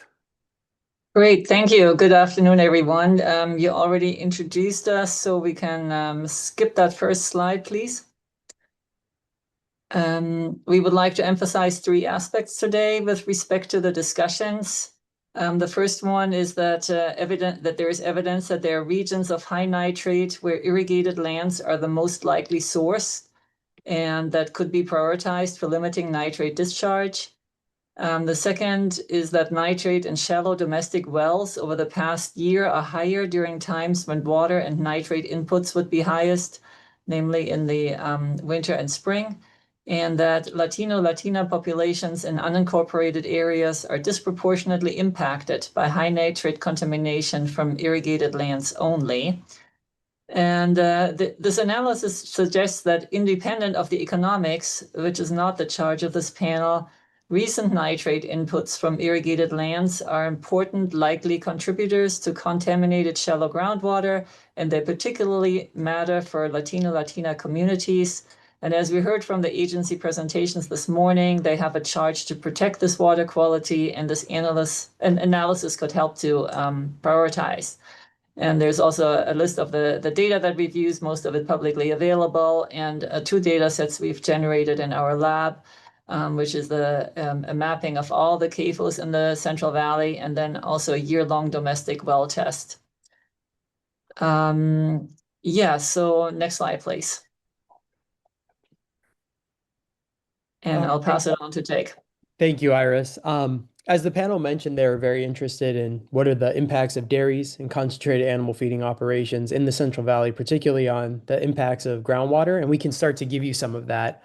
There's over 1,500 concentrated animal feeding operations inside of the Central Valley, and while there are a lot of instances where these correspond to locations of contaminated groundwater, there's also several locations throughout the Central Valley where there's an absence of dairies or concentrated animal feeding operations, where we still see nitrate contamination concentration levels 5, 6, 7 times the safe limit of 10 milligrams per liter. Next slide, please. Just one slide, thank you. Now, all coalition basins had evidence of this, but 2 that we wanted to point out are the Kings and the Kern coalition basins in the central San Joaquin Valley. You can see the map here on the left. If you look at the western and eastern edges of the Kern coalition basin, you can see high amounts of nitrate, which is evidenced in red. And we have all the CAFOs located on this map as well, which are these black dots. If you look at the eastern edge of the Kern Coalition Basin, there's very few CAFOs that correspond to these high and substantial areas of nitrate contamination far exceeding the MCL. If you then look at the map on the right, you can see that these are all over-irrigated lands. So irrigated lands are showing that they're highly correlated with contamination levels far exceeding the MCL. The lower map, also in the southern San Joaquin Valley, is the Kern Coalition Basin. We actually see this same pattern where in the northern and southeastern part of the Coalition Basin, we have several areas of extreme nitrate contamination with an absence of CAFOs or dairies, showing that there is a strong link between these irrigated lands and why we need a limit and not necessarily a target to reduce and protect the groundwater of these communities in the San Joaquin Valley. I'm going to hand it back over to Iris to show some variability throughout the year and seasons. Next slide, please. So these are the results of our monthly resident well testing program from this past year. The shallow domestic wells were located throughout the San Joaquin Valley and have overall different nitrate concentration levels. A lot of them are above the MCL. This is not data that you can find in Gamma, where these domestic wells are only tested on a much longer time scales. And so even though some are consistently higher and some are consistently lower, we have a pattern that emerges that nitrate concentrations are highest during winter and spring, when precipitation recharge is highest and when fertilizers are applied. Passing it back to Jake. Next slide, please. Thank you, Iris. So all this contamination doesn't impact all groups equally. The first thing we did is we wanted to account for all neighborhoods, or in this case, census tracts that did not have a dairy or a concentrated animal feeding operation. And we also removed any of these census tracts that were on public water systems where the water may get treated. And we were still left with hundreds of census tracts throughout the San Joaquin Valley. And we divided those up between those that had 60% or greater Latina population or 60% or lower. And we did a comparison of what is the likelihood that you're going to have contaminated groundwater. The likelihood of a Latino neighborhood being contaminated above the MCL is 3.3 times higher in communities with greater than 60% Latino population than those that are not. And this was backed up with a chi-squared test of independence and an odds ratio. So it's a pretty extreme amount of likelihood that if you are a resident and you happen to be Latino, you are most likely drinking contaminated water. Next slide, please. So through this brief presentation, we wanted to just highlight those things that Iris pointed out early and reiterate that there is really strong and substantial evidence that the irrigated lands throughout the Central Valley are really contributing to this concentrations above the MCL for nitrate and other contaminants as well. And just gives further evidence to why we need to set limits and not necessarily a target, and the sooner the better. As you can see, throughout the growing season, throughout this whole entire year, domestic wells, particularly in the shallow aquifer, do have spikes of nitrate contamination, typically occurring when we have high influences of water, either from wintertime precipitation, early season irrigation, and even many domestic wells, despite these variations, stay above the MCL throughout the entire year.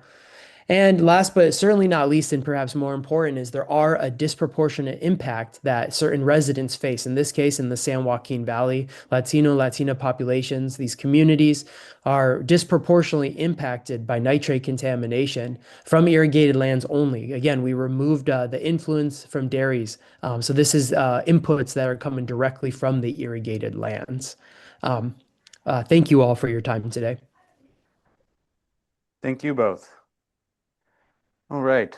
Next, we are joined by Rami Kaufer, Margaret McCoy, and Andrew Meyer from True Organic Products, and they also put together a very brief presentation that I will pull up right now.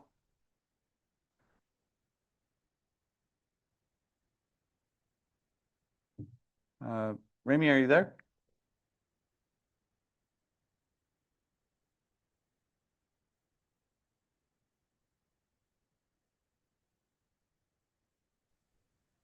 Okay, yeah, I'm here. Can you hear me? Yes, thank you. And I will note that we had a note that Margaret and Andrew wanted to provide you with their time. So perfect. Okay, thank you so much. So yeah, I'm here. I oversee our research and development at True Organic Products. Next slide, please.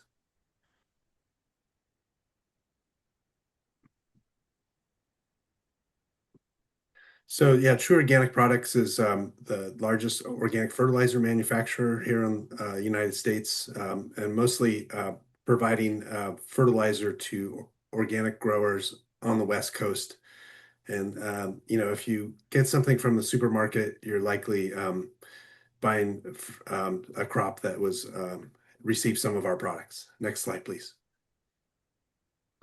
So today I'd like to really highlight some specific points regarding the use of organic fertilizers, compost, organic amendments, and the importance of making sure that they are not treated the same as conventional nitrogen or synthetic or mineral nitrogen. Organic farming requires many of the same practices that have the same environmental goals as State Water Board has. And if you look at the current science, we have good science relating carbon and nitrogen ratios with nitrogen mineralization rates of organic amendments.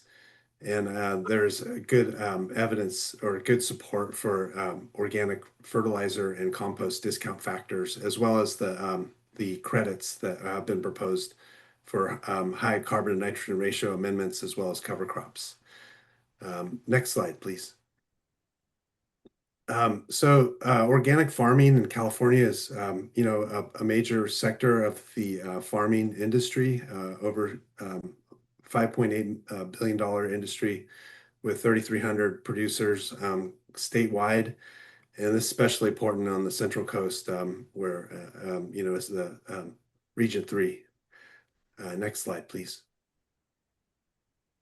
So organic farming requires many of the practices that are, I think, being promoted by Central Coast Regional Water Board and statewide as well by the California Water Board, and really trying to minimize inputs that create pollution in the environment. And yeah, next slide, please.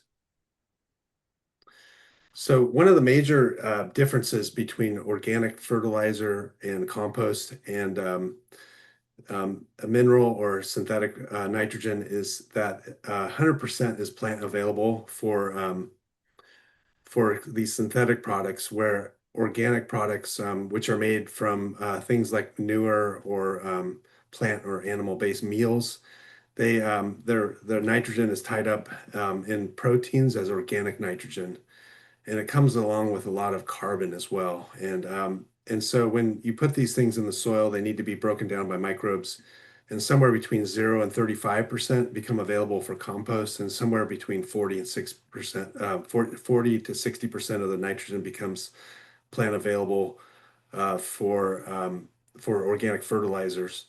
And so really, if you do not take this into account, you're disproportionately penalizing organic farmers, if you have limits set for nitrogen. Next slide, please.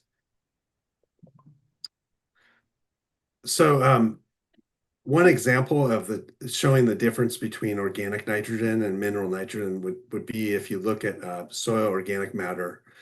Somewhere around, for a 2% soil organic matter soil, something like 2,600 pounds of organic nitrogen resides in that top foot of soil.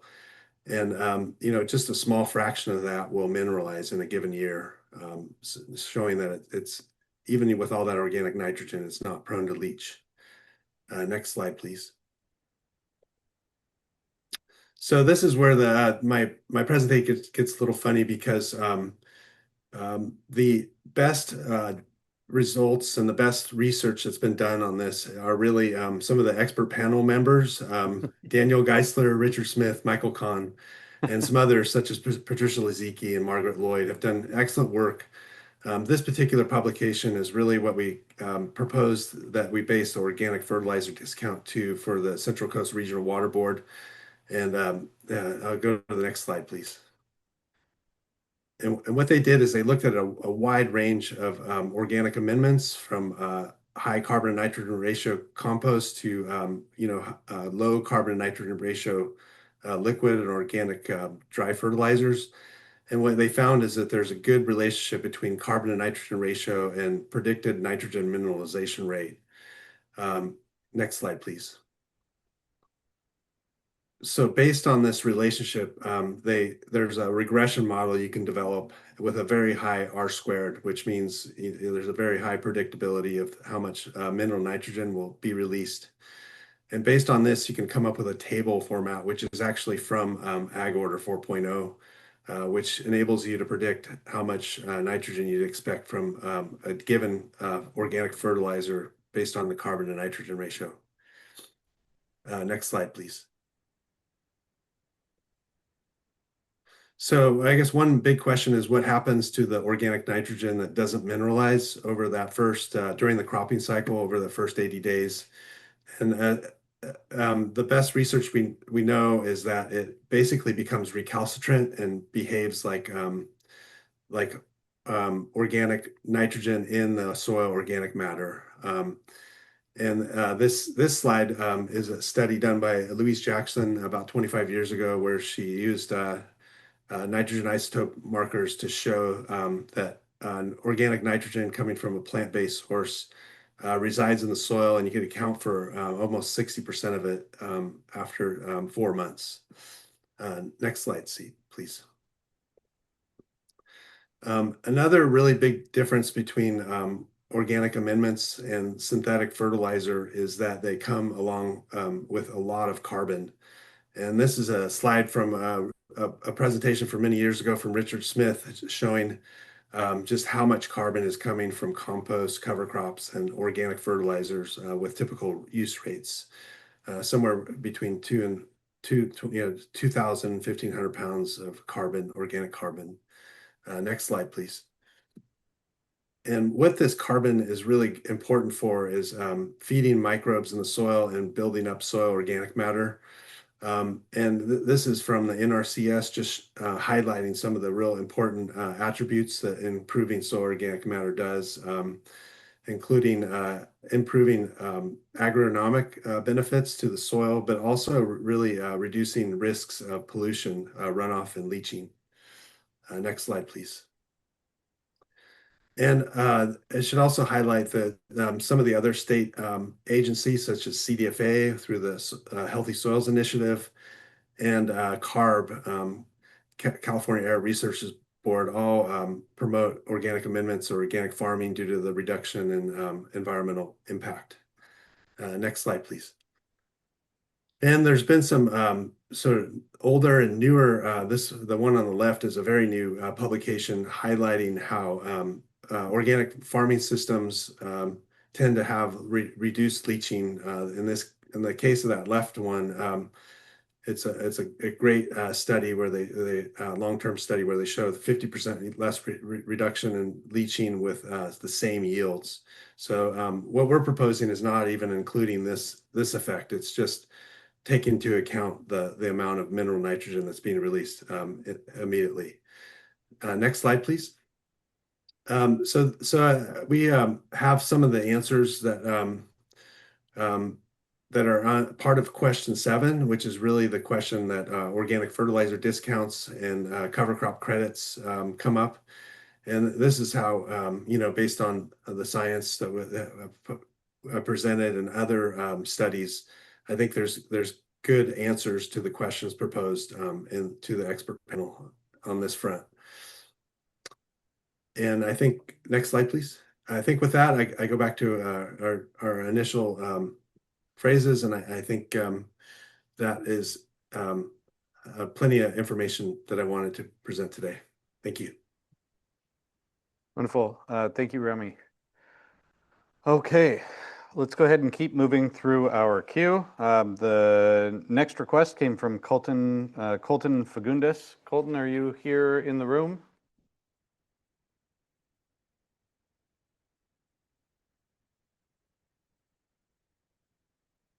Okay.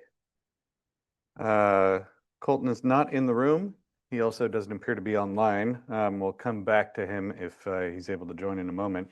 Next up, I have Nat Kane from the Environmental Law Foundation. There we go. Nat, please.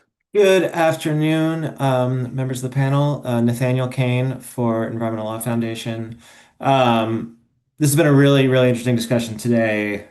I probably have more than 3 minutes of response, so I'll try to keep it as short as possible.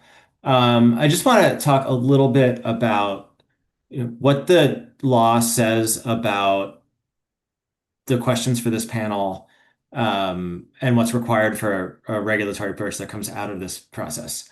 And I think the answer is that it's not a best achievable final limit, or it's not a best achievable current technology or a final drinking water standard. It's both. So the non-point source policy says that there has to be a plan for achieving water quality objectives, but that achievement doesn't have to be immediate. It can be done on a time schedule, but that time schedule can't be longer than is reasonable. And under the anti-degradation policy, which in my opinion has not gotten enough attention in these proceedings, there's a requirement of best practicable treatment and control. And that requirement reflects what's achievable with current technology and knowledge. So in my opinion, I think we can start with a best practicable treatment and control approach that looks at what's achievable with current knowledge and current technology, and something that reduces these really high applications and moves us in the right direction.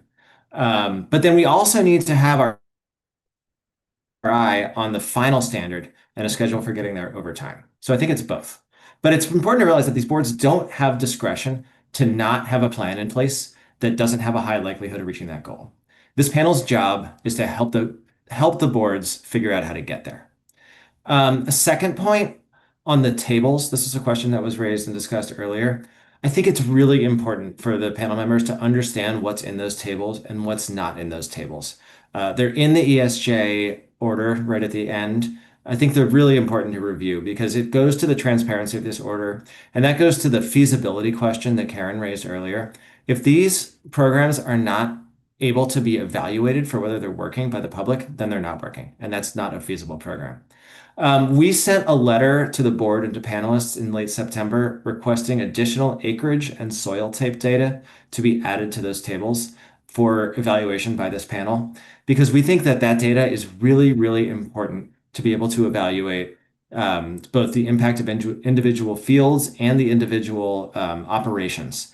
And without that data, it is very hard to understand what is actually going on in terms of nitrogen discharge in the Central Valley. And we think that that request can be honored without compromising grower anonymity, which I think is an important point. And one final thing that I'll put out there in my last minute here. We've heard a bit about the cost of administering the program and lack of staff over time. Those costs are within, or the permit fees are within the authority of the state board to change. So I think that it would be consistent with the question 5, C and D. If additional staff is necessary, that is something that this panel can recommend to the state board going forward. I see that I'm out of time, and I will wrap it up there. Again, thank you for the time. Bye-bye. All right, thanks so much.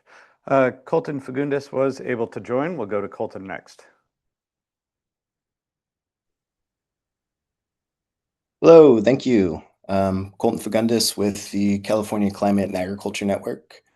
We're a network of farmers, researchers, technical assistance providers, and advocates advancing agricultural climate solutions. Today, we just wanted to flag that we support efforts to improve water quality and address nitrogen losses, especially in ways that are equitable and practical for diverse types of farms, and also while accounting for climate resilience and farm viability. We'd like to encourage the expert panel and water board to continue exploring in a few areas of inquiry. Firstly, we really appreciate the efforts to identify appropriate discounts and adjustments for organic and ecological management practices. We hope that expanded consideration of the latest science and other factors, especially practices such as cover crops and legumes, and how soil organic matter and soil health factors interact with nutrient cycling and retention. Without accounting for these factors, ILRP may be unable to work fairly and accurately with farmers already using these practices and could risk disincentivizing for their adoption. Secondly, the recent State Commission regulatory alignment study that Secretary Ross highlighted this morning recommended simplified nitrogen reporting templates for small and diversified farms. And this aligns with what we've heard directly from growers. Current reporting systems can often be confusing, time-consuming, especially for those that are unable to hire dedicated staff, non-English speaking farms, and those growing up to dozens of different crops. Many farms report lack of time or ability to provide accurate information and must make rough estimates at times, which may have implications for available program data. Thirdly, ILRP overlaps with this. We see that ILRP overlaps with the state's broader climate goals and nature-based climate solution targets, including those that call for tens of thousands of additional acres of soil health practices adoption and organic transition. Discounts and credits in ILRP can help advance those targets by facilitating demand, as Dr. Brennan shared in his observations of cover crop uptake in the Central Coast under Ag Order 4.0. Along those lines, the Water Board's draft 2024 Central Dairy Order may require dairies to drastically reduce manure nitrogen applications, creating a major opportunity for the state to support dairy manure composting to help export those nutrients off farm. Analysis by the People, Food, and Land Foundation recently calculated that 51.8 million tons of dairy manure feedstock statewide and a total capacity to produce 33 million tons of compost annually from all organic waste, including manure. This can more than adequately meet the nitrogen needs of irrigated cropland and significantly build soil organic matter. They estimate this could achieve 18.86 million metric tons of CO2 equivalent reductions per year through replacing synthetic nitrogen fertilizer, carbon sequestration, and reducing upstream emissions such as manure and methane. Overall, we see that meeting these intersecting goals of water, climate, and agronomic viability can be reached in an equitable and effective manner, but that will depend on expanded interagency collaboration to provide the needed technical assistance and support. You can please conclude your comment. Thank you. I really appreciate it. Thanks. Thank you very much. Next, we are joined by Madi Richards. Madi, are you here? Wonderful. If you could join us at the podium. After Madi, we will have Horacio Amasquita. Good afternoon. My name is Maddie Richards, and I'm the Policy Manager at California Coastkeeper Alliance. First, I want to thank the panel for your work and the insight you've already brought to addressing the charge questions, and I appreciate your sharing the draft related to questions 1 and 2 today. On that, I'm requesting that the board staff also make that document available to online participants if that hasn't already been done. I'm here today to urge you to recommend that the board adopt enforceable interim and final nitrogen application and discharge limits. I want to emphasize that there is enough information available right now to act on this issue. The data shows that too much nitrogen is being applied to croplands and that nitrate pollution of drinking water continues and is getting worse, especially in the Central Coast and Central Valley regions. Alternative strategies like education and reporting without enforceable limits have been insufficient to address this issue. It's always possible to gather more data, but more data is not needed to recognize that extremely high levels of application in A-R impact nitrate pollution and to do something about this. The panel's recommendations do not need to prescribe the perfect solution. The panel can recommend an approach that targets the highest contributors and makes incremental progress toward achieving the final drinking water standard. You have the opportunity to avoid contributing to further delay and to recommend an approach that targets the highest contributors and progresses over time to protect water quality. Once again, I'm asking that you please act now and recommend limits to the Water Board. Thank you so much for your time. Thank you, Maddie.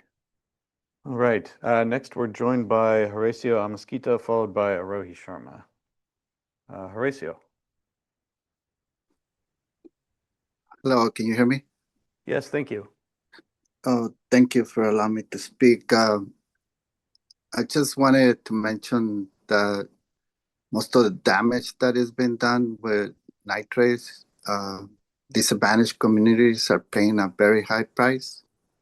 They usually stay for decades without drinking water, and they have to rely on bottled water to cook and wash their teeth. And so it's been a long time that disadvantaged communities being left behind, and they don't have no money to fix the problem that has been done by the agriculture industry with synthetic fertilizers, fumigants, and right now the only hope is SAFER that is been doing a great work, but I think it's necessary that the agriculture industry finds a way of mitigating this contamination that is happening now. Whatever the damage is done, it's already done, but there's still clean water that needs to be protected, and there's still lots of people that they don't need to be showering and drinking polluted water. So in one of the panels, they already have a model for sustainable agricultural practices, which was shown by Eric Morgan, which you can use cover crops, you can use compost, you can use organic fertilizers, and you don't pollute as much. So if you put these practices right away, there's a bigger chances that California and the residents of California don't have to go through the polluted water issues that disadvantaged communities have to go through. So a lot of the farmers, they get training at the agriculture commissioner to get trained for pesticide usage. Why not do it for synthetic fertilizers and have the best training for the farmers in order to have better sustainable practices that can help clean up the water? So I encourage the panel to look at the model of Eric Morgan and see if farmers can achieve that, and look at the current practices that is happening with so much overusage of nitrogen. Thank you. Thank you. Next, we're joined by Arohi Sharma, followed by Robert Chakanaka. Arohi, are you here in the room? Let's see you. Oh.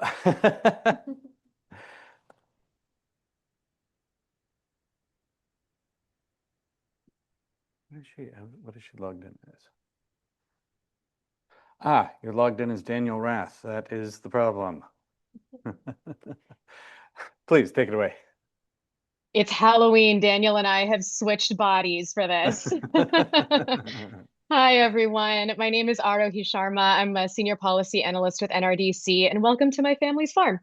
I'd like to start by appreciating Scarecrow Harder's question about the utility of non-enforceable targets given the requirements of the Porter Cologne Water Quality Control Act. We agree that to meet water quality obligations, we need to start using the enforceable tools in our toolbox. So thank you for seriously discussing numeric limits, including interim limits. The Central Coast's Ag Order 4.0 offers an example of a methodology that would have made meaningful reductions in nitrogen pollution by targeting the top percentiles of over-appliers. The panel, you all, can request acreage data from the Central Valley third-party coalitions to calculate the scale and potential reductions in nitrogen pollution with limits on the top percentiles of over-appliers in Region 5.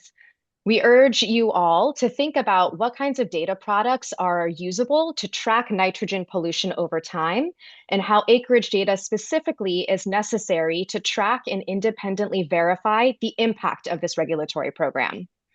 On the discharge side, the Central Coast calculated a final discharge limit that used Scarecrow Harder's 50 milligrams per liter value, 50 value, and recalibrated it for the Central Coast based on unique soil types and percolation rates.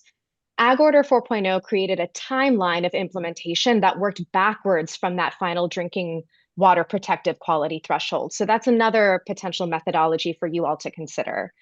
Ag Order 4.0 gave regulators and growers something to tangibly and measurably work towards. And just as an aside, I've spoken with a handful of farmers over the last several months who shared frustrations about the ILRP reporting process. They want to know essentially like what all of their data is being used for. Numeric limits with schedules and milestones help growers understand and see what they're working towards. It gives growers clarity, and we think growers deserve that kind of clarity. I also want to take some time to thank Secretary Ross and her CDFA team for presenting on all of the grant programs and financial support available to farmers for nitrogen management practices. As you heard, these programs are super popular, and they help farmers who want to innovate on their landscapes with practices that fight climate change and protect water quality. Numeric limits on nitrogen application and discharge can also help meet our state's various climate goals, including that 3.4 million acres using healthy soils practices. These limits on applications and discharge can act as that forcing function that drives adoption of healthy soils practices and encourages more people to participate in CDFA grants. You all know this, the Central Coast actually saw this happen after Ag Order 4.0, where technical assistance providers received calls from an unprecedented number of growers asking how they could plant cover crops or use organic amendments or compost to help them meet the requirements. They saw a massive increase in the use of healthy soils practices. So we know this strategy of enforceable limits works. In summary, numeric limits ensure we meet our obligations to protect water quality under the Porter Cologne Water Quality Control Act and drive adoption of sustainable farming practices, which are funded by CDFA. Thanks so much. Happy Halloween. Enjoy trick-or-treating. Thank you very much. Next up, we have Robert Chakanaka, followed by Ryan Flaherty. Robert, are you online? If you could use the hand raise feature.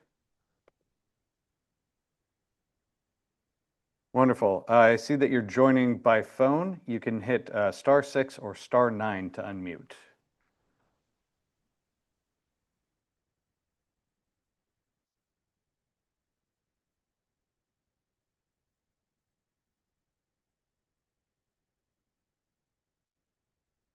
By phone to unmute on Zoom, press *6 or *9.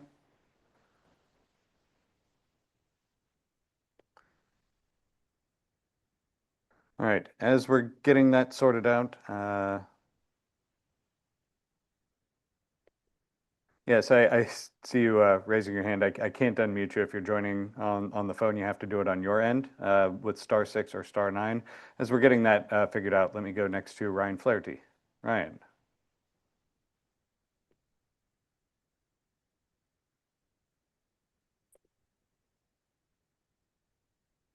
There you go, Ryan. Can you hear me? Yes, thank you. Great. Good afternoon. My name is Ryan Flaherty. I'm with Sustainable Conservation. First, I just want to thank the panel members for your time. We know this is a lot of time we're asking of you, and we really appreciate it.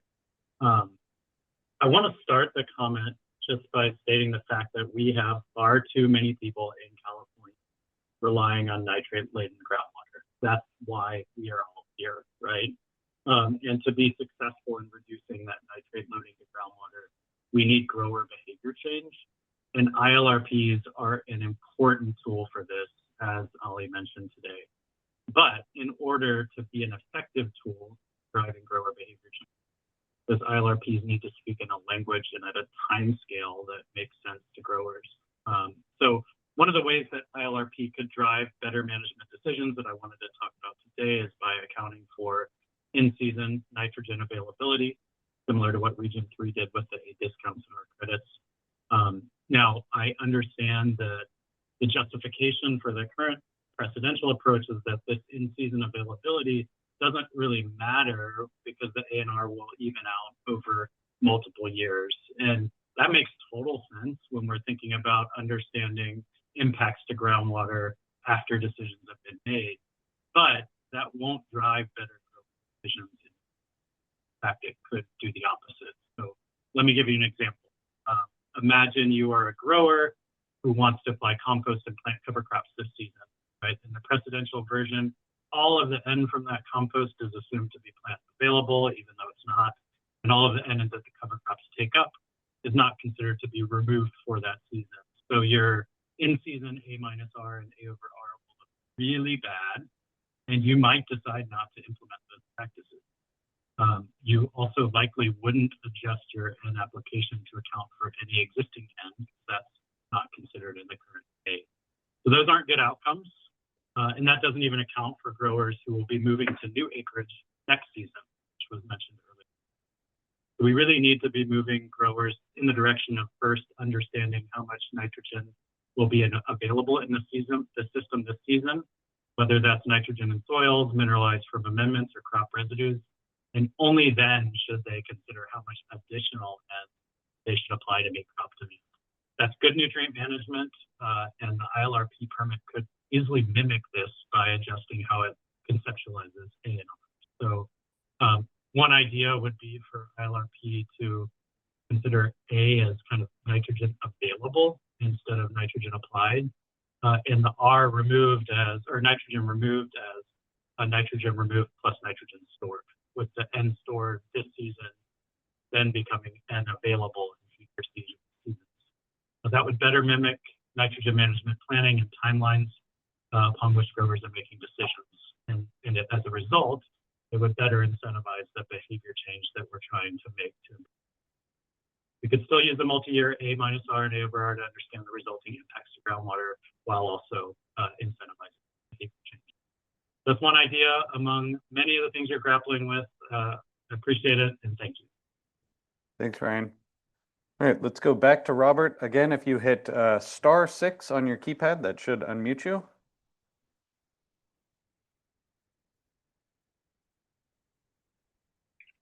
Oh, unbelievable. I'm unmuted. There we go. Unbelievable. Okay, Thank technology at its best. Okay. Let me keep my comments short and sweet. I live in North Monterey County. I have a well. My neighbors all have wells. My drinking water used to be absolutely pure and great. Now it's polluted by nitrates. We need strict limits on nitrates. And now I'm paying for water that I cannot drink. And somebody has to answer for that. And I can't understand why these limits can't be placed and enforced. Thank you. Thank you, Robert, and thanks for bearing with us with the technological challenges. Next up, we have Kaya Rivers, followed by JP Caraviela. Kaya.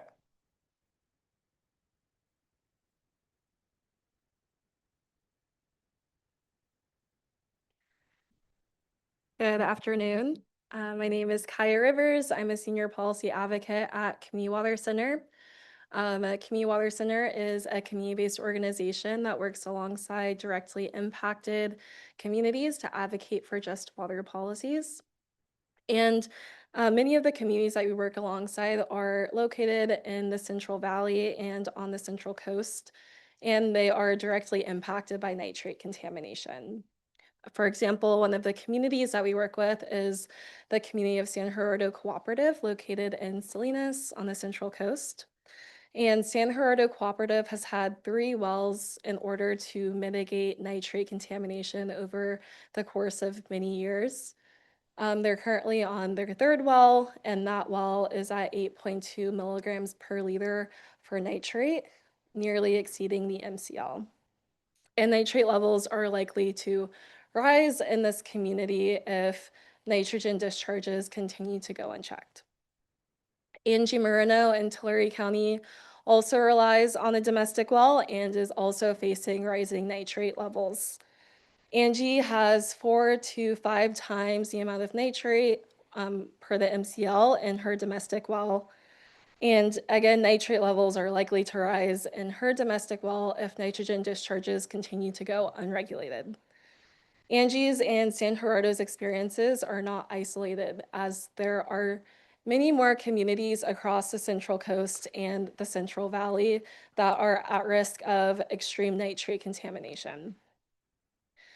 And as we can see, the education, monitoring, and reporting model that is currently happening in the Irrigated Lands Regulatory Program is not working for communities who need this program to work the most. The excess of nitrogen application onto crops is leading to extreme levels of nitrate in communities. So now is the opportunity for this group to identify how this program can improve.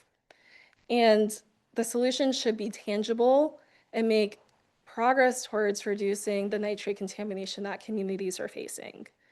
And to do this, I urge that the expert panel recommend that the State Water Board develops interim limits which reduce nitrogen discharges from the highest contributors, similar to the Ag 4.0 methodology that this group discussed here today. And finally, I urge that this expert panel also recommend the State Water Board to set final limits on nitrogen discharges in regions such as Region 3 and Region 5 that have well-documented data and also well-documented nitrogen impacts to communities and groundwater. These final discharge limits should be protective of groundwater quality. Thank you so much for all the time that you have put towards this panel, and I'm really looking forward to the recommendations that you all will be putting out shortly. Thank you for your time. Well, thank you. We'll go next to JP Caraviela, followed by Adam Lappa, in the room. JP. Hello, everyone, and thank you, panel, for all the hard work you're doing today and at the previous meetings. I've been listening with great interest and learning a lot. I had a question, which I didn't think I would be making comments or having questions, but I heard earlier today that you're interested in getting a presentation on dairy-related issues. I assume something to do with the application of manure and crop uptake and that sort of thing. And I was just, it's really more of a question for the panel.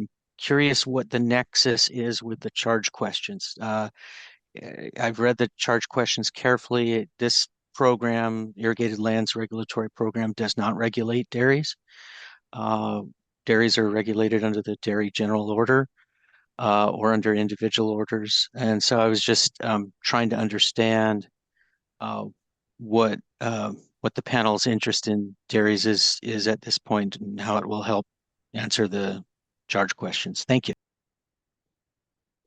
Thank you. All right. Next, we're joined by Adam Lapitz from the Central Valley Regional Water Quality Control Board. Adam.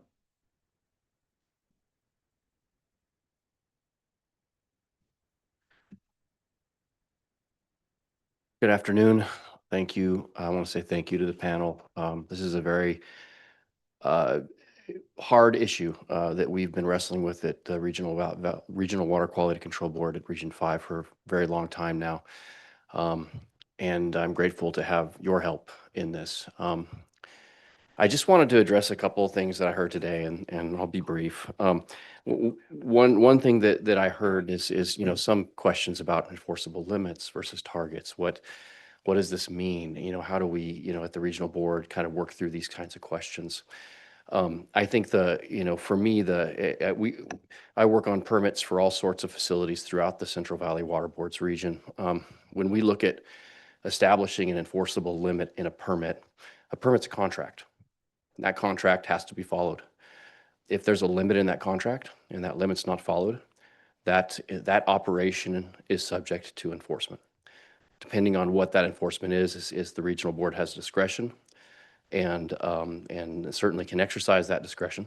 But that's one important difference between a limit and a target. A target is something that we would establish in a permit, generally speaking, to place a target in a permit that requires less information. You wouldn't need to have, say, for example, a really great understanding of whether or not the operation could meet that target, for example.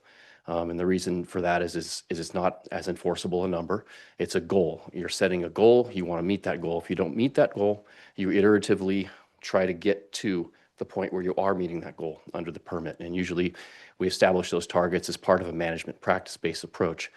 Both of these are viable approaches under the non-point source policy and under our regulations.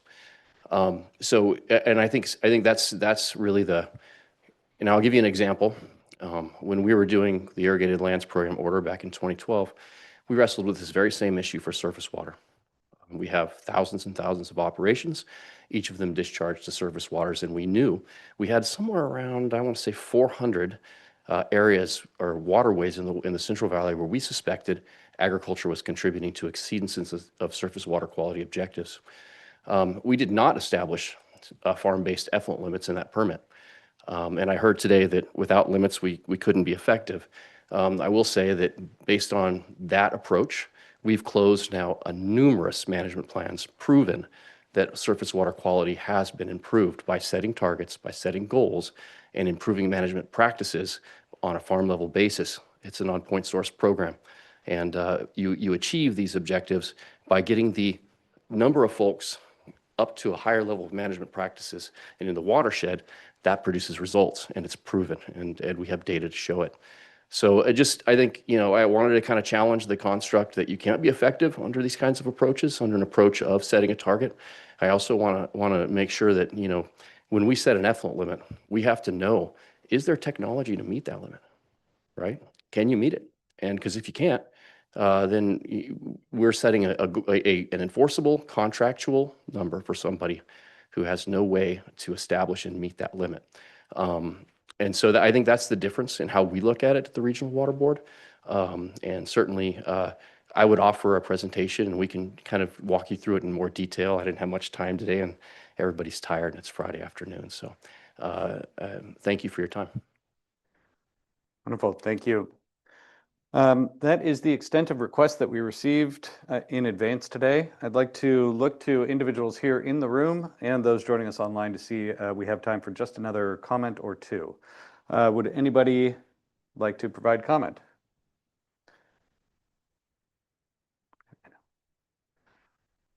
All right, seeing no hands in the room, let me go next online. I believe Sarah Lopez mentioned you would like to comment. Sarah, please. Oops. Good afternoon. Happy Halloween. This is a lot to catch up on. Mute. Cut it. All right. I had Just a few comments and some thank yous. Thank you to the FREP folks and the state and regional water board folks earlier in the day today for the really informative presentations. Those were really helpful and appreciated. One comment I had was just in response to Dr. Dahlquist Willard's request for clarification about whether small growers with diverse crop mixes are required to report A&R at the crop level versus the whole ranch level. And then the Central Coast Water Board responded to clarify that all Central Coast growers do report fertilizer applied and nitrogen removed at the crop level.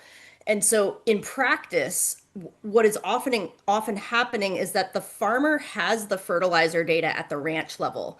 And then what they need to do to meet this requirement is either pay a consultant to produce an educated guess about how much nitrogen went to each crop, or they attempt to make that estimate themselves.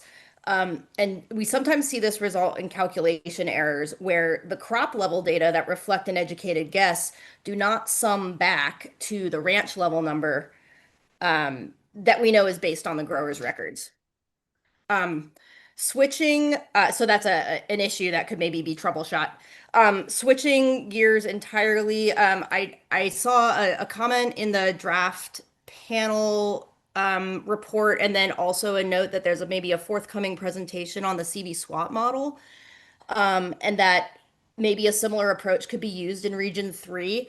And some of you may recall that that Preservation Inc. ran a stakeholder advisory process in Region 3 over the last few years in order to draft our 35% ACP work plan. And we spent a good bit of time in that process evaluating the SWAT model for use on the Central Coast. And we ran into two big technical challenges. One issue, as it turns out, the model has to be calibrated, go figure. And the last effort that I'm aware of to calibrate a SWAT model for a major Central Coast watershed actually did not succeed. They were not able to calibrate the model. And so it's not a reason not to try it, but it's a flag we need to be aware of. A second issue is that the SWAT model is sensitive to the timing of crop planting and harvest, et cetera. So when you have just one crop over the whole year, it doesn't matter. But when you're in a crop rotation like we have on the Central Coast, a SWAT model run for lettuce followed by broccoli is going to give you a different result than a SWAT model run for broccoli followed by lettuce. And now factor in a third crop like cilantro. And so that issue, to my knowledge, has never yet been resolved. And so as much as I would love to see the SWAT model further explored, and I think perhaps it should be, but I also don't want to see Preservation Inc. or coalitions in smaller regions saddled with an impossible task or an enormous bill for SWAT model development and only 400,000 or maybe just 100,000 acres to spread it over. So costs like that can be borne by 5 or 6 million acres in the Central Valley, but they hit the smaller regions a lot harder. One final note, this is my last point, is that the Central Coast does not consist of a single groundwater basin. It consists of many groundwater basins. And oddly enough, most of our basins do not have existing hydrogeologic models. And so that was just another thing we ran into in the Central Coast when we started exploring, well, could we bring over this Central Valley approach of SWAT model coupled with hydrogeologic models?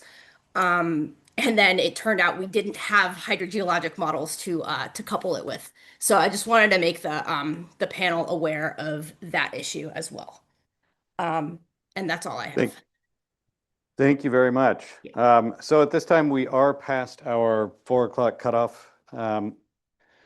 I do see one final hand up. This will be the final public comment for the day. Angela Schrader. Angela. Good morning, or good afternoon, sorry. Angela Schroeder at the Central Coast Water Board. I'm the Assistant Executive Officer, and just wanted to take a minute today to really thank the State Water Board and Ag Expert Panel for their time and energy to address these important questions before the panel. And as Mary and Elaine described, one of the highest priorities, of course, for us, the Central Coast Water Board, is to protect safe drinking water. And as you heard from Mary and Elaine today, our staff is able to work with growers to effectively implement those requirements to ensure that we can do that and protect our drinking water resources. So really, I just wanted to close the day and thank you again for the important opportunity to share this information about our program. So thank you. Wonderful. Thank you. All right. And thank you, everybody, for sticking it out. I know it's Friday. I know it's Halloween. We'll get you out of here momentarily. Wanted to recap very quickly for the panel that we will circulate the draft response to questions 1 and 2. Panel members, please take a look at that and send any comments and revisions to staff, not your fellow panel members, in advance of the November 14th working group meeting. We have a couple of other action items and questions that we'll be following up on as well. But I'll stop talking here, and I just want to turn it over to your chair, Daniel Geisler, for closing remarks, and then we'll probably close out. Daniel. Well, thank you very much. And so many people contributed to today's meeting, so I would just like to thank everybody who contributed. It was a very interesting meeting, and have a nice evening, great weekend, and see you in 2 weeks. Okay. Karen. I'll just echo the thanks, and I am really enjoying this process. So look forward to keeping on. We got a lot of work to do, and have a great evening and weekend, and we'll see you in 2 weeks. Thank you all. This concludes the meeting.